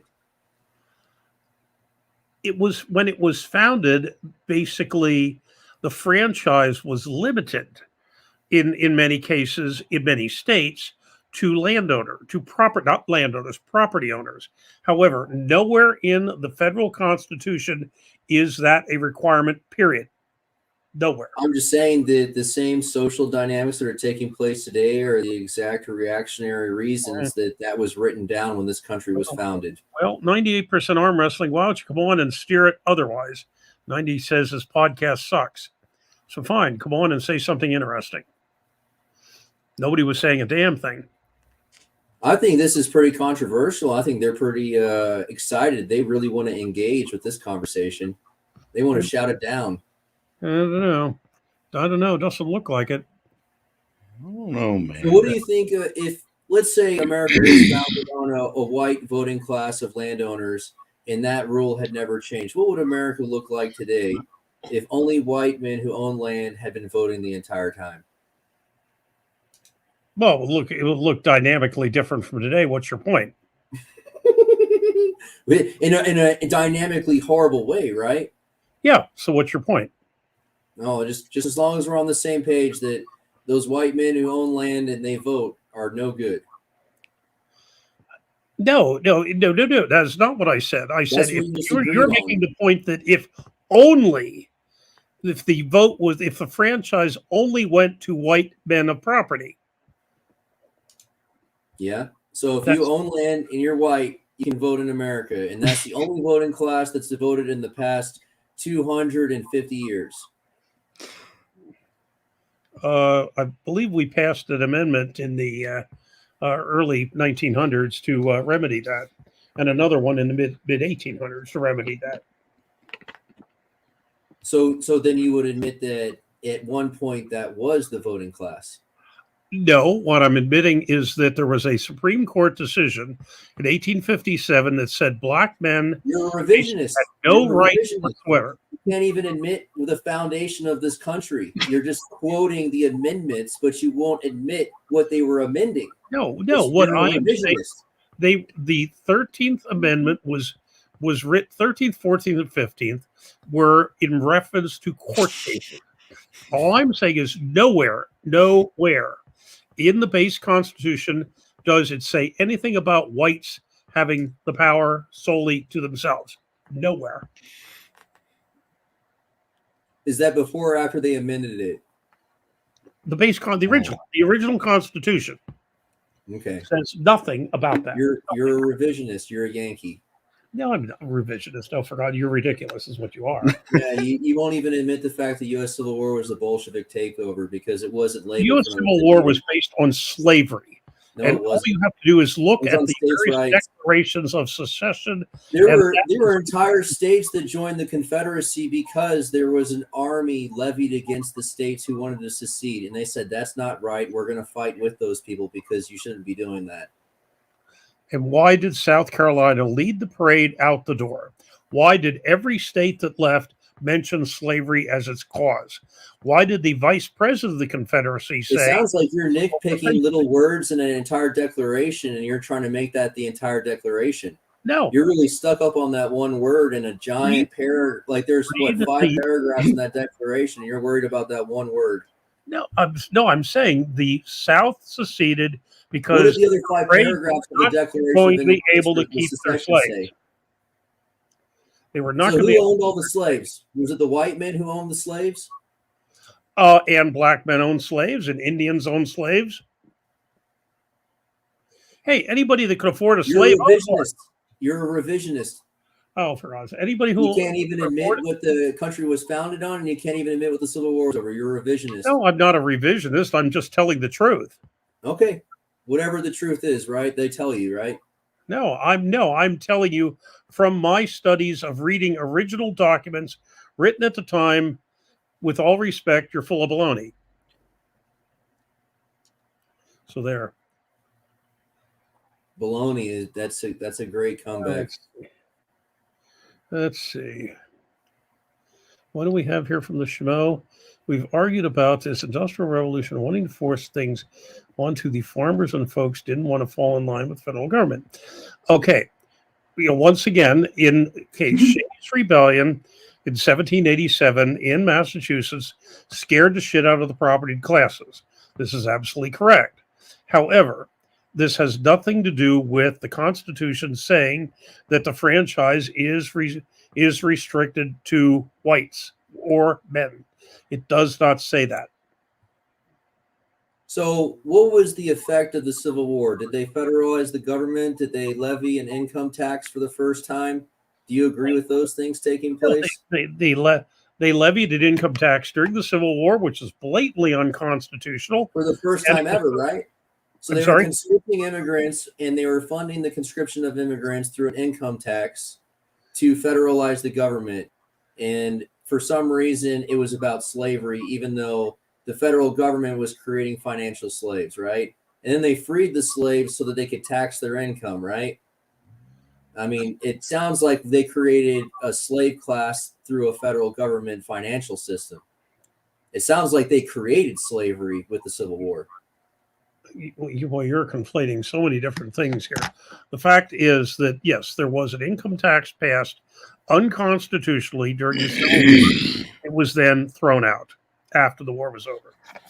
Yeah, for all of 20 years, and then it became an institution. Well, for all of about 50 years. 30 years. It wasn't 20, it was 30 years. No, sir. Civil War was over in 1865. The income tax amendment was passed 1920, 1910. 16. It was before we entered World War One. That is correct. Correct, and we entered the war in April 1917.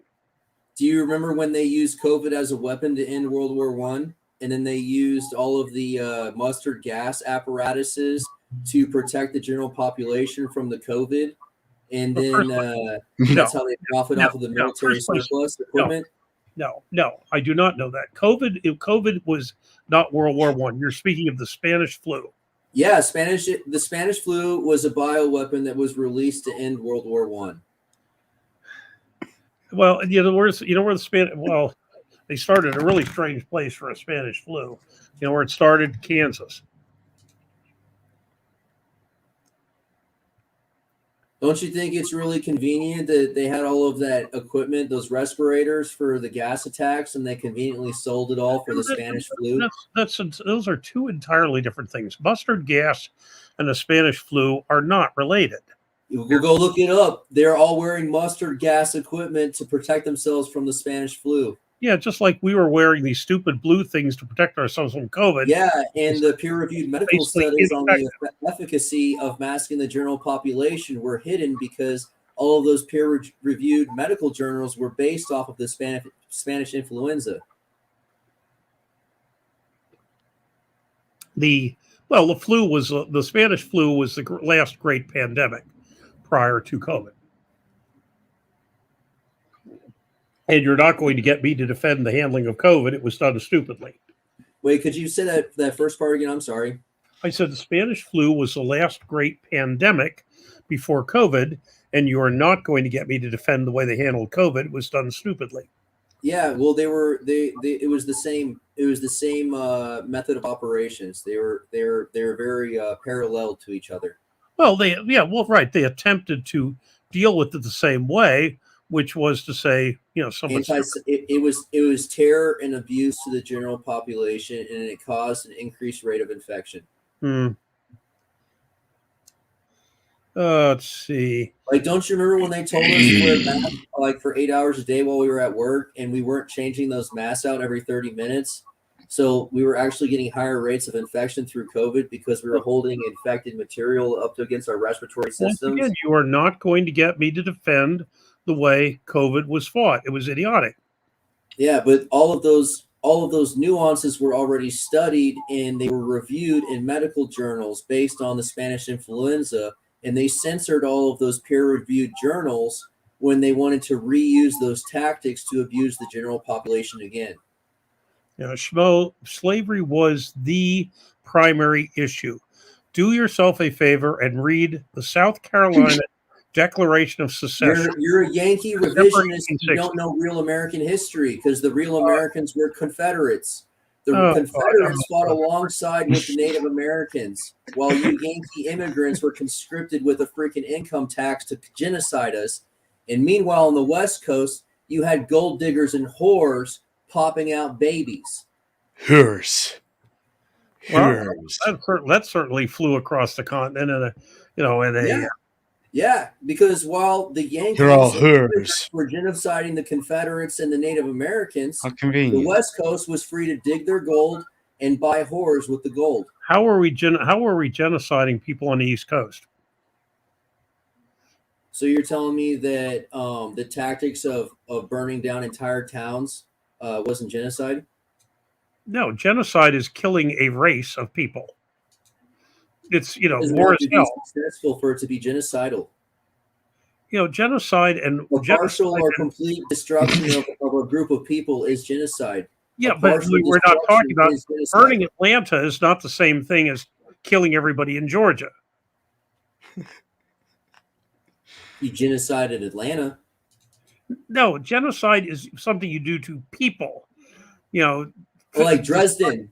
You mean like when there was a giant fire tornado that sucked people into the flames in Dresden? Was that a genocide? No. No, genocide is when you are deliberately attempting to kill a race or group of people.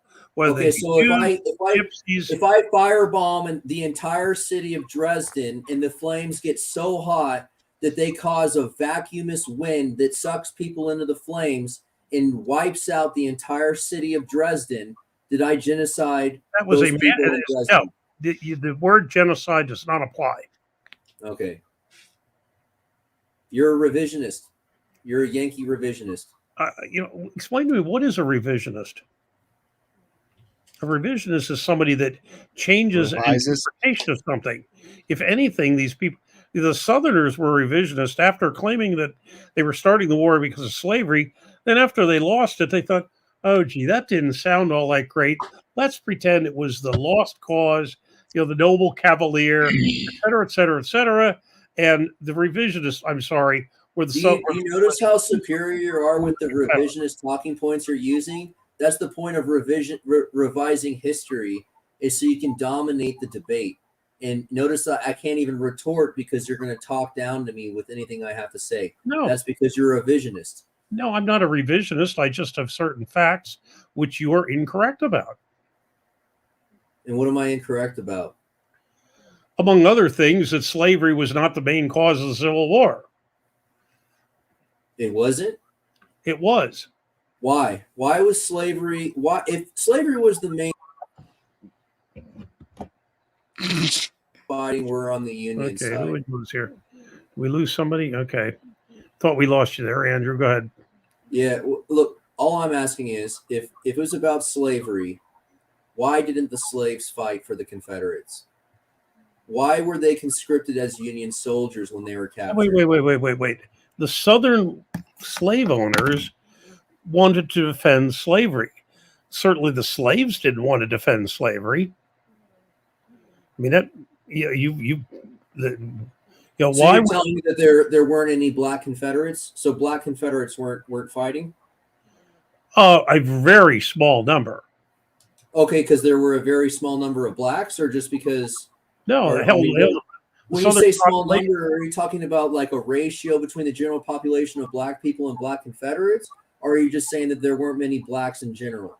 The large number of slaves and blacks were generally not allowed.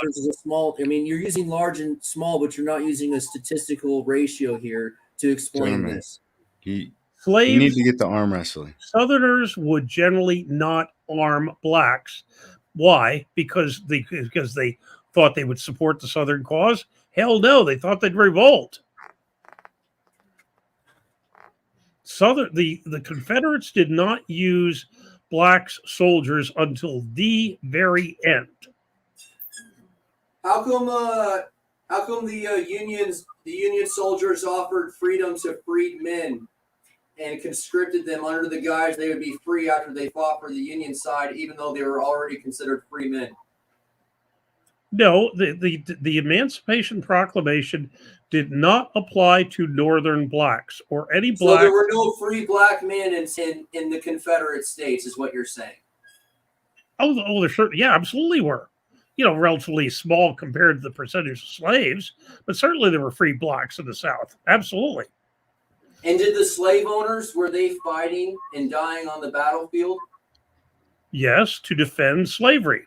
Who were the slave owners that died on the battlefield? Largely white. Can you name any of the slave owners that died on the battlefield? Guys, why are we talking about this? Yeah.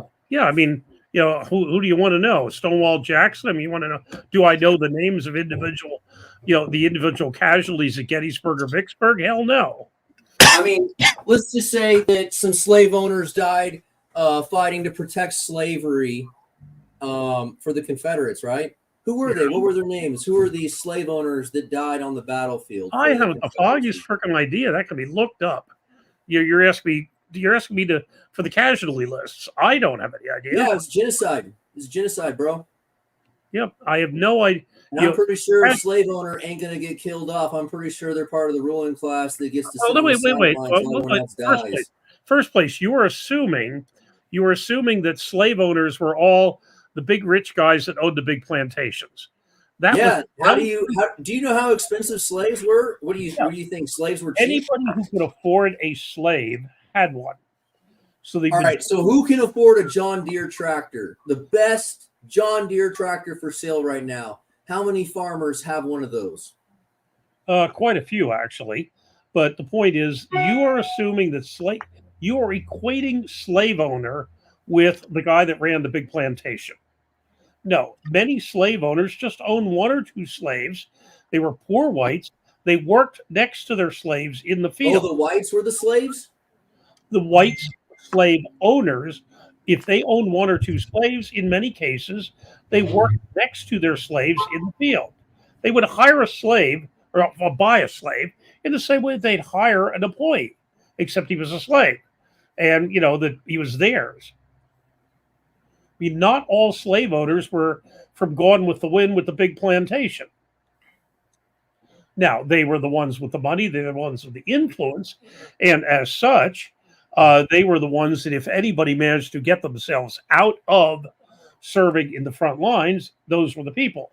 But there were tons of slave owners that were, making up the Confederate Army. I mean, I just really like to know who some of these slave owners who died for the Confederacy on a battlefield are. Read the casualty reports. I haven't the slightest idea. I have, and I have to say that just from my middle name alone, there was 450 casualties, and it was divided. Half of them were Confederate, half of them were Union. They might as well have taken all 450 of them into a field and fucking dug a big old grave and put them all in it. Well, because half of them were from Rhode Island and half of them were from Texas. Or wherever. I don't think that Texas or Rhode Island really served much of any purpose. Texas had some really famous groups of very strong fighters, but their numbers were quite meek compared to the classical colonial states that were warring with each other. Hey, Texas got, the governor of Texas, Houston, decided he did not want to leave the Confederacy. They threw him the hell out as governor. I mean, you got these really great talking points, but like the key features, the foundation for your arguments, you skipped over them. Everything I have said can be footnoted extensively in the documentation from the period.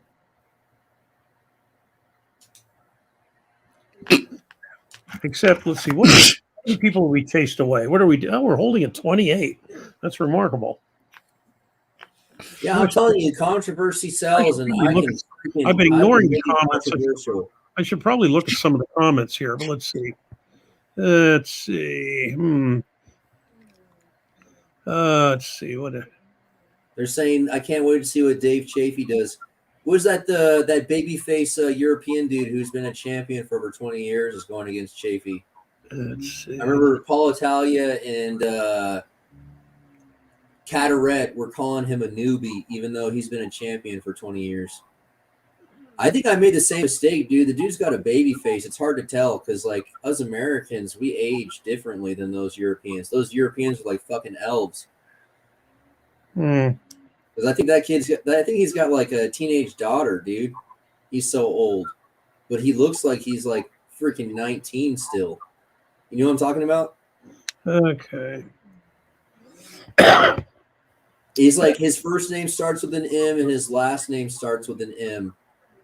And he really likes the press. He was at East or West, and I think he got crushed by some really fast guy. Some proper hooker was like ripping through his press. Let's see the Schmo. I have several degrees. I have an MA in history from Westchester University and a PhD from Temple University. And let's see. You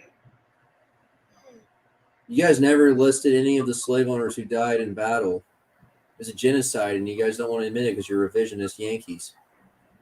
You are so beating the shit out of the word revisionist. It's amazing. Yeah, I know, dude. It's like beating a dead horse trying to have an honest conversation about the Bolshevik takeover that federalized the government and enslaved us all in a financial servitude. Yeah, but shouldn't you find like the proper podcast for that? This is really should be about arm wrestling. I tried to talk about the guy with him that's from Europe that's going to pull Dave Chafee, but you guys are fucking nodding off when I talk about that. Somebody I'm not nodding off. So fuck okay, it. well, you just keep reverting back to it. And Like no one in if- chat if- knows if- who the guy is either. No one even talked about it. They want to talk about Dave Chafee, but they don't know who he's pulling. They can't even name him. Well, go ahead. Neither go ahead. can you. Go ahead, Josh. I'll shut up. I already did it. His initials are MM, and he likes the press. He's a really good presser. MM. That helps. M&M. There you go. Got it. Yeah, fucking Actually, Yankee attitude, man. It's just to be like if it's perfectly not honest with perfect you, information, it's we've been not on for fucking 4 hate hours and 15 minutes. I'd be just as happy to say it, that we pull the plug on it, to be honest with you. No, Is that what you want to do? Well, does somebody have anything arm wrestling to talk about? Well, I mean, we got to get it. What do we got here? Let's see, we got that.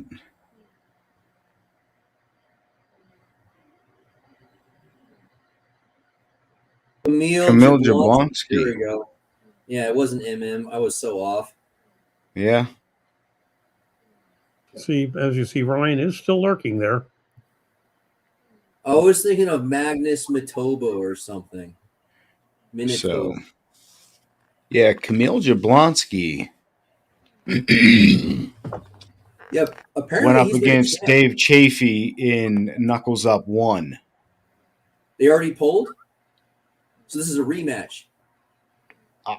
I don't think they're pulling, not that I know of, but he pulled Camille Jablonski in Knuckles Sorry. Up 1, bud. You must be thinking of somebody else. Cody Merritt. My bad. But the Camille Jablonski dude he jumps straight into a press. Yeah. And yes, the videos you have been seeing of him, you see a lot through the High Five. They push a lot of his stuff, and yes, he has a lot of training videos of him. He trains with his family. It's a family who's in the sport together, so they train together.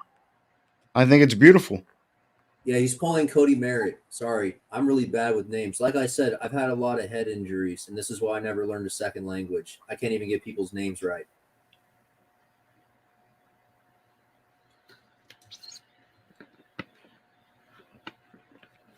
I guess I I'll think shut Cody up. Merritt's gonna break his arm, dude.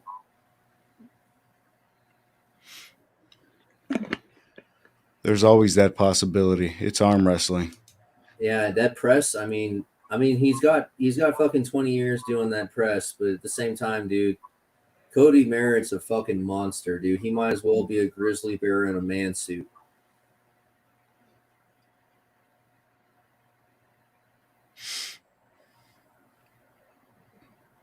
Dave, you all right, buddy? Yeah, I'm just trying to keep my mouth shut because Hold You know, on. people. Nobody said for you to keep your mouth shut. No, No. not a single Oh, person. no, Why I'm are you throwing a fit? No, I'm not throwing a fit at all. I'm just that's how is it I'm throwing a fit when I'm keeping my mouth? Oh, here we go. Don't you stomp your feet at me. Yeah. My goodness. Like children. Mm-hmm. Well, I would rather have a conversation audibly than have one internalized, and for you to tactically play through the conversation in your head without engaging with me. Who?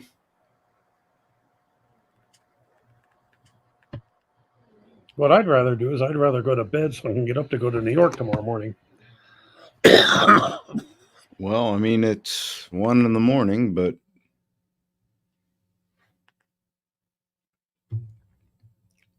whatever.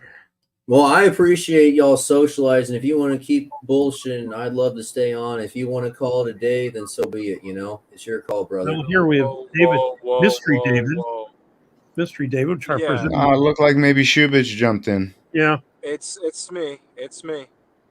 Shubich. Hey, what's up, guys? How you That doing, was an interesting buddy? talk. Doing good. Just picked up some Dominoes, bringing them back to the house. Did you get some of the hot and fresh? Be merry. Some hot and fresh, man. Ooh, wait. Well, what'd you go with? Got a nice pizza. And then we did a nice little pie with the mushrooms and pepperoni. You Something put small. meat on your pizza? What's wrong with you? For Bro. sure.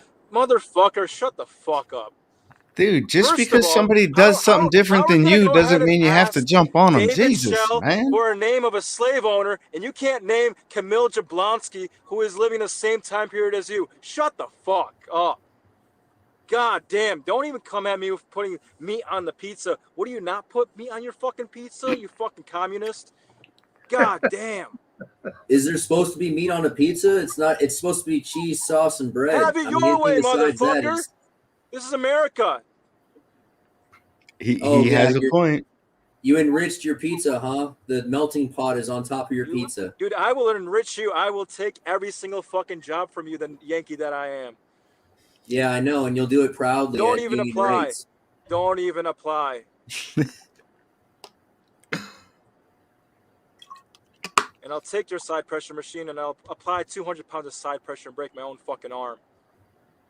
You cuck. That's all you can do? That's all I can do. Hey, Dave, you definitely need to, when you get into some light. No, it's I need to see that pizza. We need to take it's the in the phone. back. It's in the trunk. Yeah, bro, I'll send you a DM. I'll send you a PM. You're saying I used to put meat on my pizza until I learned the truth on what a pizza is. It's kind of fucked up to be putting meat on a pizza. Oh my god! Name me every shit. single pizza right now. Name every ingredient. Name the original chef that made a pizza. I want to know right now. You talk like a Yankee. You're talking like a revisionist. I'm fucking sick Talking of it. like a Yankee right now. Like you just learned how to have a debate on Reddit. I hope you're getting upvotes for all your bullshit arguments. You look real popular right now saying nothing. Give me some fucking gold Bro. karma, baby. Come on. you literally started a fucking argument over some pizza toppings. Just play with your side pressure machine. Nah. Just play with your side pressure machine, homie. Dude, put some fucking WD-40 on that Just shit. Why is play it with your squeaking? side pressure machine. You haven't even released Yeah, it. Dave, It's squeaking already. Dave. We don't need that type of negativity in our life. It's okay. Enjoy. There you go. One.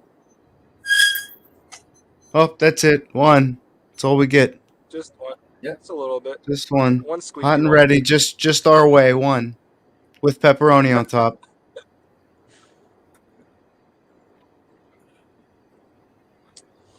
Yeah. So anyway. Riveting. So anywho. A lot better than reading a Reddit post about you faggots circle jerking. Why were you to read that in the first place? Well, then. Why are you following that subreddit?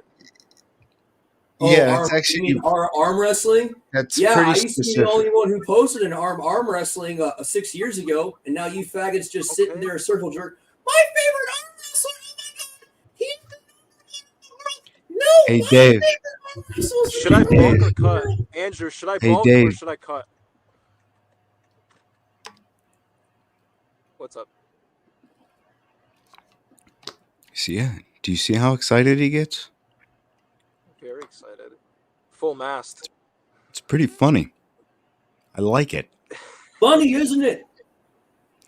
It's beautiful. You got my upvote. Funny, isn't it? You got my upvote. You don't even know us, and we live fucking rent free in your head, homeboy. Funny, and isn't we it? couldn't even fucking know your name. I don't even know your name. It's Funny, on the isn't it? fucking screen, and I don't know your name. Isn't his name a dick joke? Nobody Talking about it every cares. fucking time. Every time we start Nobody saying anything, cares. he's talking about penis all the time. I'm sick of it. Get this guy off the podcast. Every time we have a good arm wrestling discussion, this guy comes in talking about penis and circle jerking. Every time without fail. God, it's either penis or genocide. You're sounding like a revisionist. What about the genocide of the male penises? Would you consider systemic circumcision of male babies to be a genocide, Shale? No. Mutilation, perhaps, not a genocide. It's a partial removal. It's a partial removal of a people. If circumcision is carried out systemically throughout an entire population, then an entire portion of a population has been removed. That's genocide, buddy. Yeah, if I cut off your middle finger so you can't give me the finger, is that genocide? If you did it systemically to every single person. Remarkable. Yeah, it is, isn't it? Is it? Funny, isn't it? I can't believe, is no one here a Nigel Farage fan? Am I the only one who gets the joke? No.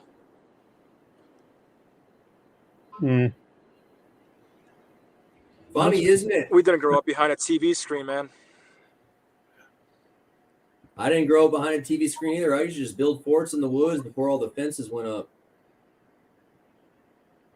Oh, this is an interesting theory here. Circle jerks inspired the side presser machine. Yeah, I think I spent like 2 or 3 years looking at every single arm wrestling training footage I could before I came up with my idea on how to build the side pressure machine. And you know what's really sad is the only people who have side pressure machines in America are the ones who compete on the international stage. And they all have their side pressure machines in their home gyms. And no one talks about it. It's like a... Whoa. You mean just like a cable machine? You put your table to the fucking side, you adjust it and you pull it sideways? Holy fuck. So if I go and work out shoulders at the gym, motherfucker, put a table next to a side, next to a cable machine, adjust the cable down, lower or higher, and pull fucking sideways, pad to pad or pin to pin. Doesn't fucking matter. And after It's I not use the that lever fucking machine on my crazy. shoulders, I finish off with cable work. And it's a 2 to 4 hour exercise routine. But remember that part between the dumbbells and the cable, I'm using a lever machine to work my shoulders. And I think it's really interesting that the lever machine for side pressure is skipped by most American arm wrestlers. So you can be mad all you want, but Nobody's whatever, bro. mad. It's Have just one. you're not doing anything I too can crazy. train however I want. You can train however you want. You can sit there on your little fag cable, and I'll be over here on my little fucking retarded lever machine. Oh man. He literally thinks he's the only person in the world who has a side pressure machine. No, I just explained the side pressure nuances vector. of culture of the lever machine that is called the side pressure machine in America, and how they're not in commercial gyms, they're not even in arm wrestling gyms, because the only arm wrestling gyms are over in Europe. So the only place you get a side pressure machine is in someone's fucking garage gym. And Yeah, most people, the same person I work out with. Yeah, and most Beautiful. people who have a side pressure machine in their garage are competing on the international stage, or at least those are the ones that are showing their side pressure machine in their training videos. It's a very hush hush culture. The side pressure machine doesn't really get much media attention in America. It's very overlooked. I don't know about that. I think you need to shut up because you're a little bitch, and you got to just be contrarian about everything I say, and it's really annoying. How you just gotta fucking piss your pants every time I You say sound something. like a fucking revisionist, you motherfucker. Don't Look you at ever that, fucking dude! You're talk to me pissing like your that pants again. again. You just piss your pants every time I talk, dude. And you're circle jerking.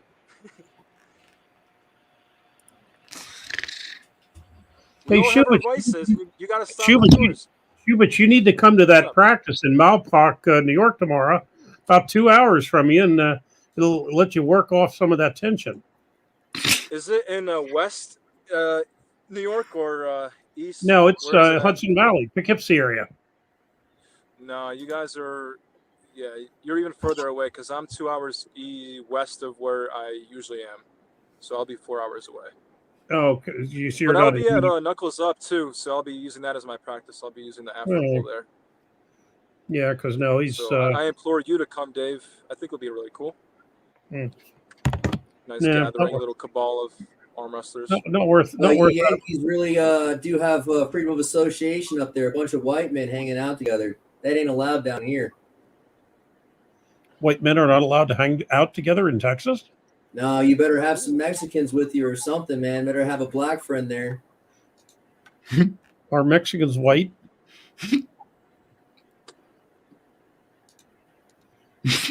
Are you asking me a question? Are Mexicans white? Yes. I don't know what you mean by that. Well, you're saying you better. Is White it men are not allowed to get together in Texas. You have to have a Mexican with you. Andrew, So are by- all so by races represented inference- in the circle So jerk? by inference, you were saying that Mexicans are not white. Does the American race exist? Are No. all races no. represented in the circle That's what I jerk? thought you would Can say, you 'cause fucking you're a answer that Yankee. question? Americans are not a race. Jews are not a race. Oh, three main racial groupings. Do you know what a Jew is? Do you know what a Jew is? It's a religious group. You're a Jew. Bro. Do you know what a Jew is? How so? Do you want So if you look up the definition of are you religious? Do you believe in God? You schmuck. Go on. Do you believe in God? I certainly hope it exists. I'm not sure. You're a Jew. You're a Jew. How so? Because that's all a Jew is a child of God. Okay, so so you're saying that anybody who believes in God is a Jew.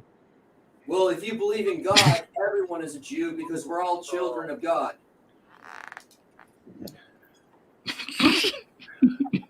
Have you been borrowing some of You might be non-Islam revising a few qualifications to be a Jew. Do you know what the 12 tribes of Judah are? If I gave it some thought, I could come up with most of them. Well, No, I mean, I'm pretty sure the 12 do not tribes have of to Judah memorize. Why is he asking anything? He doesn't know where fucking Plymouth Rock is, and he's not sure if it's from New England or not. No, there were 12 tribes, 10 in Israel, 2 in Judah. And it was Judah and Benjamin were the 2 southern tribes. The other 10 were were in Israel. Andrew, And can I name name all every 10 of them? single flavor in a Neapolitan ice cream. Hmm. You can't fucking answer it, can you? You're a Yankee, dude. You're such a Yankee. You're such Oh, a because commie. we're Neapolitan ice cream? Revisionist commie.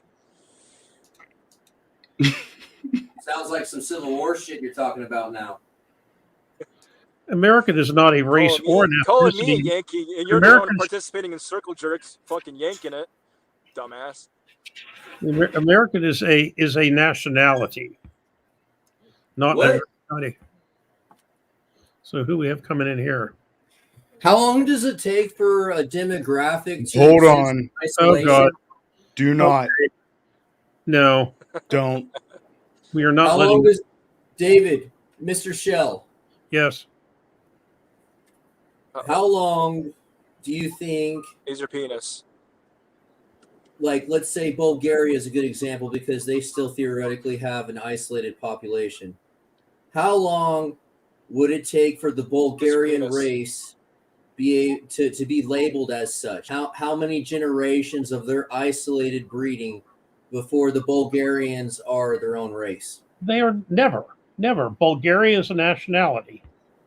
So even if the Bulgarian is a nationality, they couldn't also be some homogenous group of people that are selectively bred, and, I don't know if and they're all that's like homos. now a hereditary trait to be Bulgarian, which would be a race, right? You just called Krasimir Kostadinov a homo. Are you going to take that back? Or are you staying by it? No, the Bulgarian is a language. It is a nationality. It is a social not social construct. That's not what word I'm looking for. But it is not a race. Human race has three basic racial categories: Caucasian, Negroid, and Mongoloid, which is to say, right. white, black, and yellow. Period. That's a pretty odd way of This looking got at two race. races for me. I gotta So go. am I thinking about phenotype? Is that the word, phenotype? That's a word I don't use on a daily basis, to be perfectly honest, man. I mean, so could there be a Bulgarian phenotype? I wanted to talk about your pizza, dude. Well, I'd have to look it up. PHENO type. Yeah, okay. I'm good on the spelling, but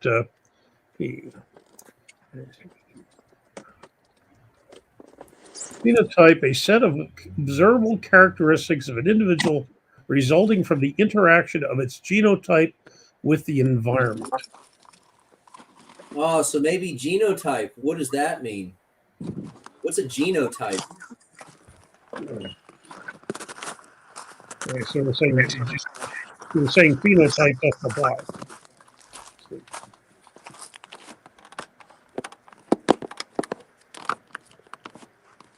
Okay, genotype is the genetic constitution of an individual organism, so that's even less applicable. So, is there an American genotype? No. From that definition, no. Is there a Bulgarian genotype? No. Because they're talking about individual organisms here.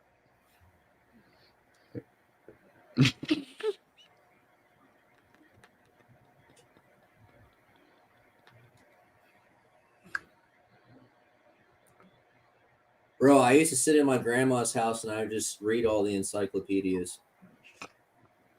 It was really great. They had a dictionary that was older than the Bolshevik Revolution, and it had some really edgy definitions in there.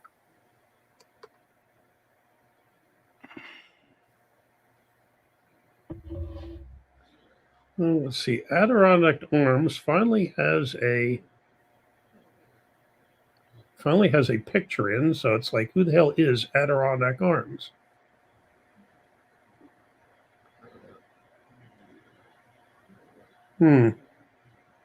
Getting his friend request from Adirondack Arms, who at the I can't believe you put meat on your pizza. That's disgusting. It looks delicious, Shubich. Yeah, why don't you go get a napkin and like fucking wipe all the grease off the cheese from all that meat that got cooked on top of the cheese. That's disgusting. Delicious.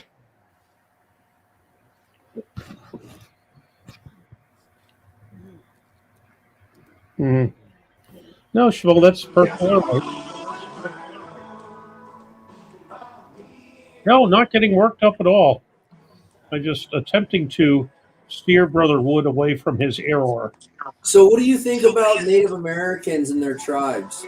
What are those? What are those racial demographics? Those tribes? Those genetic groups? Those unique genetic groups? What are those called? That which we call tribes were generally language groupings.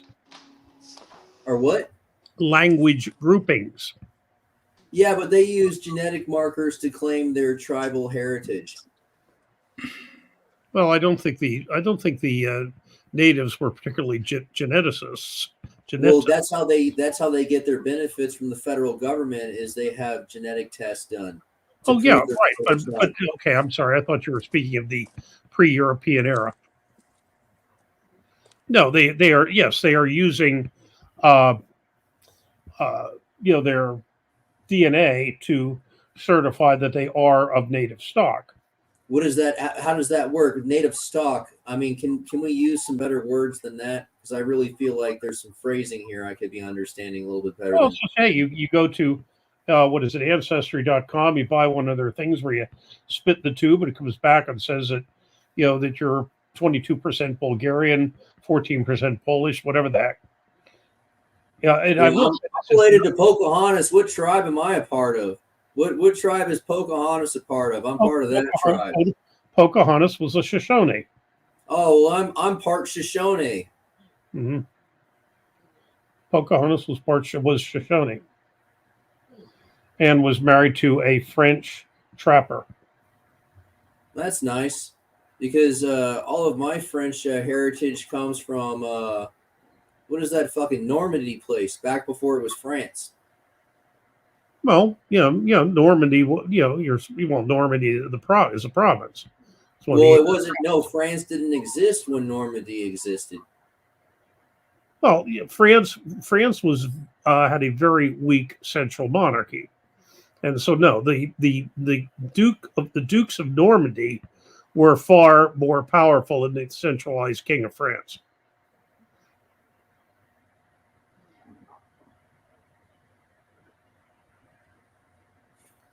So, is there a DNA test I could take to prove that I'm of American stock?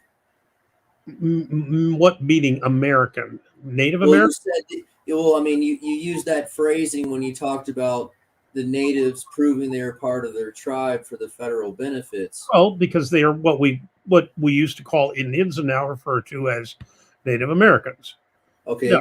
No, so, your stock would be a combination of presumably various European and possibly Native American if you have some bloodline in that. It's rather difficult to identify Native American, although the database is building up slowly. But for example, we had somebody, on our club that came back, saying he was 24% African American, which I already tried to use phenotype and it didn't work. I tried to explain the American race as a phenotype and it didn't work as a conversation. No, Americans are not a race. Americans are a nationality and a culture and an idea. So what about if I phrase it like colonial Americans? Once again, are not a race. Race is white, black, or yellow, period. Phenotype. This guy in chat saying phenotypes and cultivars. What the fuck is a cultivar? I haven't the foggiest idea. I'm not a geneticist.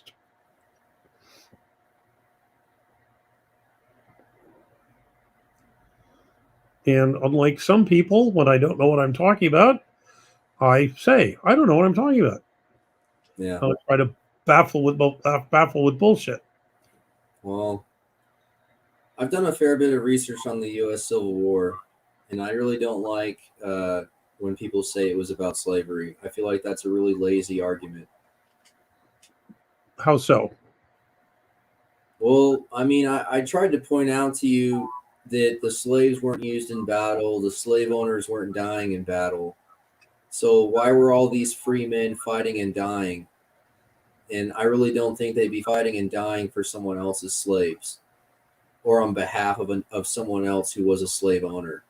I just think that's really discrediting hundreds of thousands of deaths and trying to just really make it justifiable in some kind of lazy way.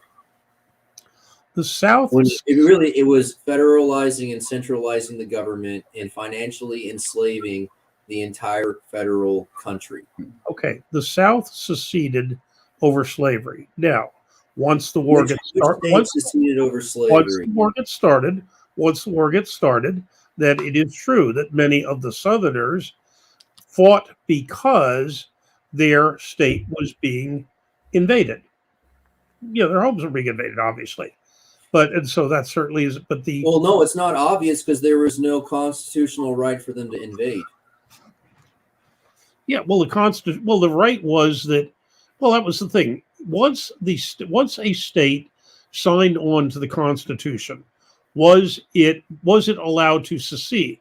The Northerners said no. The Southerners said yes. Lincoln started the war not to end slavery. The war was started to preserve the Union, and Lincoln. And the people.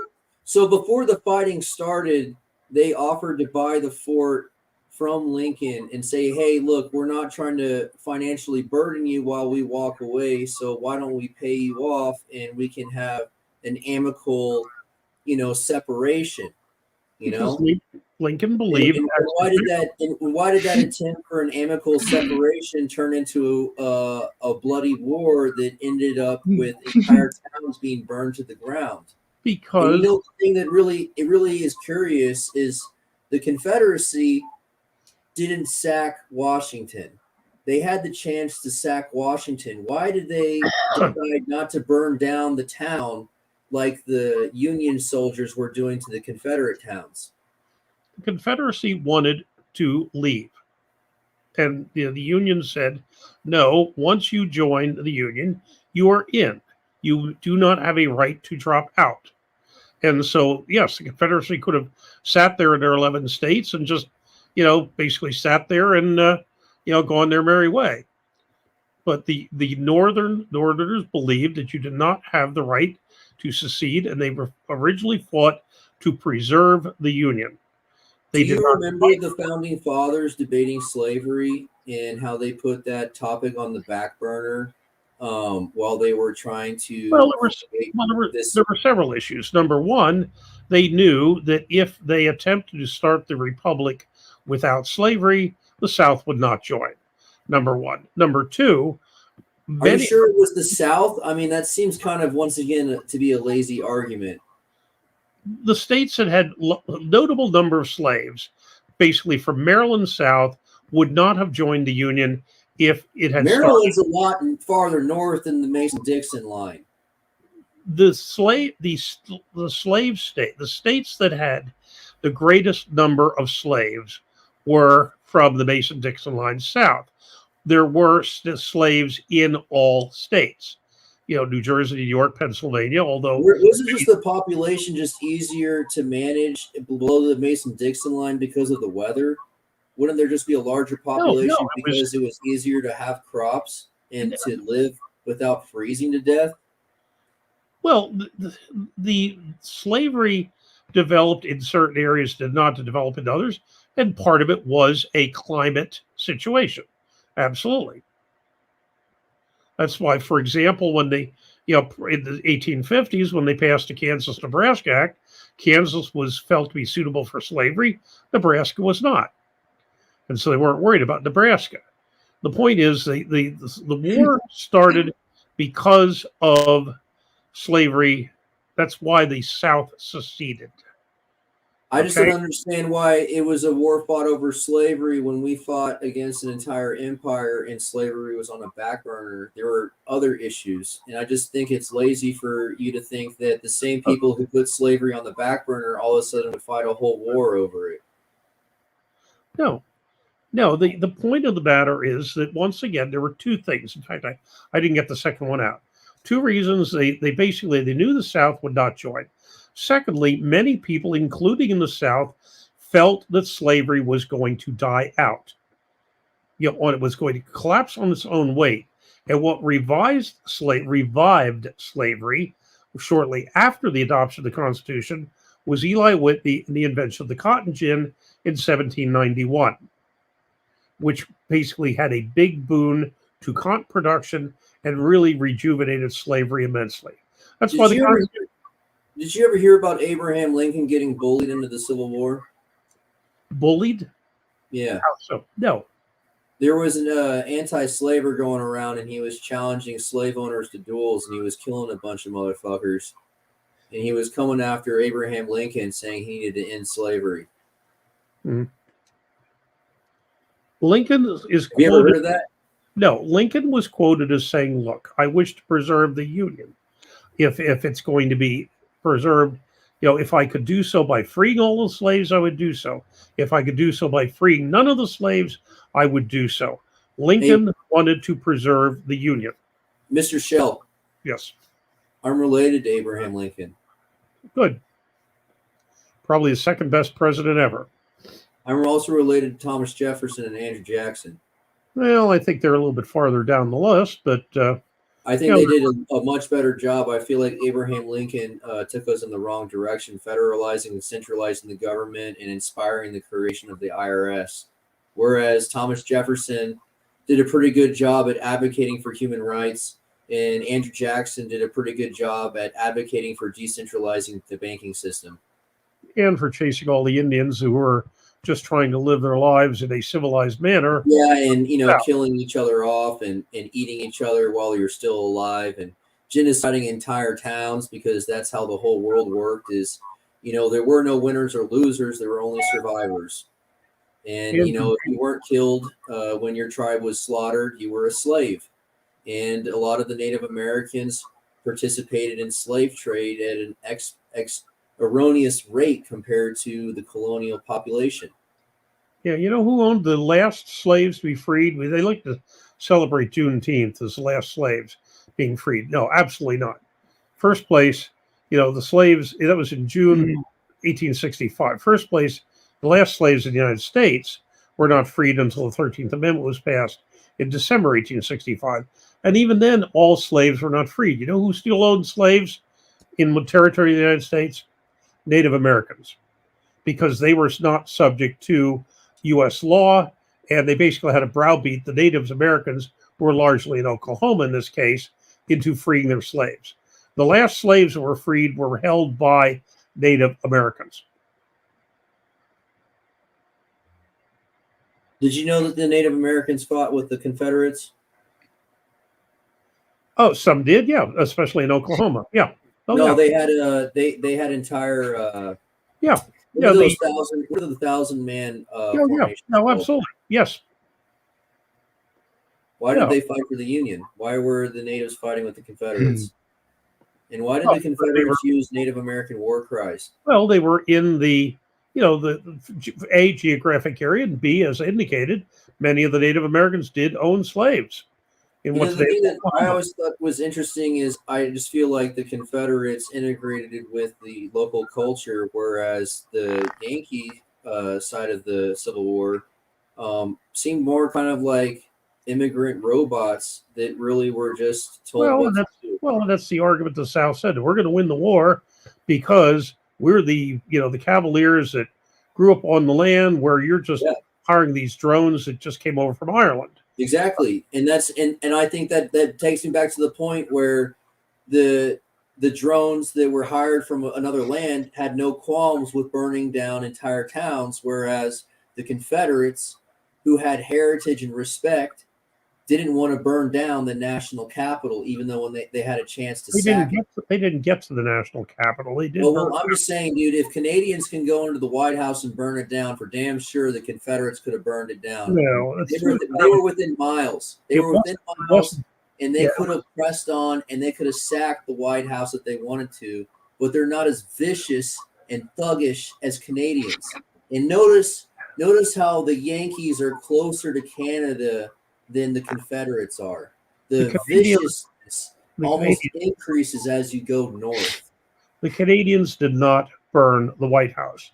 That was the British burned the White House in the War of 1812. When Canada was a British colony. It was a British colony, but British Army. Canada was a British colony, so it wasn't Canada who burned the White House. No, it was the British Army. The British Army burned many of the Capitol buildings, including the White House. Well, that's why it's called the White House, because those Canadians burned it down. Well, it was not officially referred to the first. They brag about it. Do you know the Canadians still brag about it? Did you know that? The first president to refer to it as the White House was Theodore Roosevelt in roughly the turn of the 20th century.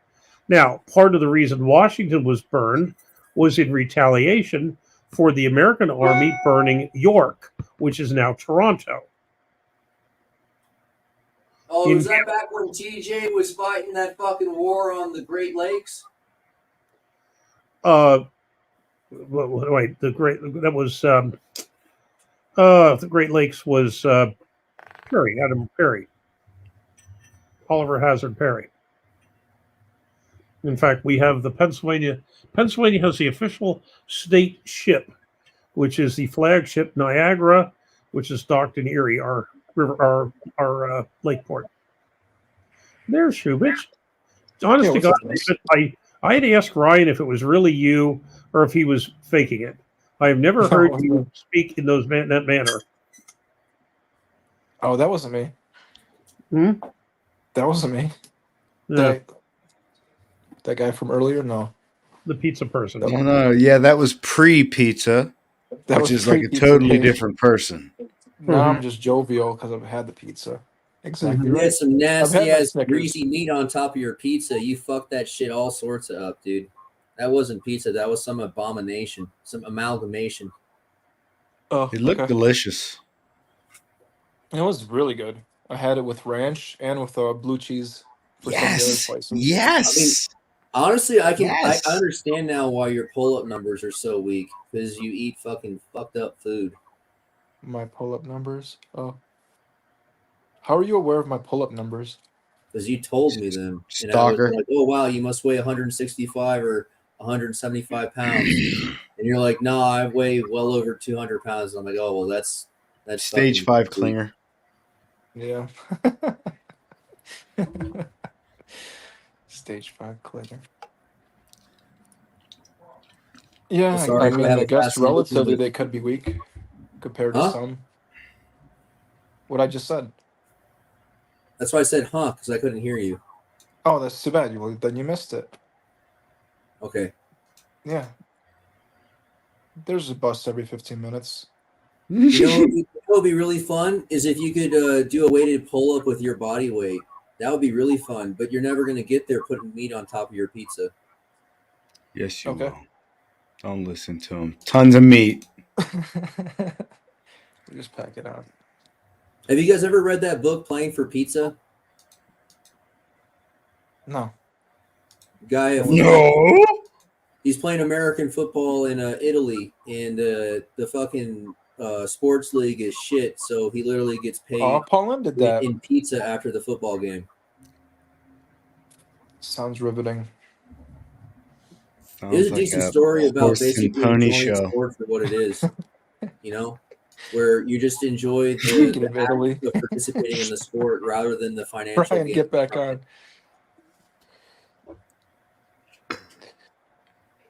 Ryan, he's staying far away from this. Josh, are you guys staying out there in New Jersey? Like staying a night? What do you or mean? guys Are we heading staying back out here? You mean do we live here? Yes, we. Well, at least I live here. home? No, Four Knuckles up too. Oh, no. We're going to drive up and drive back. Oh, Yeah. that's right. They're only an hour or something away. Oh Yeah. yeah, that's not. It's not bad for you guys at all. Hour and 45, something like that. Hour and a half, hour and 45. Damn. Not for this guy. Why? What's yours? 3.5? Yeah, something very unsexy. Just like that.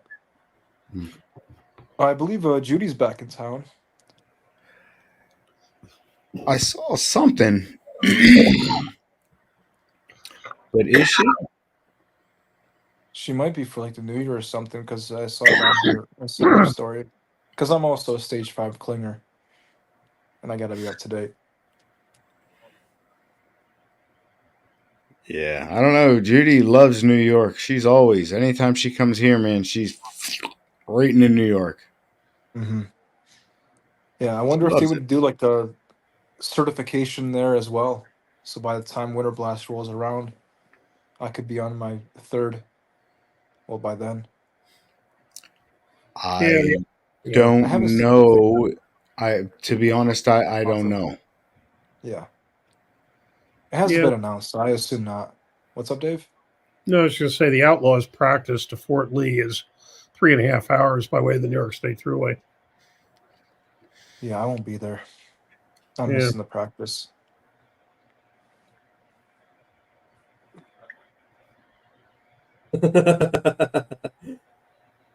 This guy's putting fucking Apple AirPad.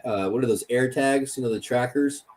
He puts them on his fishing rods when he loans them out to his buddies.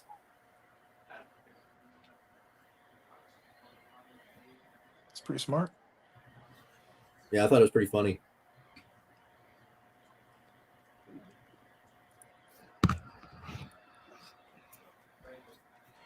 Shubish, what else do you have with that pizza, man? Do you have any garlic bread? Something? No pairings this time. But usually I would do a cheesy bread with a marinara sauce. Oh, that's great shit. I think that'll probably set me back on my pull-up progressions, but I'm gonna still have it. That's Yeah, cares what's your about record? that? 130 pounds or some weak ass shit? Yeah, I suppose so. That's some weak ass Yeah. shit, dude. That's some fucking Yeah. teenage bullshit. Oh, okay. Yeah. Anywho. But you should have, man. Because the cheesy bread, you know it's good.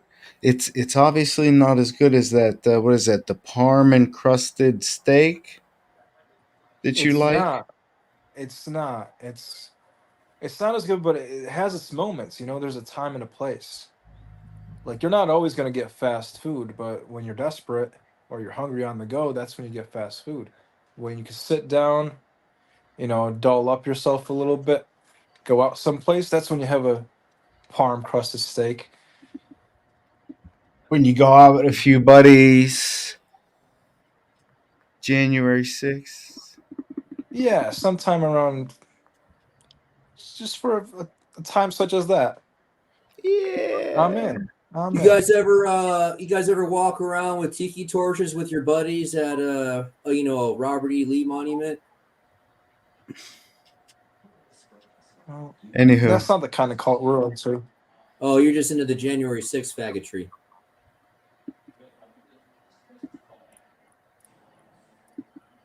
Anywho, he's getting two things mixed up. I think so. Yeah, I guess he doesn't realize that there is an actual arm wrestling event going on January 6th. So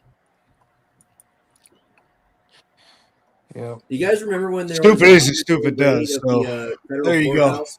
There was a firebomb every day for over 100 days on the federal courthouse. You guys remember that? Oh. No, we didn't care. Yeah, no one cared. It was pretty fun to watch. 100 days straight, they firebombed that federal courthouse. But Dave, I think I'm gonna get the encrusted on the steak this time. I think I'm gonna try it. I'm gonna go for it. Do you think you you be could able to? firebomb a federal courthouse 100 I days in mean, a row and get bro, away with it? I mean, it's depending. Like, because they'll put out I like a don't whole think bunch I of could extra stuff firebomb for a you. federal courthouse. what do you 3 days think in a row and get internal away temp with it. of? I mean, like 100 days in a row. How did 130, you firebomb the same federal 135 courthouse 100 internal. days in a What's row? like a healthy range? See, could you imagine? Is I that think real? I normally Did that about actually happen? between 130 and 140, so you can go anywhere in there, depending on how red you want it that day. The more red, Yeah.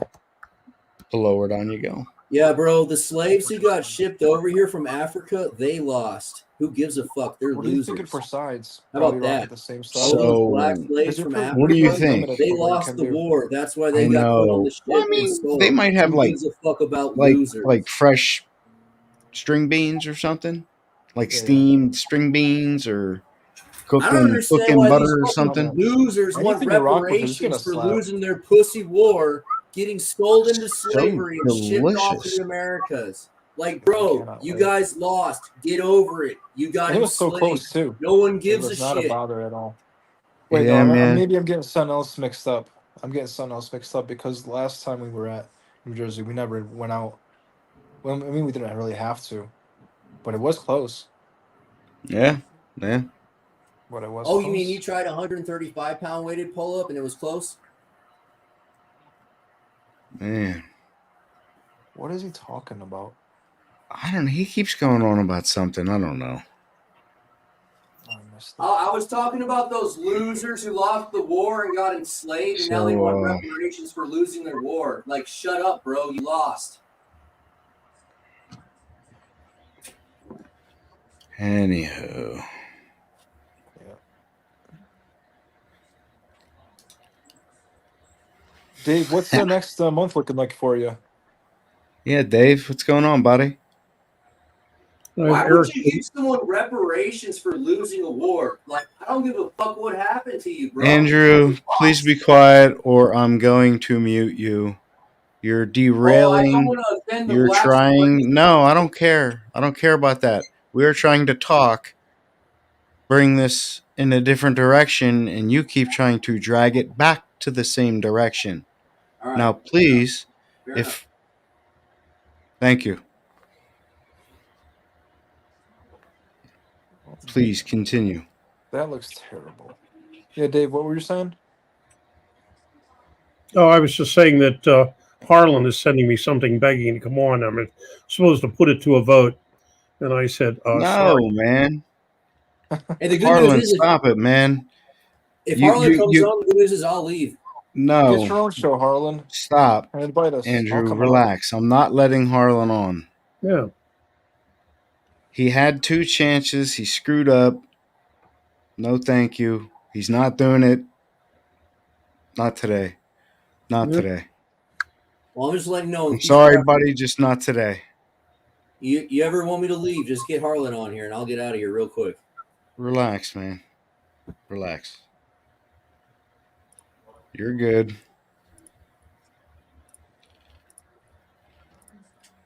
But anywho, Dave, as we were trying to talk to you. Yes. How's the rest of your month going to go, buddy? What do you have planned? What practices do you plan on going? What tournaments do you plan to attend? If not actually pool. Well, actually, I don't know of any tournaments this month because the only thing that's going on, the closest thing that's going on as far as tournaments, is Armageddon, the New Year's Armageddon in Morgantown, West Virginia, which I don't think I'm going to go to that. As I said earlier, tomorrow I'm going up to New York, and then next weekend I'm sorry, it's just not. It's not worth the cost to go to Fort Lee. It's not worth $100 to me, with all due respect. I mean, I hope they do well, but it's not my cup of tea. So I don't know. Probably on the 6th, I'll end up. Haven't been to Harrisburg in ages. And of course, we have our 2 practices every week. One of these days, I have to get back to beast mode on Thursdays, and then 13th, I'm not going anywhere on Saturday because that's. The family's finally getting together to have our holiday because we can't get together on the closer to Christmas. And so really it's just the usual 3-4 practices a week every week. And probably actually the next overnight I have scheduled is not until Winter Blast. And the only reason I'm going overnight to there, even though I'm an hour and something away, is because, basically I'll be camped there till probably 5 o'clock in the morning at the after poll like last year. And like Shubich was there. In fact, Shubich and them left. And at the last, in the middle of the night, Shubich and Hawks and Tora Nolan showed up and stayed with us for hours. Yeah. And I had my there driving Hawks nuts, burning him out. I don't know if he still gets burned out, but he used to. I mean, he has been pulling for a good little while. No, but I mean, as strong as he is, but he doesn't have the, different type muscle fiber or whatever. He just gasses out, rapidly. Yeah, I'm the other way, man. Like that peak load force is really hard for me to use, but for some reason, I just don't stop. Yeah, because he went 3 minutes and was a hurting pup, and he wanted to try to go 5 minutes the next time we got together. But for me, like once I beat that 3-minute barrier, then it's pretty simple to just divert everything in a certain way, and then just keep going for like Oh, as yeah. long Well, as we did. Cullen Hamlin, who went 40 minutes with me, said the same thing. The first 7 minutes were hell. And after he got past that, he just kind of zoned into something. Yeah. Yeah, once you just get that pace going, dude, it actually flows really easy, and you just have to be able to maintain it. And you find that little happy ground where you're like, I'm still alive. I can keep doing this if I just focus and just stay right there. Yep. Hey, now I admit that's the the one solitary thing I'm good for. I'll just in fact, like when Tim Lewis came to our practice on Wednesday, he gripped up the beginning, I know, of course, much stronger than I am, but he said at the end, he said, "Yeah, you feel exactly the same as you did 2 hours ago," which is true. I don't have that much power, but it doesn't change. Can't explain it, but that's the way it is. Only thing I have to say is you do need some kind of glucose or dietary supplement every 45 minutes to 90 minutes, depending on your metabolic rate. You do need to continue to ingest something during that high output. Because after 2 hours or 4 hours of that sustained high output, you will have that insulin shutdown. Because you're juicing that fucking adrenaline, man. Now, honestly, I will be standing there. I'll go to practice, and somebody wants to pull fairly steadily, and we're talking people that are stronger than me, but every so often they just shake their arms out, and I just lean on the table and wait for them to shake their arms out because I don't have to. And of course, Adam left us earlier tonight, but Adam was one of the people that said, "Hey, you're just not, everybody blows up. Everybody gets a pump. You're not pulling hard enough." I went to Virginia and he was the same thing. We pulled for a while. He was all blown up and he said, "Hey, look at it. Nothing." It's I honestly, when you're shaking your arm out, you're actually creating the pump because you're disrupting the blood flow. Well, but I'm saying I don't. Yeah, so what you're doing is actually efficaciously speaking,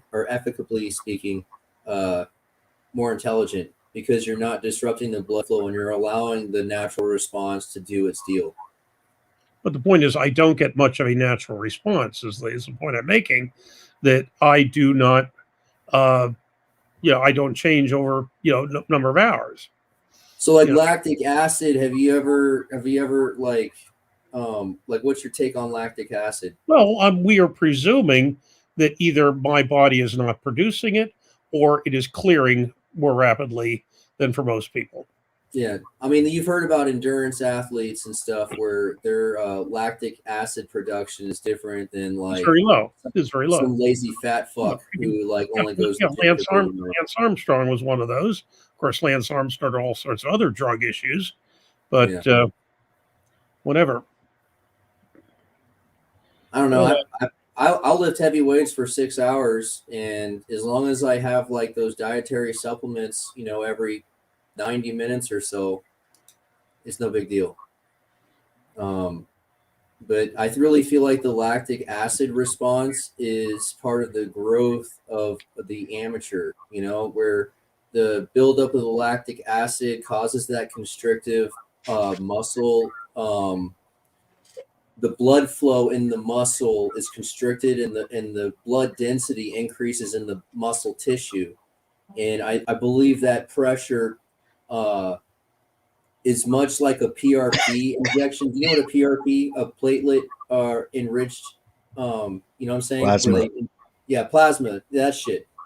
Well, it's the same thing. The lactic acid allows this high blood pressure to blow up the muscle fibers and induce growth, So if you're new to an exercise, you get that lactic acid buildup until your body grows the tissues and fibers necessary to sustain that activity.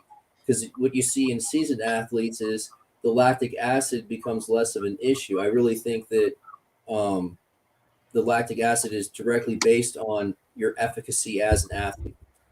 Well, the problem, the thing is, I am not exactly a seasoned athlete, number one. Number two, I discussed this with a fraternity brother of mine that we actually had on the Arm Wrestling Science podcast at one time, with Brian and Paul and myself. And his point is that what you have is actually a buildup of hydrogen ions under stress that are changing the pH of the blood. And once the pH gets above a certain level, it inhibits the ability of the muscles to contract. But, interesting, because I'm guessing it's like based off of water and the oxygen is being used, and that's why the hydrogens are building up.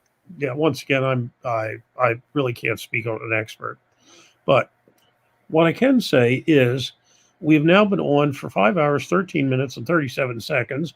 It is going on 2 o'clock. I was going to get off at 1. And since there are people on this podcast, at least one of you, maybe two, that can shove things down, I'm going to leave. So whatever. Hey, Mr. Shell, it was good to talk with you. Thanks for everything today. It was good. Have a wonderful night, all of you. And yes, you're a bit far away from from not Fishkill, Malpock tomorrow. Otherwise, glad to see you. But one of these days, I need to get up to Outlaws as well some Saturday. Knuckles up too. I'll see you there, Dave. Yeah, I don't think so. But oh well. I'll see you there. Okay, nighty night. Okay, bye. I love you. Yeah.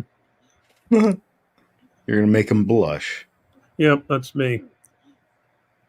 Do you need help? Do you need me to kick you out of here? There you go. Fuck that guy. I love him.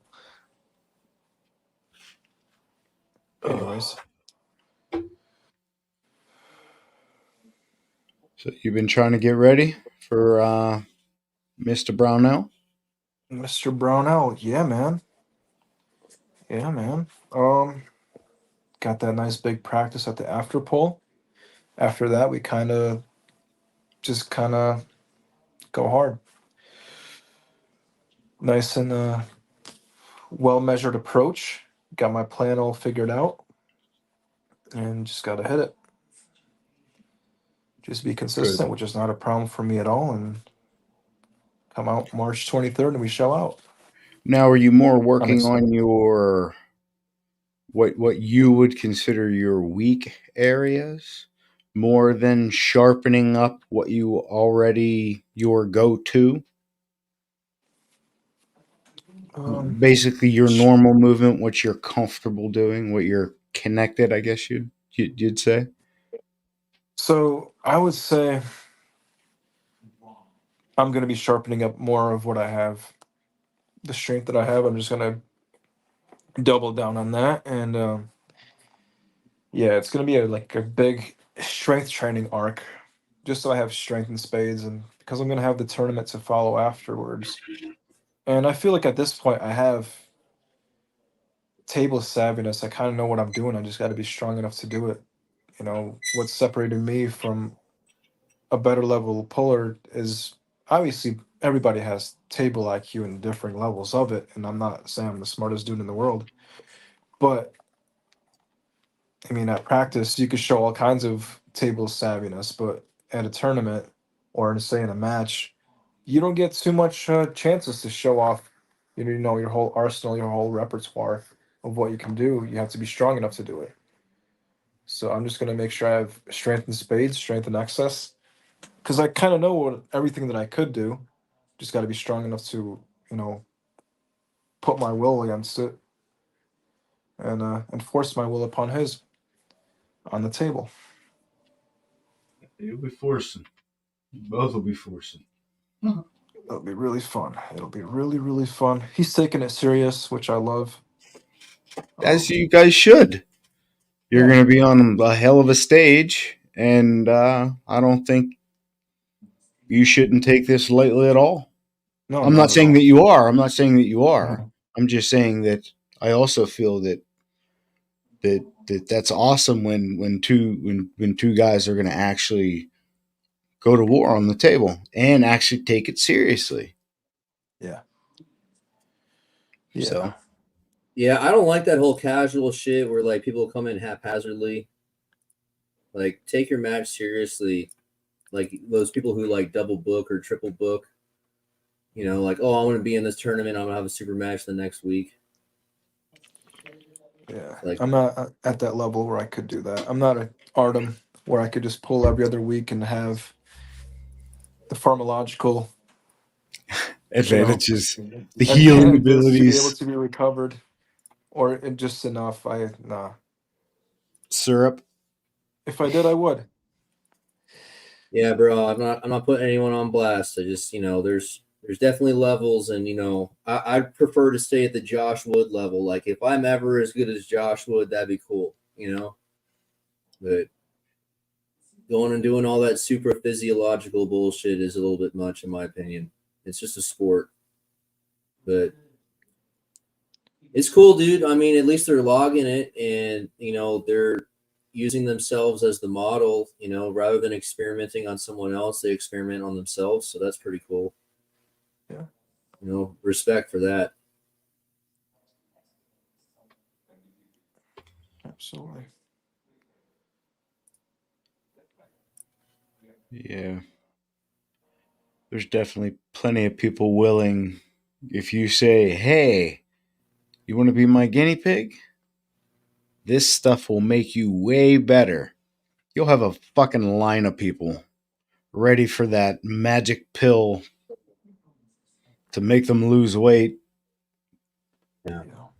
I had people offer me a human growth hormone. They were like, I know the guy who's got the best human growth hormone in Texas.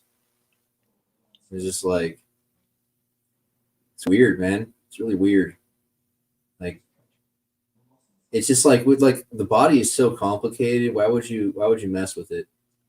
And then like once you mess with it like that, there's really no going back. You could shut your whole fucking shit down. Your pituitary gland just disappears or some weird shit, And now you're dependent on like this outside substance, just like might as well be a heroin addict, but you're really strong.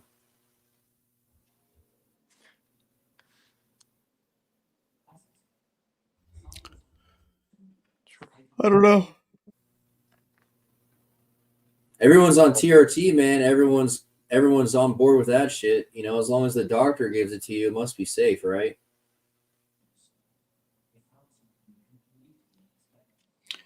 I mean, everybody has their own opinions about it. You have yours, I have mine, David has his.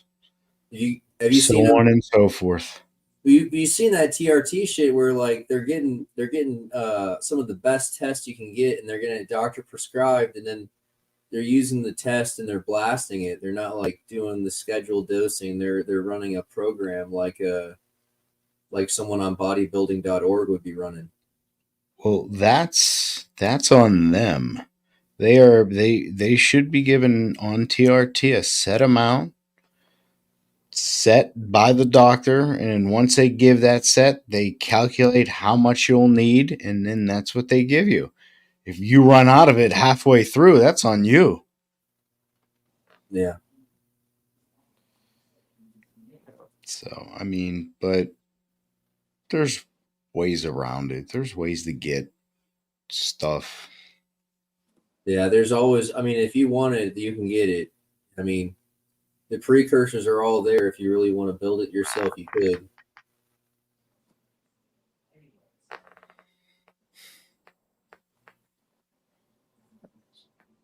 I don't know. I just feel like there should be a little bit more honesty with it, and like allow people who want to associate with natural polars to be able to associate with natural polars. And there should be like some respect and some honesty where like, oh, you're on TRT. Okay, well, you're in the TRT class, or like, oh, you're in the open enhanced class. Like fucking, like when you go to the drag strip, there's like top fuel Andrew, drag racers and there's stock cars.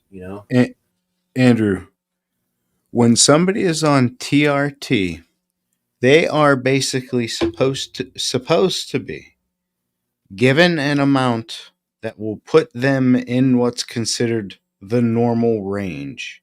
Now, the normal range is a big number, but different doctors use a couple different scales. But as long as you fall within, here, let's just make up a magic scale. Let's say the normal range for a male, of course, it goes by age. I'm going to take that 1,200 factor to out. 1,400. We're just gonna make a scale. that they'll just say that the normal range is, we'll go, I don't know, I'll use a number, parts per million.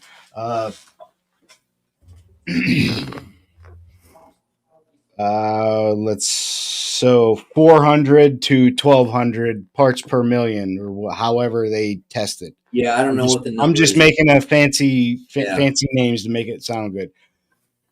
On TRT, as long as they dose you and you fall within those numbers, it's just a test of your blood of what your levels are. So if you're in the normal, you don't even have to tell anybody you're on TRT because it's going to show on your blood test. Yeah. A blood test isn't going to show you're on TRT. A blood test will show if you're abusing what you have. That it will show. Yeah. Have you seen how the theoretical scale has been diminishing? And like I know someone who's like 1100 natty, and they're like in their 40s, almost 50. And like if you go to some doctors, they say that like the top end is 800. And it's like, well, there's that 50-year-old over there, and his number is 1100.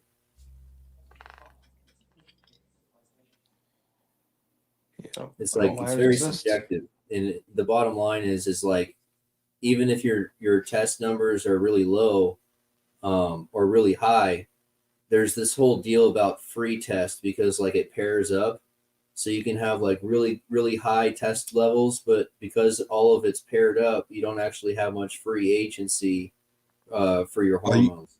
So are you talking about globulin binding? Sure. Sure. It sounded more like a question. Yeah, because I'm not really good with the phrasing, but like the theory of this testosterone level. You've got total testosterone and free testosterone. And then there's this whole like pairing process that takes place, and then there's that gap between the overall and the paired, and that's like the part that actually allows you to perform. Mm-hmm. So you've got your globulin binding, and you've got your free testosterone. So there are two different numbers. Uh-huh.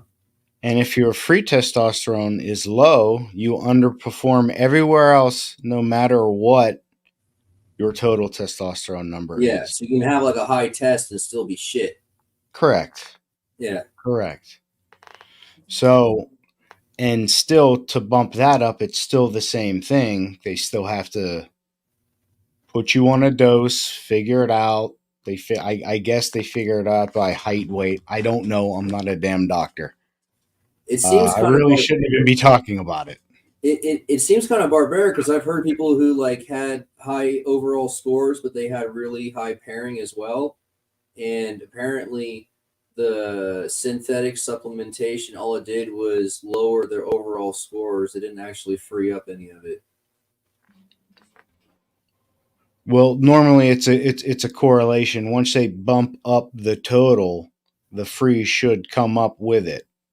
Yeah, but like if your total is already at like 11 or 1200, it's paired, and then you get on TRT. That's probably when an endocrinologist who knows way fucking more than even just a regular doctor would be able to straighten us out. So I am neither that nor am I on any level near that. So I have no fucking idea. I know I'm talking in pretty vague terms, but that's kind of the point or the premise of the point I was trying to make when I say like they're just handing out TRT and it seems kind of barbaric.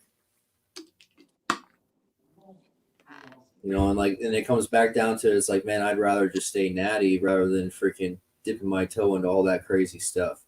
Because there's like 120 different chemicals that are part of your hormone process. It's crazy. Yeah, that's why they take blood panels. I mean, taking a synthetic testosterone can directly affect if you're prone to prostate cancer, so your PSAs. So if you have high PSA numbers, you don't want to be on that stuff, even if it's giving you the good gains. It's also going to give you a big ass fucking tumor. Yeah. You know what I mean? So that's why it should be all under a doctor's care, virtual or not. They can still send you for blood tests. Your scheduled blood tests. So everything is monitored. So even the doctor will know if you're on the sauce. Yeah, but like you were saying, you need like a specialized endocrinologist to be able to read those blood tests, and then Well, like that's what they do. the That's normally what you see when you go to a TRT clinic. no, like because like the way that people talk about it is those full blood panels are like crazy expensive and super rare and hard to get unless you want to pay out of pocket. And like if But you want to get stem cell therapy or what do you anything, think? Hold on. What do you think is super crazy expensive? Because I did one of those and I paid out of pocket, and I want to know what you think is super crazy expensive. well, I've done a blood panel work as well, but they only drew like 1 or 2 vials out of me. When you do a full blood panel, it's like a half dozen vials of blood. Yeah, buddy. Yeah. So it's Mm-hmm. just like so there's like a lot of nooks and crannies you can fall into on this really delicate path. I guess I'm that's just asking for a number. What you think is super crazy expensive? out of pocket, probably like $2,000 or $3,000. It was $275 out of pocket. So I don't know where you guys get this. This is with me, So that no was the insurance, so just with a doctor's yeah. prescription. It And allowed me did they analyze it for you? $275. They mail you the results. They don't actually sit you down with it, right? I go to the place, get my entire blood panel done. Then it goes to an endocrinologist, goes to whomever's going to talk to you, whether it's going to be the doctor that day or somebody below the doctor. But then, if I mean, unless it's somebody local, but a lot of those places are telemed, and a lot of people love telemed. So doesn't really matter. So yeah, your doctor could be in Florida, but he'll call you.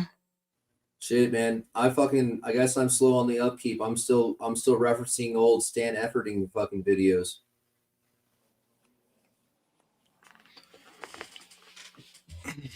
So it's out there, but Do you remember that? Do you remember him talking about this shit? no. Like way back in the day, Stan Efferding had these crazy long, like 1 to 2 hour videos where he would talk about the complexities of a blood panel. And he would talk about like all of the different portions of a blood panel that are usually skipped and like all of the phrasing you had to use to get a complete blood panel because like basically the endocrinologists and the people who are running the blood work for your hormones are only looking at like a partial picture. It was I couldn't keep up with the dude. The dude was a goddamn fucking super scientist. But it's basically 2 hours of fucking Latin. Yeah, see, that's crazy stuff. I listened But to his yeah, 10-minute walks, but not his hour-long format stuff. Though it's all interesting. Josh, but did you yeah, get my message? I don't know. Did you message me? On Facebook. You did? Yeah. Was that what was dinging? Yeah.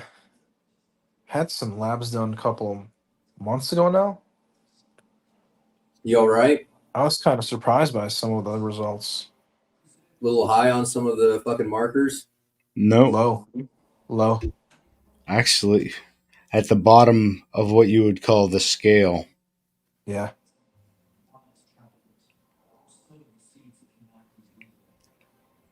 So that's fantastic. Is it? That's fantastic.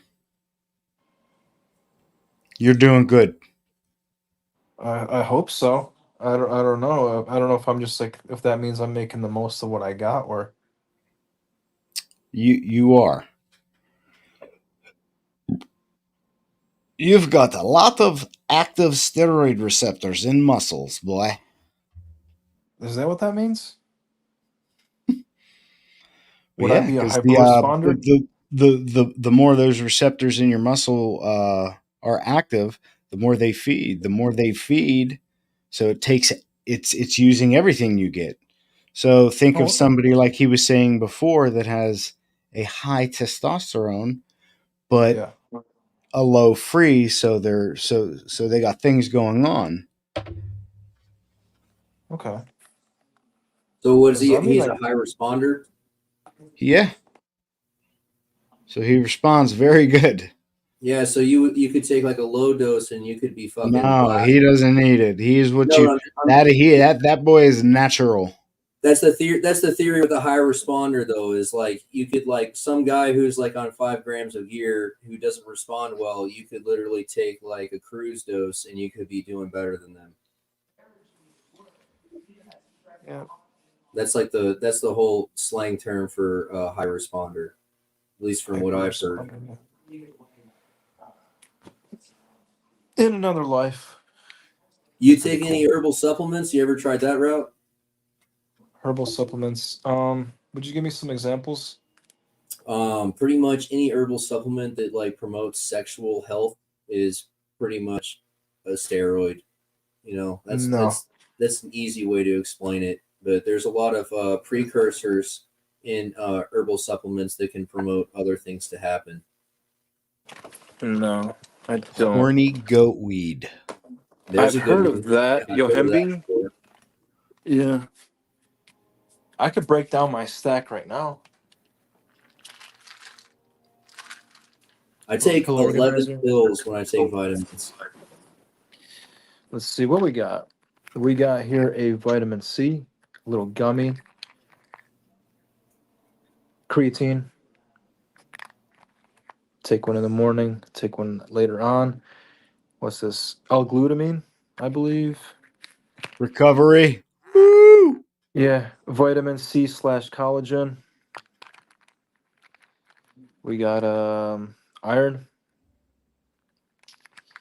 We You don't got eat meat? vitamin D3. What's that? Do you eat a lot of steak or what? You a fish guy?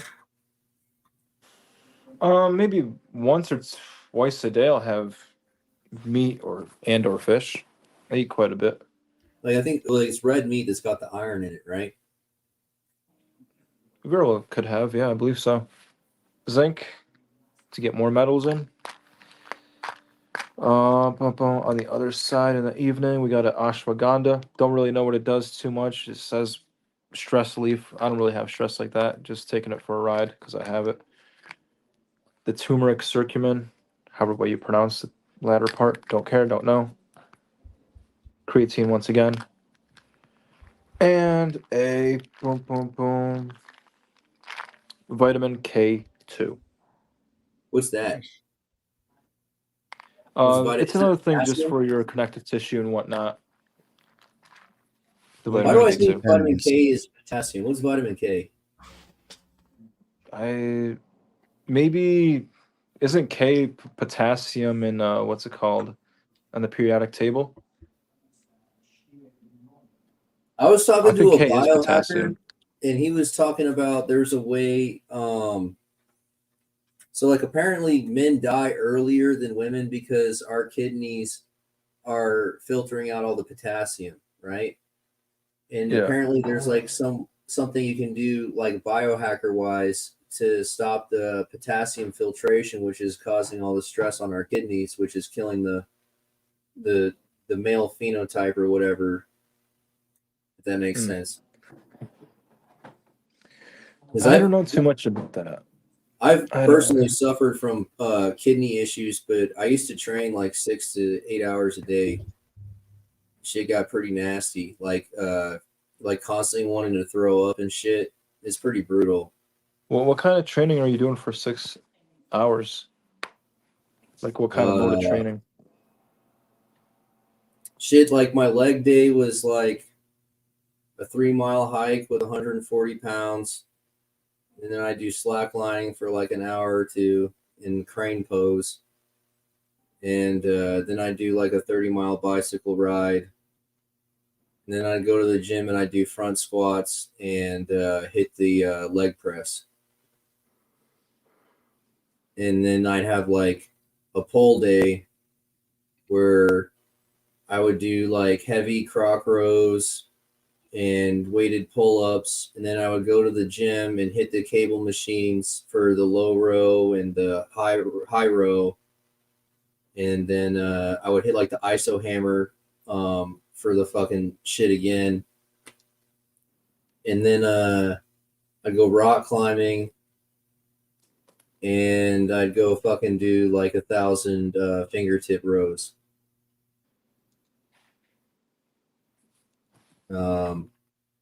And I think my press day, I think I used to do like press, like bench and overhead press and dips. And then I'd follow that up with shoulders. Weighted dips? No, I think my shoulders and my chest were on the same day. That was a brutal day. And I think I ended up splitting shoulders and chest into 2 days eventually because it was a little bit much. And then I think one of my rest days was abs. And I think ab day was only like an hour or two. But it was nasty, dude. It was way too much. Like I said, I started having like chronic kidney distress. I don't know if you've ever dealt with that shit before, but like you literally just want to throw up all the time. You were Stuff like this. overexerting yourself. Huh? Yeah. You were overexerting yourself and your body was shutting down. Yeah. But apparently there's a way to biohack to limit the stress on the kidneys from filtering potassium, and that has a huge effect on performance so that you can continue that strenuous cycle. Yeah. I don't know. The body's telling you stop. Yeah, shit, dude. I can sit on the couch for a whole fucking year and I'll get stronger. That's what I love about training too hard. Is you just keep making those gains while you're sitting around doing nothing. You know, like that mindset of this is the last day I'll ever get to train. I'll never get to train again beyond today. In fucking training that way. And one day you might have to fucking take a break, and you just for months you can get just residual gains as your body recovers because you actually were never recovered at your best. You're at maybe 60% because you're constantly worn down. And so like your body finally got to recover and get back up to 100%. That's why I take 3-4 weeks at a time when I stop to rest dude, up because I know my body's not healed up. I can't take in the amount of calories that it needs to heal up because I just don't have that type of appetite for the amount of working out that I do, and it get to a point where I'm just constantly walking around them like this, and I'm like, I need a fucking break. Yeah. So I take 3-4 weeks, and I feel like a new man. I wouldn't work out if I didn't have an inch of belly fat on me because I carry fat on my belly. And so like if I didn't have that inch of fat, I couldn't do my workout because I literally would burn that whole inch off by the time the workout was over.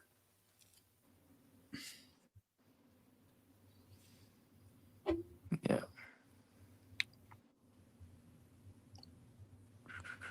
Now, Josh, during your bodybuilding training years, did you take like a low volume, high intensity approach, or were you like a volume pusher? What was your kind of mode? Well, it just depend on what phase I was at my bodybuilding. If you're getting ready for a show, like for your weeks leading up, it all differed. But my normal approach off season was try to eat as clean as possible, but fire in a ton of calories, but do very high weight, but I still kept the reps at 10. Understood. You know, I would keep it at a 10, but you know, by the fourth set, I'm not getting 10. Yeah. I'm just hoping somebody's back there helping me up at that point. Yeah. So I always went heavy weight. But, you know, we only went heavy one time a week is what I did. I only went heavy one time a week. Per body part or like one heavy workout in general? No, I did one body part per day. Heavy. So like every day you're going heavy on that body part. No, like say Monday would be chest and tries, we'll say. Tuesday'd be back and buys. Yeah. I see. Wednesday, something like that. That's But- how it would go. And so like every chest and try day, did you have like a different exercise you were going heavy, or you were always going heavy at some point during chest and try day? No, I was always going heavy, but I wasn't going max one press. Yeah. So we'll say it that way. I wasn't going max one press. I was never into bodybuilding, but I always found good results with maintaining at least 3 reps. And if I could get 3 reps, I could go up in weight. And I found 5 minutes to be a good timer between sets, like a max. Because like you can get away with like 10 or 12 minutes between sets, but if you like continue that over a few hours, 10 to 12 minute breaks between sets, you're gonna get fucking cold and your shit's gonna turn off. And I found that like a 5 minute dwell time, you can pretty much just keep going. I mean, I agree. 12 minutes is a lot for resting, especially in between sets. My max allowed to rest was 60 seconds. 60 seconds in between sets. So I would bang out my shit with 60-second rests. But granted, my workouts never really lasted more than about an hour and 10 minutes. Yeah. The only problem it was it was get in there, fucking do it, and do it. The VO2 max becomes more of a prevalent issue than the strength, you know? And like, I think the reason why I used a 5 minute timer is I usually do one arm at a time. So that 5 minutes is actually 2 sets if you consider one arm each a set. Because like, if you do one arm and then immediately jump to the other arm, that second arm does not get the same volume because your VO2 max is still recovering, you know? So you're just basically extending that first set.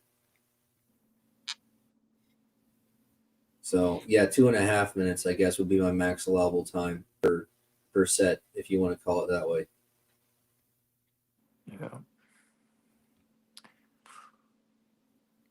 I'll typically just wait until I get my breath back and I feel like I'm up for another set and I could give it the same intensity. Usually it'll be about 2-ish minutes maximum. But I feel like I'm overzealous with my workouts and I kind of rush right back into the next set. Usually to keep the intensity going. The commercial gyms, it was really easy because I would just walk to the water fountain between sets, you know? And like you're like getting that blood flow from walking, you get a little drink of water, you walk back, you know, and you just kind of pace how fast you walk, you know, based on how you're feeling, you know. If you're ready to hit that next set, you walk faster. If you're not ready, you walk a bit slower. And I always found that to Hold be it down really for a second, Shubich. I gotta take a leak. All right.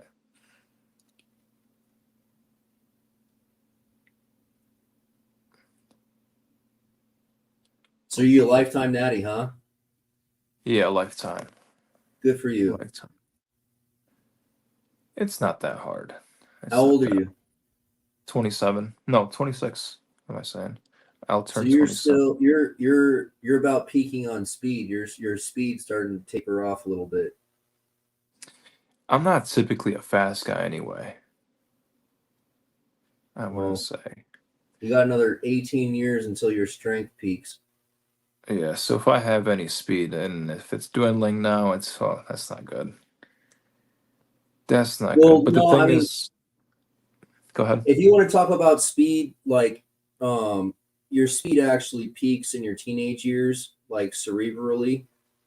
That's like video games. That's why the video game phenoms are always teenagers, because you're physically designed to be that fast, you know? Yeah. And then like what your physical speed, like, you know, how fast can you physically move, peaks late 20s, early 30s. Like 30 is basically the slang term for physical speed. And then like physical strength peaks at like 45 or 50. Mm-hmm. But by the time you're like 45 and 50, obviously, your reaction speed is a lot slower than a 12-year-old's, and your physical motor speed is a bit slower than it was when you were 30. Yeah. Well, what would you say is a good measure of physical speed? Would it be like something in the form of jumping or sprinting? I mean, that's up to you to decide what you specialize in. Yeah. I mean, it's like, do you want to specialize in running? Do you want to specialize in boxing? Do you want to specialize in swimming? But whatever you specialize in, like the theory goes, is that around 30 is when that physical speed peaks, You can mess with that. Right. Boom, boom, boom, boom, boom, boom. You guys ever play video games competitively? No. Shit's wild, bro. Shit is wild. Everyone's on cocaine. Everyone's on cocaine. I've watched like videos, of kids like streaming playing and whatnot. Like I'll play a game casually, so like obviously to me it looks like they're cracked the hell out with the way they're playing, with how much processing and like how much they're computing in one moment. That it's all reflex to them, like especially kids playing Fortnite, how they're able to build a mansion just so they could circumnavigate their way away from an opponent. Pretty wild. Over the past 10 years, there's been a skill set. There's a skill cap that's allowable in competition in video games, and if you go above that skill cap, they ban you for hacking. But like 15 years ago or 20 years ago, there was a lot of technical analytics that went into actually proving someone was cheating, because intuition is a hack. In just being very favorable with discerning intuitive knowledge can be perceived as someone who's cheating, and so like 20 years ago it was a very complicated thing to prove if someone was actually cheating or not, versus now what they do is just, if you go above this limit of skill, then you're gone. And the other thing they've done is they've actually implemented chaos. So it's no longer a statistical program of hand-eye coordination. There's now a bit of chaos built into the hand-eye coordination programming. So even if your hand-eye coordination is perfect, they have built-in deviancy to the programming, which is kind of sad, but at the same time, it is what it is. They did it specifically so that these games can't be used as hand-eye coordination trainers, because that's what they were. They were originally implemented for the military, and they were hand-eye coordination trainers.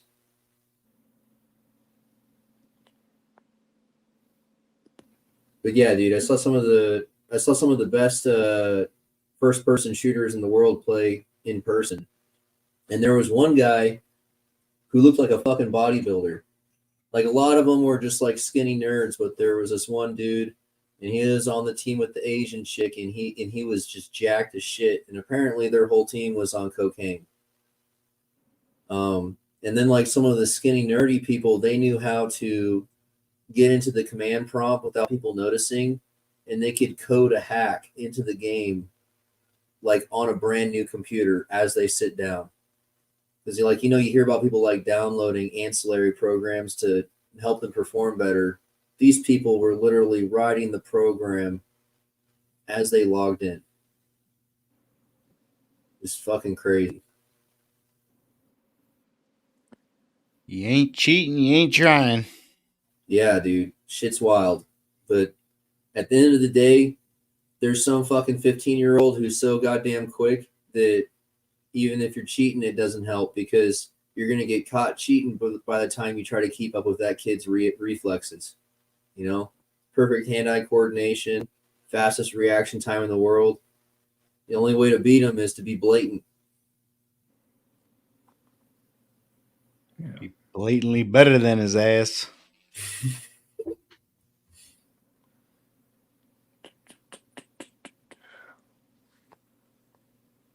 I had a friend who killed himself, and he was one of the best video game players I ever met. He was like in all the advanced courses in school, and then he just became a degenerate drug addict who played video games. And I used to play games with him, and I met a few people that were literally ranked number one in the world in different first-person shooters, and I got to play with them and just basically chase their fucking coattails around and watch us win the game, while I was dead. It was wild. And just like trying to figure out if they're cheating or not. Some of them were, some of them weren't. I remember one guy, he was the best shooter in the whole world at this video game. And he played on a laptop while he was working at a porn shop.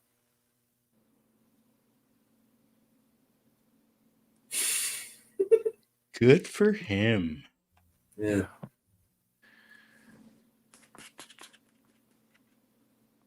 Josh, do you follow any program right now? As far as lifting goes? Like me specific? Like tailored to something specific? No. Yeah. No? Why not? What do you mean? Why not? No, I mean, I just work out, that's all. With no progression in mind? Just overall progression in mind. No, I just enjoy it because it's a strong in a different way, and it's just keeps working out fun for me because it's different. That's all. Okay. So I do it. I mean, I'm training with a guy who's a fucking top level pro, so it's working. There's some theory that holds substance, some truth to it, right? I mean, I don't go as crazy as those guys because they're in it to be in it. Yeah, looks like it hurts too much. I would rather ref and be a part of the, like, whether to like live stream, referee, promote. Yeah. I just love the sport in general. Right. Yeah, that's always been So I want to your go to a standpoint. bunch of people's practices, meet different people. Yeah. I was just wondering if it ever caught you or bit you, the arm wrestling bug so much enough for you to want to get into some kind of program or anything like that. No. No. No. What do you think about Bajan's program of using that isometric side pressure handle every day?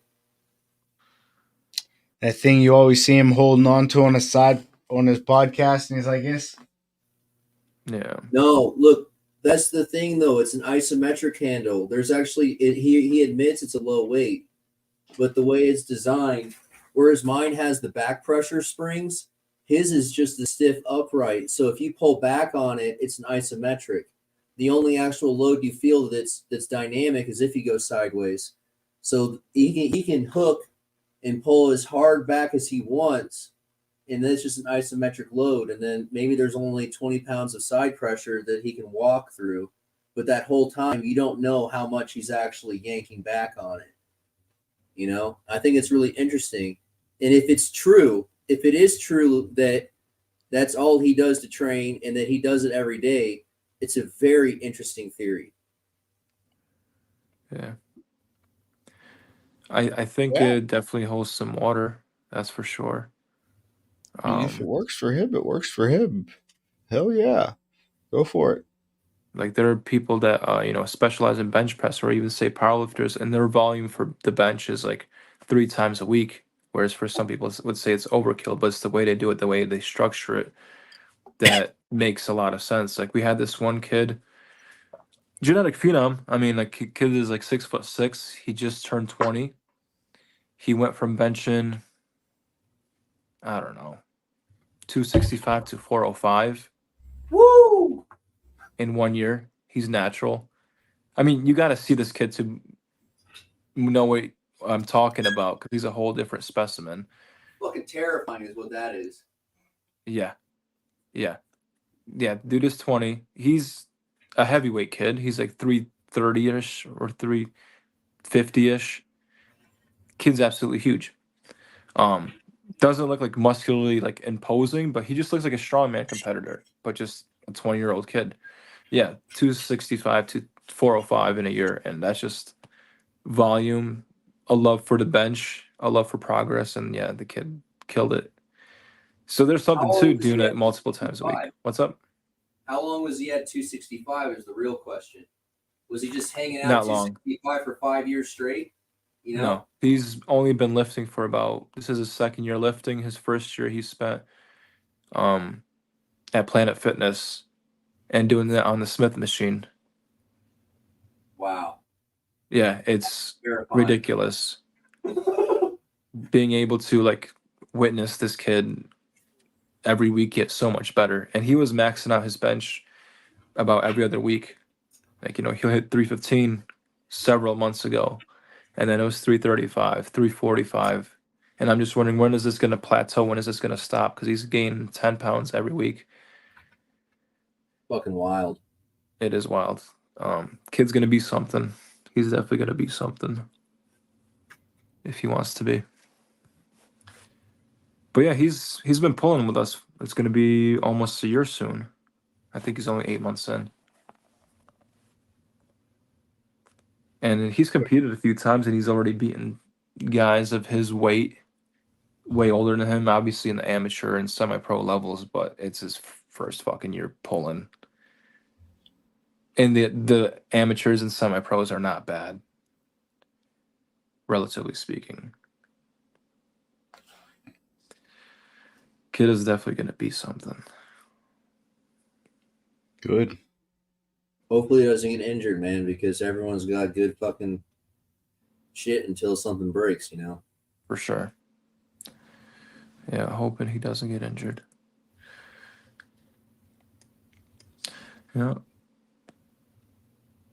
You guys keep on sticking around with the sport, and you guys will probably be able to meet him. I like the referee aspect. Yeah, you'll definitely meet him then. The time will come. I hope these technical cameras get institutionalized. I hope it becomes bread and butter. It won't be the worst thing. It won't be the worst thing. I just like, look, man, like the bottom line is if your elbow's coming up, your lat engagement isn't good enough, you know? And like that, the whole elbow hop shit, what it comes down to is like they need to change the rules and allow people to have a sleeve on their elbow so that there isn't that skin tension. Because, you know, like you got to like chalk your elbow up just so you can have a little bit of slide on the pad. Like, bro, just let me put a piece of silk on my elbow and let me slide, you know?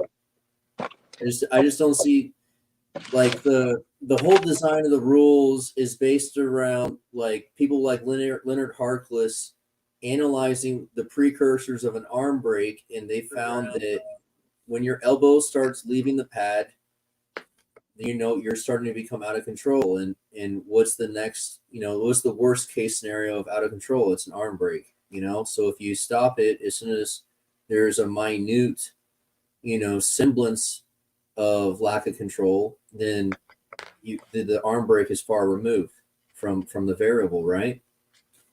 Versus like if you have running fouls, you're allowing this lack of control or this little bit of chaos to be incorporated long term into the match, and there's much more room for a catastrophic bit of chaos.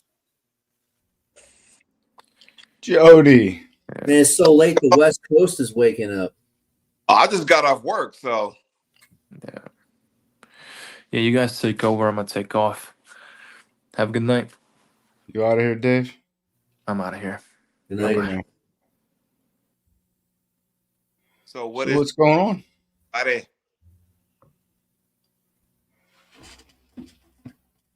What is What'd you today? say? Over. I'm going to take off. We are 6 hours in now. I see. What I missed?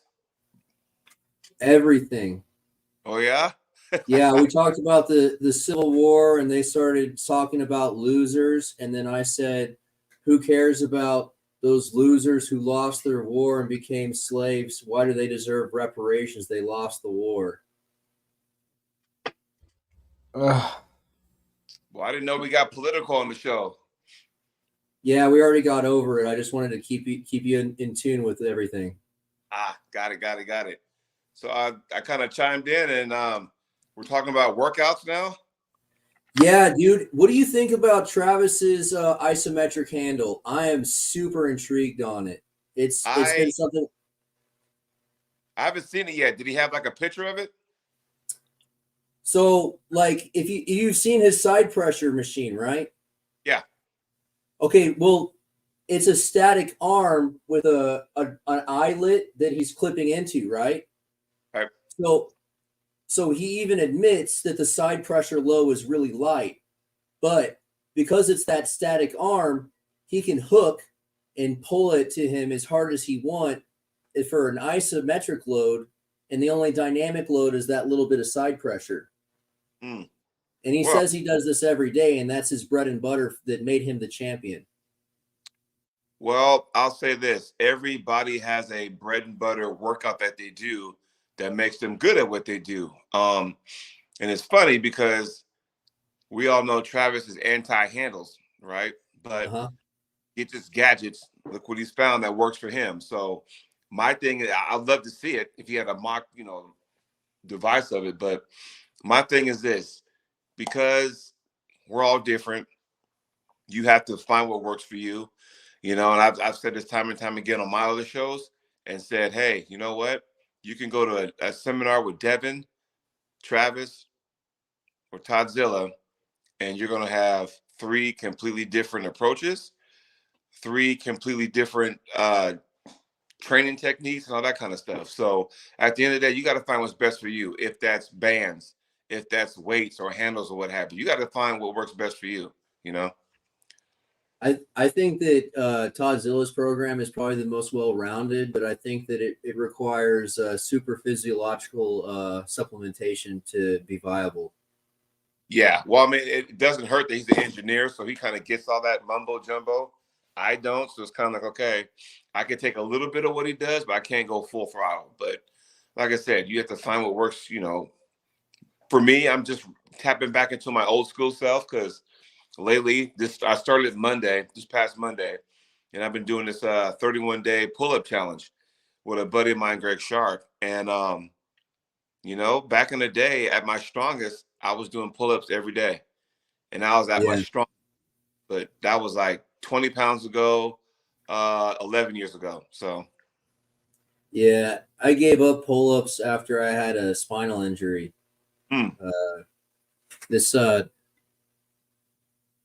So that right there is a 3-inch bar. Yeah. And it spins free. And I tried to do a dynamic jump to grab it with both hands. Right. And it rolled, and I kicked my feet out in front of me, and I slipped. And when I landed, I just happened to have a weight rack underneath me. Ooh. And one of the pins on the weight rack stabbed me in between the shoulder blades and pushed one of my vertebrae out. Ooh, damn. Yeah.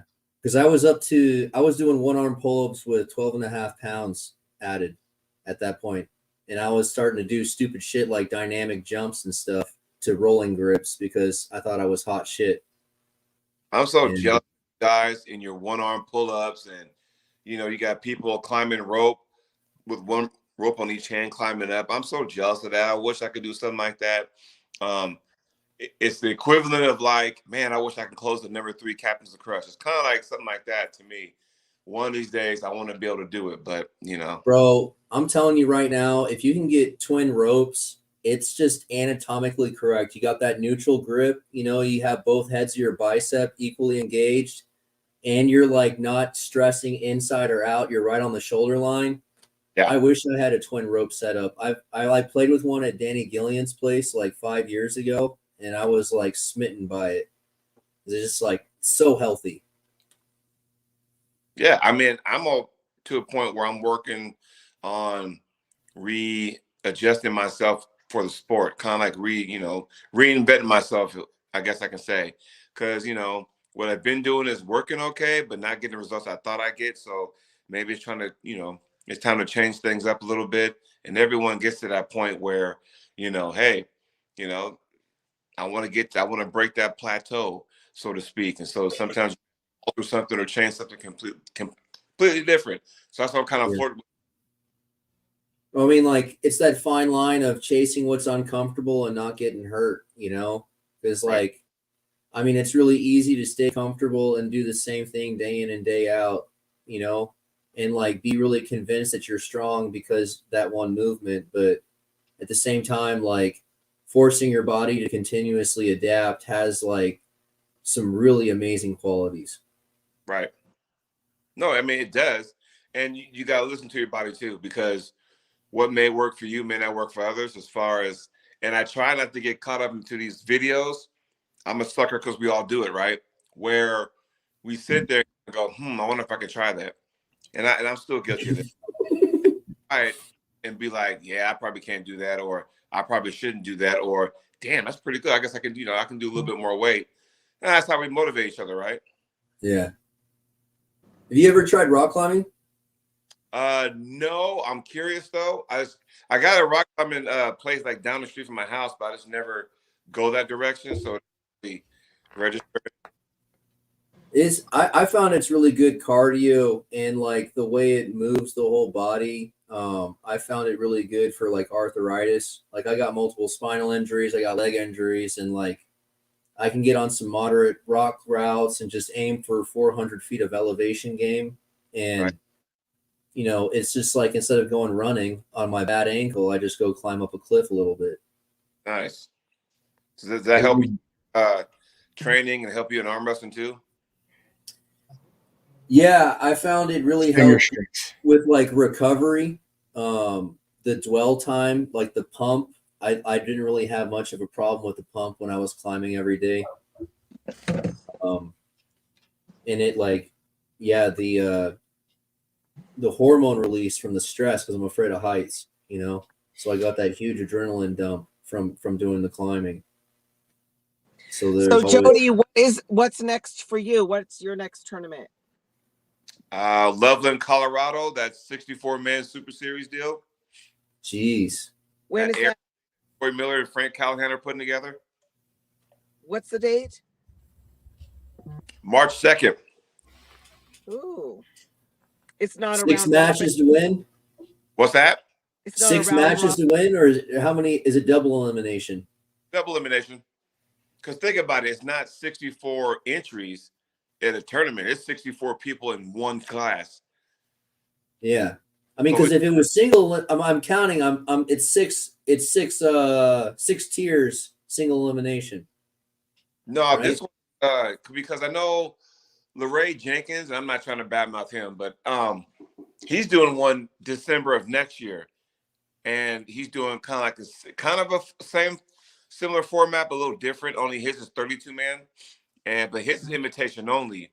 Whereas this one I'm doing is going by the era system, as far as your rating and that kind of stuff. And the only reason I'm remotely in it because my right hand's been getting destroyed these days. So it's not as good as my left, which means my left doesn't qualify. So I guess your rating number has to be, what do you say, 1550 or below, to even compete. So, and if you're not, and I'll repeat this again, because I know I've said this, because I'm going to be having some guys on the show. What it is that Corey does not want the elite pullers, because the elite guys are doing elite things. He wants to kind of put some light on some of the other people. So that'd be, I guess you could say, high amateur or low to mid level pros, and kind of give them some shine, where grand prize is $5,000, right? But it's winner take all, ain't no second, third, and fourth, right? So with that, if you win, you have a choice now. If you win the whole thing, which whoever wins it deserves it, they get the $5,000. They either option A, you become an Aries sponsored athlete, which means you wear their gear and you can go to any tournament you want to, because that $5,000 you got will pay for that hotel. It'll pay for that airfare and stuff like that, and interest and all that kind of stuff. If you don't, you decide you just want the money, then I believe it's either 1,500 or 2,000, and then the rest goes back into the pot for the next weight class, because March 2nd is the 242 right hand class first. Who are you looking forward to pulling? Is there anybody you really have your eye on that you'd like to, get? It's kind of hard because they're ranking it to where they're ranking it by your number. So you're going to be closer to that. So there's going to be people who are a lot lower than me, but I'll never see them because they're going to be pulling people likewise with them. But there's so many people, and I guess it's exciting in a way because the deadline, obviously, to register is February 1st. I think we're at 60. So all we need is 4 more, then we got this thing locked and loaded. But there's so many people there. There's Ronnie Vega, Jonathan Vasquez. Chris Drummond was in it, but then he dropped out.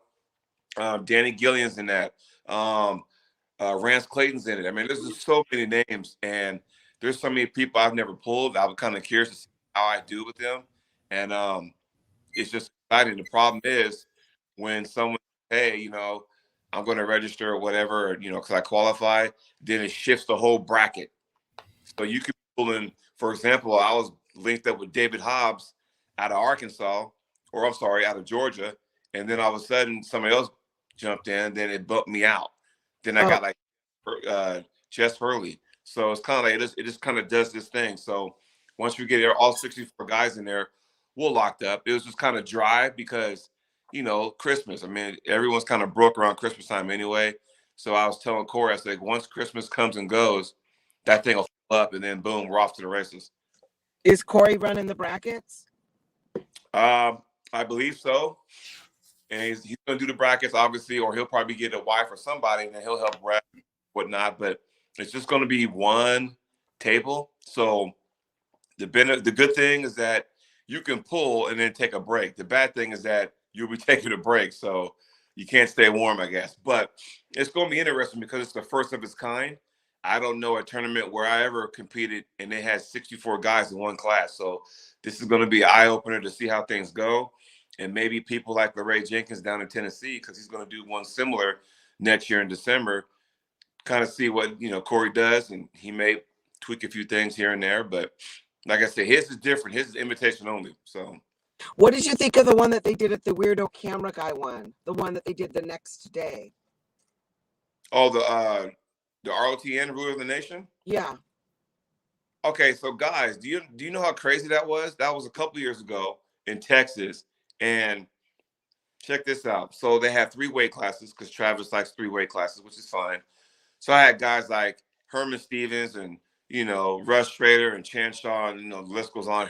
List goes on and on. And what it was is that the top 8 guys, once you pull this tournament, the top 8 of those guys went to the money class, right? Which meant the remaining 17 guys got reshuffled and then pulled the actual double elimination tournament. So imagine that for a second. I mean, it was crazy that day. I like that. It was crazy. Chaos. Do you think that'd be fun to run another tournament like that? Or was that like a once in, like, that was, honestly, y'all know Gary Roberts, right? We miss Gary. Is he back? He's living in Oregon, here in Oregon. So, he showed up at Washington State a few weeks ago. But the ROTN, Ruler of the Nation, that was his brainchild. So it was like, that was his deal. I think he'd probably get upset if somebody kind of took that and kind of put their own little spin on it, Oh, yeah. But that was good times that day. It sure was. There was a lot of the guys were super intense about it. Yeah, a lot of money up for grabs because in ROTN you had to win 21 matches to get the prize, but you had to win 21 matches in 30 minutes. So basically, it's almost like a makeshift king of the table. If you won, you stayed there, and then you just go and people go. And if you got beat, then you go to the back of the line. Then that person takes over. But you had to get 21 wins to get first place. And they did not take very much time in each setup. You were really pressured into getting your grip and your setup fast. Yeah, it was a. You remember that? It was that Travis set grip, which the tournament movement. I don't mind that. I'm not really used to it, but I don't mind it because you want to keep things going. Yeah. I wish some girls would have came so I could have had some fun and done anything close to that. Well, you always got the Brazilian Cup in November, but I guess you got to wait a whole year now. So. Yeah. I got to start doing some J&M presses because I got under the squat bar today and my elbow hurt really bad. The first time I put on an elbow sleeve for squats. And I feel like my endurance is really down. Why are you elbow sleeve for squats? I don't know. The powerlifters use it. So I got under the bar for my first set and I felt the elbow and I stopped, and then my coach was saying to this other guy there, hey, you got an elbow sleeve for Stephanie, and so I just put it on and it helped. I think people use it for bench and squat, or I don't know. I don't know what they use it for, but if my elbow hurts again, I'm gonna just go ahead and order one. And I was thinking a lot about if I wanted to do Bill's tournament at the LA Fit Expo in a couple weeks, but they're doing the strict curl the same day, and I know that the kids want to compete, and I do too. So it was almost as if I had to choose, unless they had women's amateur the next day. I have to check the schedule because I want the invite for Arnold's for the strict curl, and I don't know how cliquey those people are. Because I know, not that many women get 100 pounds. I got 105. So maybe I'll get a PR and make them, hey, you better give me my invite. Because I know I never got to go to Arnold's for arm wrestling, and my right always seemed to be injured, or I just didn't make it there. Arm wrestling anymore. So I know. So my chance to go to Arnold's will be for the strict curl, and it'll be fun to go for my first time, I think. Bill Collins got a hold of me the other day talking about, hey, kind of, making small talk. How's your training? This, that, and the other. How you doing? Oh, I'm doing all right. He goes, hey, want to throw some matches? I was like, yeah, what you got? He goes, I can set a match. Today? What do you think about a match between you and Ryan Ballesteros? I said, ha. I said, that was intriguing. However, I still got to stick my gun because I told myself I was going to be training for this 64 man. Because I don't know how this thing is going to go. I mean, if you win everything and not lose, you could be possibly pulling 8 to 9 matches, where if you lost at some point, you might be pulling like 13 or something like that. So either way, it's going to be a long day if you keep going, I feel like my struggle in arm wrestling is that I go to practice, I don't go very hard. I'm feeling really conservative. My pec tendon strain scares me because I don't want it to hurt again. And my right is really weak. And so I'm holding back. Every practice I go to, I'm holding back. And I just want to be able to do my powerlifting and the strict curls and all the other strength sports and do arm wrestling. But my arm wrestling training has never really been training. It's just been table time, and I haven't been pushing very hard. You sound like Larry Wheels right now, where, do I do this bodybuilding thing and then go ahead and squeeze in a tournament in between? Yeah. Because then it just, I'm not knocking the guy, but, the results speak for itself. Like, he's doing that kind of stuff, and yet he comes to a super match and gets crushed. So it's kind of like, it's weird that way, where you train for one sport, and then because you're strong enough, I dip my toe in the water on this sport. What happens? So I feel like I have enough knowledge on the table and enough strength to be able to pull a lot of the girls who are only a couple years in. But I just don't have what it takes to go up that next level unless I do something different, Can you pull? It's not that, it's just your wrist.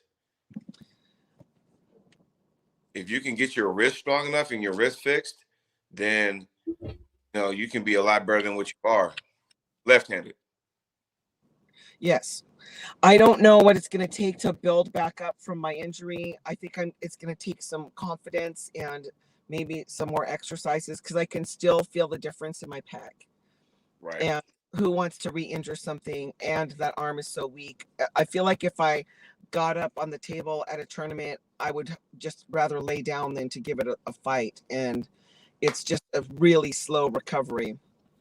So it kind of bums me out a little bit because I love arm wrestling so much, but I love lifting too. And I feel like if I was like, okay, that feeling you get, what sucks you in, what makes you addicted to arm wrestling is such a different feeling than the feeling I have for powerlifting, because once you get up there and you lift 500 pounds for the first time, it feels so amazing. Like nothing can compare to it. That's where I knew that if I was going to have to number it, like 1, 2, 3, whatever is my favorite, that by far powerlifting was my true love. But that doesn't mean that I still don't love arm wrestling, or that I might even want to take an off-season time from lifting and do some sort of super intensive training for arm wrestling. Like even like I don't even know. Like I saw Sarah's match with Nisa, Engen was her coach, and it was like, wow, what if I took off a few months and somebody who was that awesome was giving me that same intensity that I bring to powerlifting? What if I brought that to arm wrestling and I focused just on that for a nice concentrated amount of time, got a lot of as much knowledge as I could, as much training as I can, and make it really super fun in a way that it hasn't been so far. And I feel like the guys just have it so easy because there are so many guys and there's all this testosterone in the air, and they're love to, have their trash talking and all this fun stuff. And the girls are just so limited. There's just so few of us, Honestly, I mean, look at it this way. Couple things. One, and you probably know more about this than I do when it comes to powerlifting. For us arm wrestlers, we get, and maybe the people in the chat or people on the show, maybe say something about this. For us, it's the one-on-one competition where you're competing against an opponent, whereas powerlifting, you're competing against a certain weight. So it's a different kind of field, you know what I mean? Yeah, and there's a variable. Yeah. So, and we'll take Elizabeth, Mosaic, for example. She's in the gym every day of the week, right? So we know she has power. But bottom line is, do you know how to use that power when it comes to arm wrestling? You know what I mean? So, I mean, everybody's strong in a certain spot, whether it be back or shoulder or bicep, tricep, hand, wrist, forearm, whatever. Everyone is strong in something. There's a certain part of your body that's stronger than the other. And so, first of all, you got to find out what that is and then exploit that. That's how you come up with these different styles. Like, you ain't going to see Jerry Ketter at, top roll nobody. You're not going to see, it's kind of hard to see, Todd Zilla. I know he can do it, top roll. You ain't going to see Travis do a lot of hook matches unless he knows he can beat somebody. But it's just one of those things. You got to find out body structure wise what you can and can't do. And I think, Stephanie, and I could be off base, but I think you're trying to mix the two together and you end up plateauing.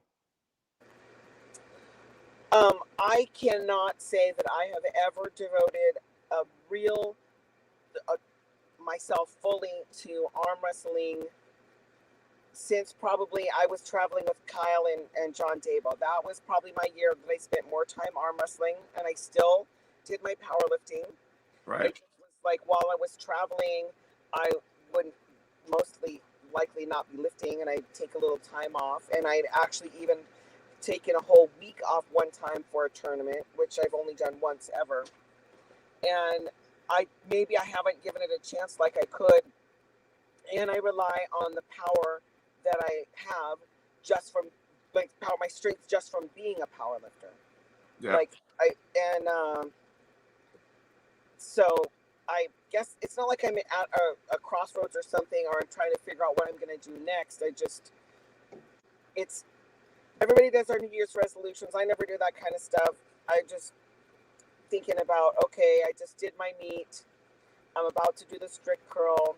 Maybe I'll be able to do arm wrestling also, but where can I go from here? What can I do to improve? And then, my idea that wish there was more ladies to pull with all the time and have fun. Like, imagine if we had some all ladies practices like Sarah wanted us to be able to do in Texas. It would just be so fun if we had a bunch of us. Well, honestly, I know the perfect person you should get a hold to as far as advice on that. You get a hold of Brandon Allen. He's straight powerlifting. He comes to our sport, and he's doing fairly well. And he has a match coming up with RVJ next month. Probably in the next couple of weeks, I do believe, at Knuckles Up. So he'd be the perfect guy to sit down and pick his brain about, hey, I'm also a power lifter. I'm trying to get better at arm wrestling. What can you tell me? You know, because you have to change your mindset as far as going from one sport to another. You got to change your mindset. Yeah. And I probably should, like, I would really like to do a nice trip out there when they have some of the ladies go out. Because I know that Camille has gone over there to practice, and there's a few other ladies that have gone over there. And I should go to Vegas and go to practice. Yeah, I told you where you should go. The Brazil Cup every November. I mean, that ladies is stacked. That closes classes, so you get the best of the best. But you know, I know, and Danielle just cleaned up, didn't she? yep, that's another strong person. She's in a strong man though. So again, you know, she's figured out that I got all these strengths. Now can I apply it to the arm wrestling table? You know what I mean? So She'll probably beat me at strict curl too. Toward Midway Drive. I mean, you know, you got her, you got what's her face, Camille up in Utah. Big girl does that kind of stuff. So, but again, you have to just find what's best for you and start, you know, start contacting people, start networking, and go, hey, you know, this is what I do. I'm trying to, you know, and I don't know if people charge you or whatever, but they would be like, hey, you know, what's going on? I mean, that's just my opinion. You ain't got to take what I say as, you know. Well, when you go to practice, do you go until you're just blown up and you can't go anymore? Or do you go light? Or like what is it the same every week? Like what do you think of before you go? I go all out because that's when I get to test myself, because I'm sitting here in my garage. I got my pull-up bar station over there. I got my weights behind me. My table's right here next to me. I still got my other weights. I got my handles in my drawer. So all the stuff I do during the week, then I apply it to the table when I'm pulling somebody, because weights either go north or south, or east or west. Where you pull somebody, they can go diagonal too. So all I do in practice, I go all out, because then I can test myself. You know, there's no point in going halfway, because then you're going to train your body to go halfway at a tournament when it counts. And I guarantee you, when you go to a tournament, ain't nobody going to be halfway nothing on the go. They're going to try to, you know, do what they do. So, yeah. Like I said, just my. Yeah. I got some bad advice back in the day, and someone was telling me I needed to train and get tired before I showed up to arm wrestling practice. And, they didn't want you to go fresh. Yeah, I ended up getting injured at practice a couple times doing that, and I don't go to practice anymore. Are you guys doing ready goes or just rolling into it? How does that work with you guys? Or just doing what we're doing, and failure to communicate with a couple people that you know, weren't exactly in my core group of people I was used to pulling with. Yeah. And you know, mistakes were made, you know. Right. But I really like table time, because like after arm wrestling practice, you have that whole week of like, I need to work on this, I need to work on that, because this is what I felt when I was on the table, you know. Right. And it's like really hard to gauge like what you need to work on without that table time, without that gut check. Well, I mean, that, and also you got to look at it this way: why I don't go light at practice unless I'm nursing an injury. You want to look stupid at practice so you don't look stupid at a tournament. Does that make sense? Yes, sir. It does. Makes perfect sense. Kind of do that. So this goes back to you, Stephanie. Like, why would you go half-assed at practice because you want to do everything you can because you want to know if I'm training a certain style, if I'm just doing a lot of supination, right? And I'm doing a lot of hooking, I want to make sure, okay, I want to apply it to the table in practice. So that way, if I ever get to that into an actual match, when it counts, I don't have this deer in the headlights look, you know what I mean? So never go lightly at practice. I'm not saying everything should be ready to go, but we just roll into it. It all depends on, what's going on. Hey, you want to work? 'Cause I mean, I could just slam you over and over and over, but guess what? Neither one of us is getting anything out of it. Whereas, okay, well, go ahead. You say that, but every once in a while, I do like getting that gut check and just holding on for dear life while someone just rips my arm off like a monster, like over and over and over again. Pin, reset, pin, reset, pin, reset, until I'm just like, okay, if I do it one more time, I'm gonna blow my arm off. Well, that's how I got good at having a lockout here because so many times, I'm one of the stronger guys, in my camp. So of course, I'm just defensive. You guys go. I'll see if I can stop your hit, or you go ahead and play around. I'll see if I can bring you back when they put me into the losing position. That's good. It benefits me. The problem is that same practice has turned into bad habits at tournaments where instead of starting my hand straight, I end up starting like this, and I'm already underneath somebody. So no, it's just a bad habit. I got to break, and sometimes I don't see it till I'm on a video, and then all of a sudden my friends or my teammates are like going, "Dude, you're like under his hand." I'm like, "What are you talking about?" I'm thinking, "Oh crap!" And then you see the video, you see things you don't see when you're actually live in the match. Yeah. So that's just one of my setup is just one thing I got to work on. But no, I mean, for like strength, I just pull like, dude, let's just go into a hook. Let's go for like 20 seconds and just see what happens. You try to pin me, I try to pin you, and we're going at it because we're testing our endurance. If I get to the pin line, I'll just stop, let up, let them come back, and then they'll drag me over. I'll try to stop them there, and then I'll try to bring them back. That's how we train. No one's getting hurt, right? Well, you have to also remember that I'm just only pulling guys.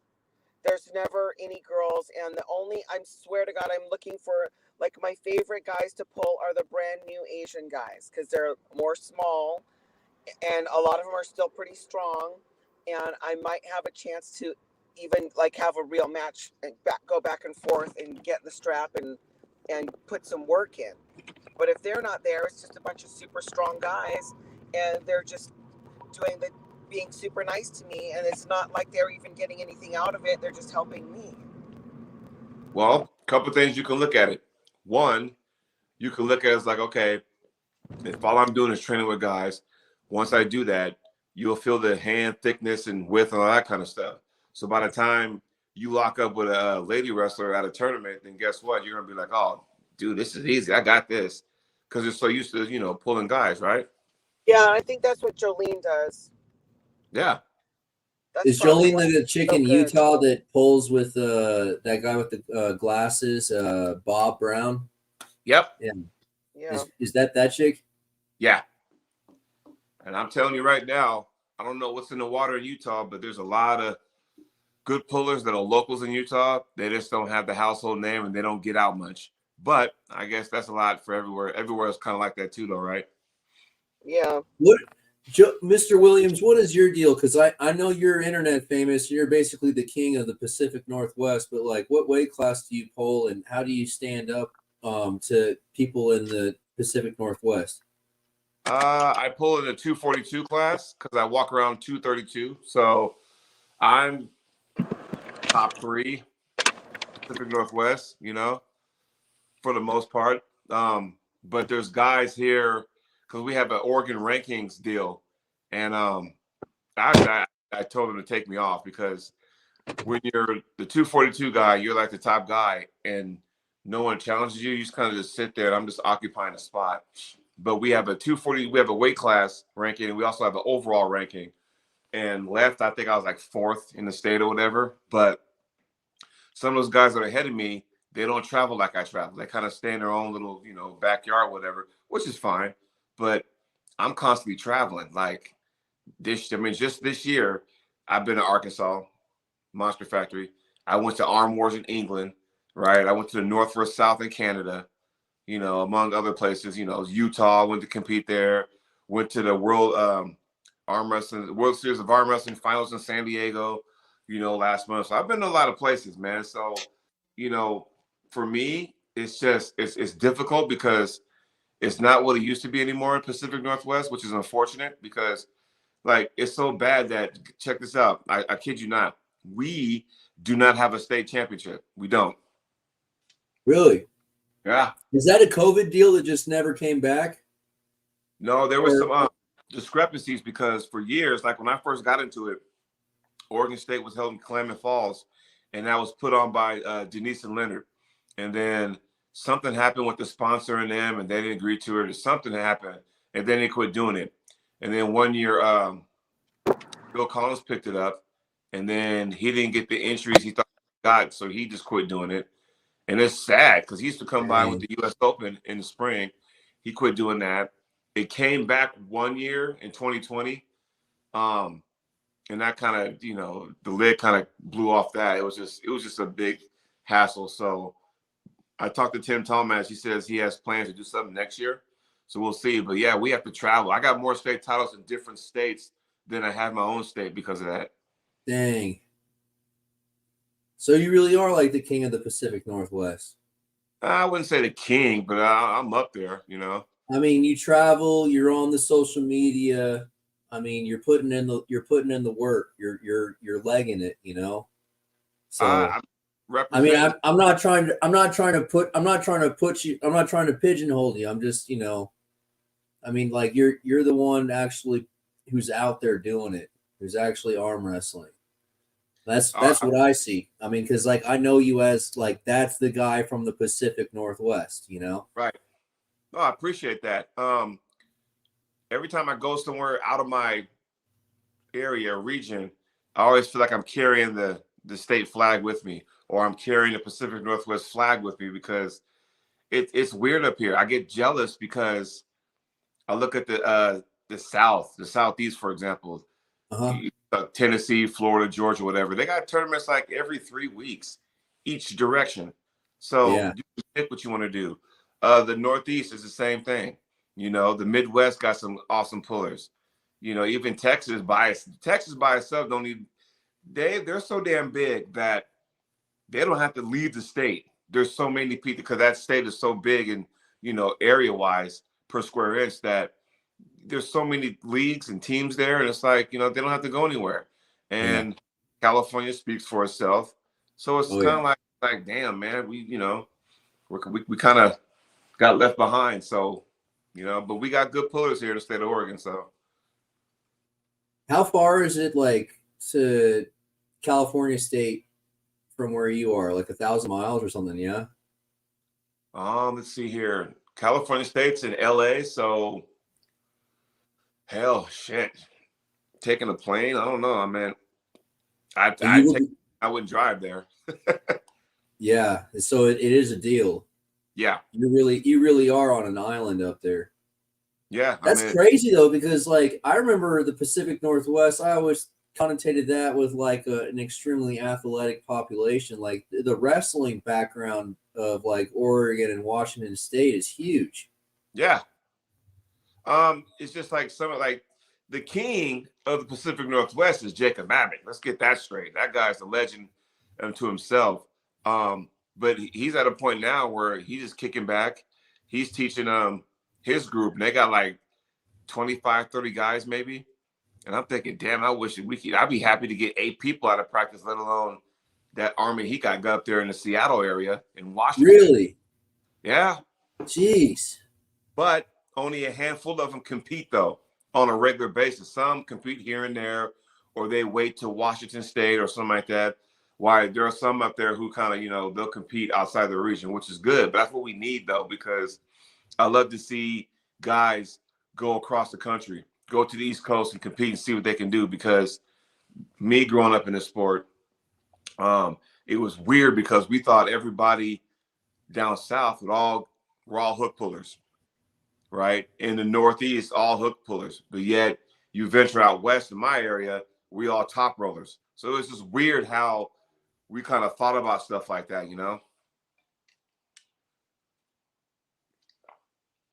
I've been to Austin, and I got to say, you're right about Texas, man. It's just like my training goals was like maybe one day I'll be able to beat San Antonio, and if I can beat San Antonio, maybe I'll be good enough to go pull with Houston, and if I can keep up with Houston, maybe I'll think about going up to Dallas.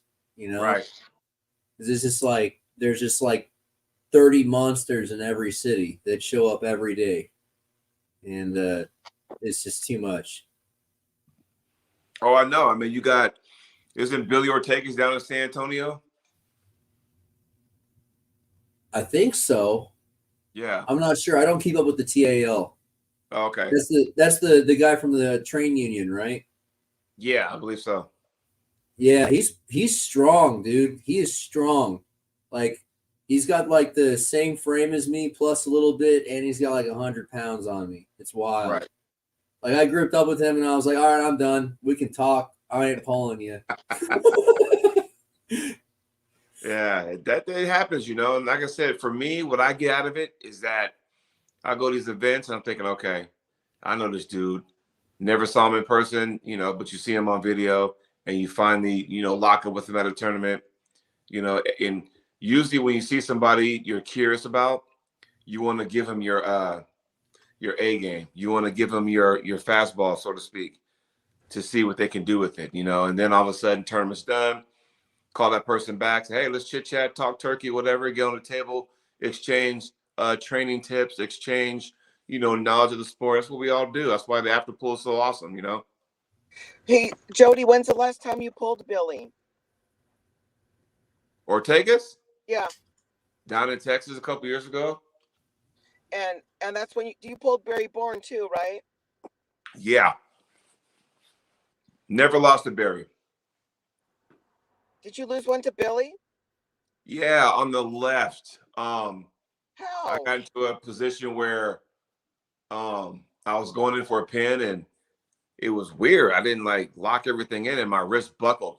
And then I was at a flop wrist the entire time and I was kind of stuck and I was waiting for him to kind of readjust, but he never did. And then he took me over. So he got me left, but I beat him right. So yeah, he doesn't flinch. He's very stoic. Yeah. Have you pulled Artem again? Not since then, but Artem's on a different level now. And I don't want nothing to do with Artem because, Artem's an elite puller now. So, and it's not that I'm afraid of elite pullers. It's not that. It's just like, I guess what I'm trying to say is that I don't want to drink the Kool-Aid, so to speak, So do you feel like he became an elite puller from the Kool-Aid? Well, it's almost like this. You got to know how to arm wrestle first. Once you get all that down, the technology, and then if you decide to go down that path, so be it. He's gotten better. He's gotten stronger. I just don't. For me, I'm just speaking for myself here. I want nothing to do with that. I don't want to even venture that. And there's a lot of people. It's almost like it's weird because it's almost like who's not doing it these days. And sometimes you don't know about it until after the fact. But at the same time, it depends on how you look at it. You can be that guy and be like, nah, I don't want to do this. He's juicing up, but I don't want to deal with that. Super match wise, anyway. Tournament wise, it is what it is. I mean, if they're going to land in there, fine, whatever, and do the best you can. And if you happen to beat, sit there and go, man, this guy's juiced out of his mind. I sat there and beat him. So there you go. So, I mean, it all depends on how you look at it. I like this AIRS program finally being used for its one good purpose and creating brackets for similar skills, Yeah. Because there's no mismatching when you have a rating system that's dictating who's allowed to come to the competition. It's funny you say that. I'm not going to mention the names, but there were some people who were trying to sandbag because the AIR system is like this. If you win, you get points added. If you lose, you get points deducted. So you can go up and down. And it's the most accurate thing because it's not personal opinion. These are the facts. So what'll happen, let's just say you and I had a super match, right? And instead of if you were to beat me for whatever reason, it's not that, okay, you got points for beating me in the super match. You got points within the match. Like the three wins you got, you get points for that.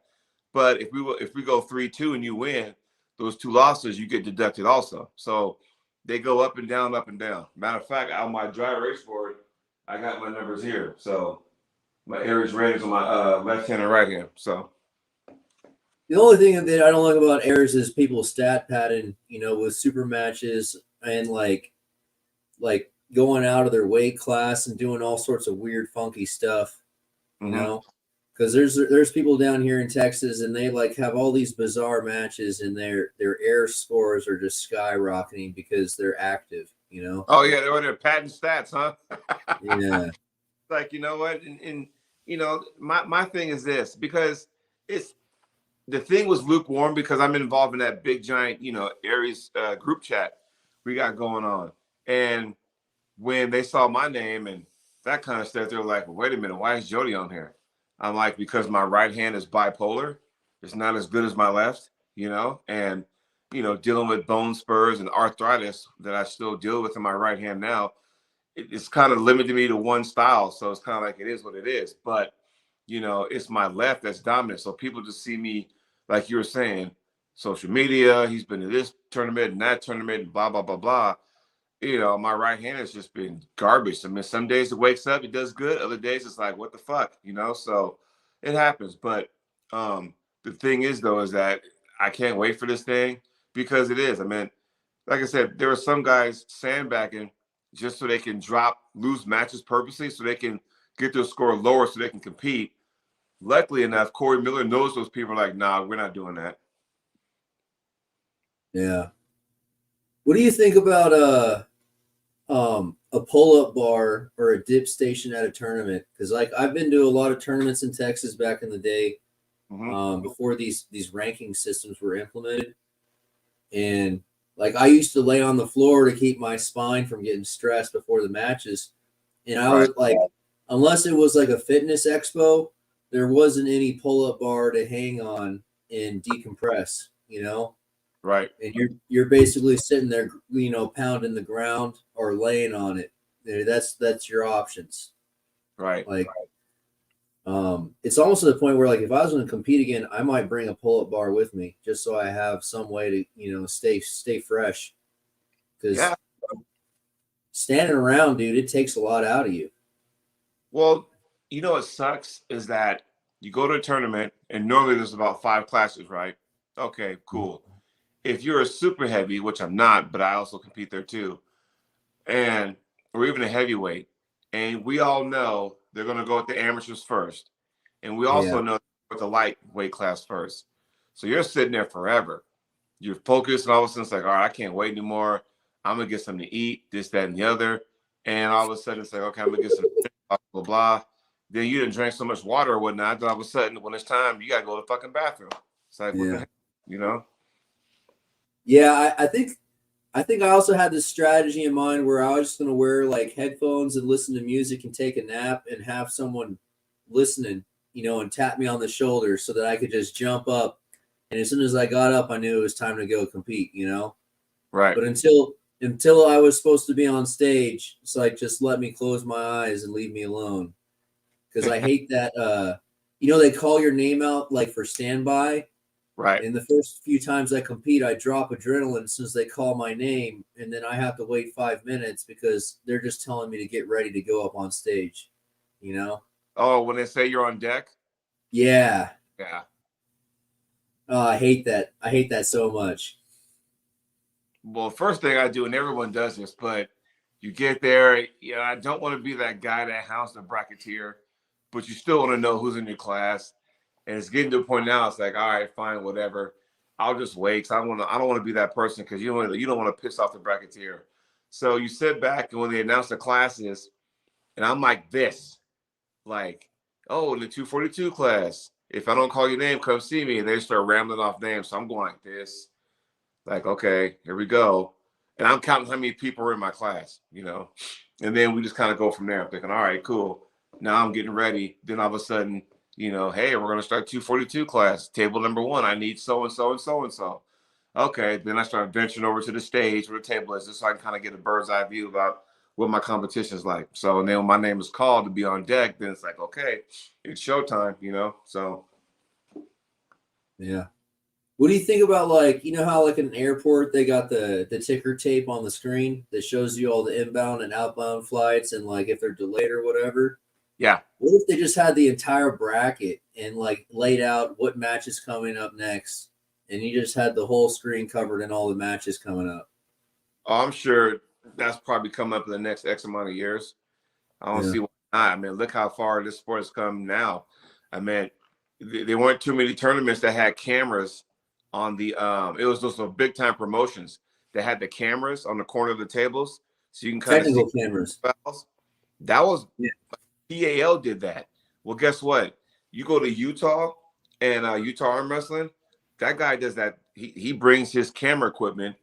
He puts 2 cameras on either side of the corner of the table, and he films from there. That way, you kind of get that angle. So, I mean, look how far we've come. You know. Yeah, I wish those cameras were institutional, man. I wish they were at every tournament. Yeah, that's a chunk of change. That's a big chunk of change to get that though. So I don't know, man. Technology these days, there's ways to nickel and dime it and make it pretty cheap, you know? if you really wanted to, and I thought about maybe some kind of laser where you're wearing a bracelet, I guess, and I might be, going off topic here, but have some kind of bracelet of some sort where if that bracelet kind of has, those red beams that goes, the beams that you see in movies, the red beams that if you step it, it triggers the alarm or whatever. Yeah. Well, what if you had that triggers from pin pad to pin pad? So if you get parallel pin, it turns green, bam, winner. And you ain't got to worry about none of this, well, 2/3 down and, oh, it was so quick I didn't get a chance to call, because we've all been there before where you pin somebody so fast, or you pin somebody and the ref didn't call. I'm thinking, what the fuck we doing, I've been there before, happened to me a couple times this year. But yeah, I don't know. Maybe we can do something like that. Got some kind of laser beam or whatever. Yeah, I guess like you say laser beam, I'm kind of thinking like maybe maybe an infrared laser like you're saying, or maybe like some kind of radio field where like if you go past the plane of the pin pad, you're leaving the like almost like there's like a set area in the middle that if you leave that zone, then the connection is lost. Rather than like making the connection when you get pinned, you just like as long as you're in the plane of field, you're not getting pinned or whatever, or you're not making a pin, then the connection is still there. Right. Speaking of pins, you guys, did you hear about the match at Arm Gods coming up? No. So, are you aware of Evan Begorin, beer man in Canada? Yeah. And Uncle John? Oh, really? Are they going to go at it? So, Arm Gods 3 in Ireland, March 23rd, I believe. And I shit you not, they're having a thumbtack match. Oh my God, dude. Seriously? It's a special pad that's going to have thumbtacks on it. So the only way you can win is by smacking your opponent's hand through the thumbtacks or whatever. Oh my God. Jesus Christ. It's a wild promotion. Arm Gods, yeah. I mean, the thing is, though, is that they pay you to go there. So they pay for your airfare and stuff. Those guys are wild, man. They got too much time on their hands with that cabin fever. I don't know what. Gentlemen,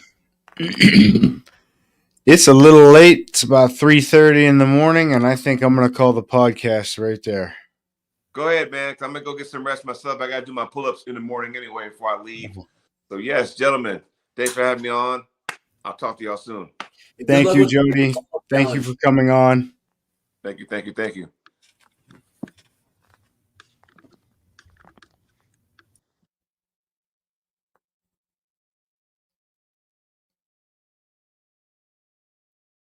And I jumped out real quick, huh? All right, fuck those guys. Stephanie's still here. Yeah. Remove.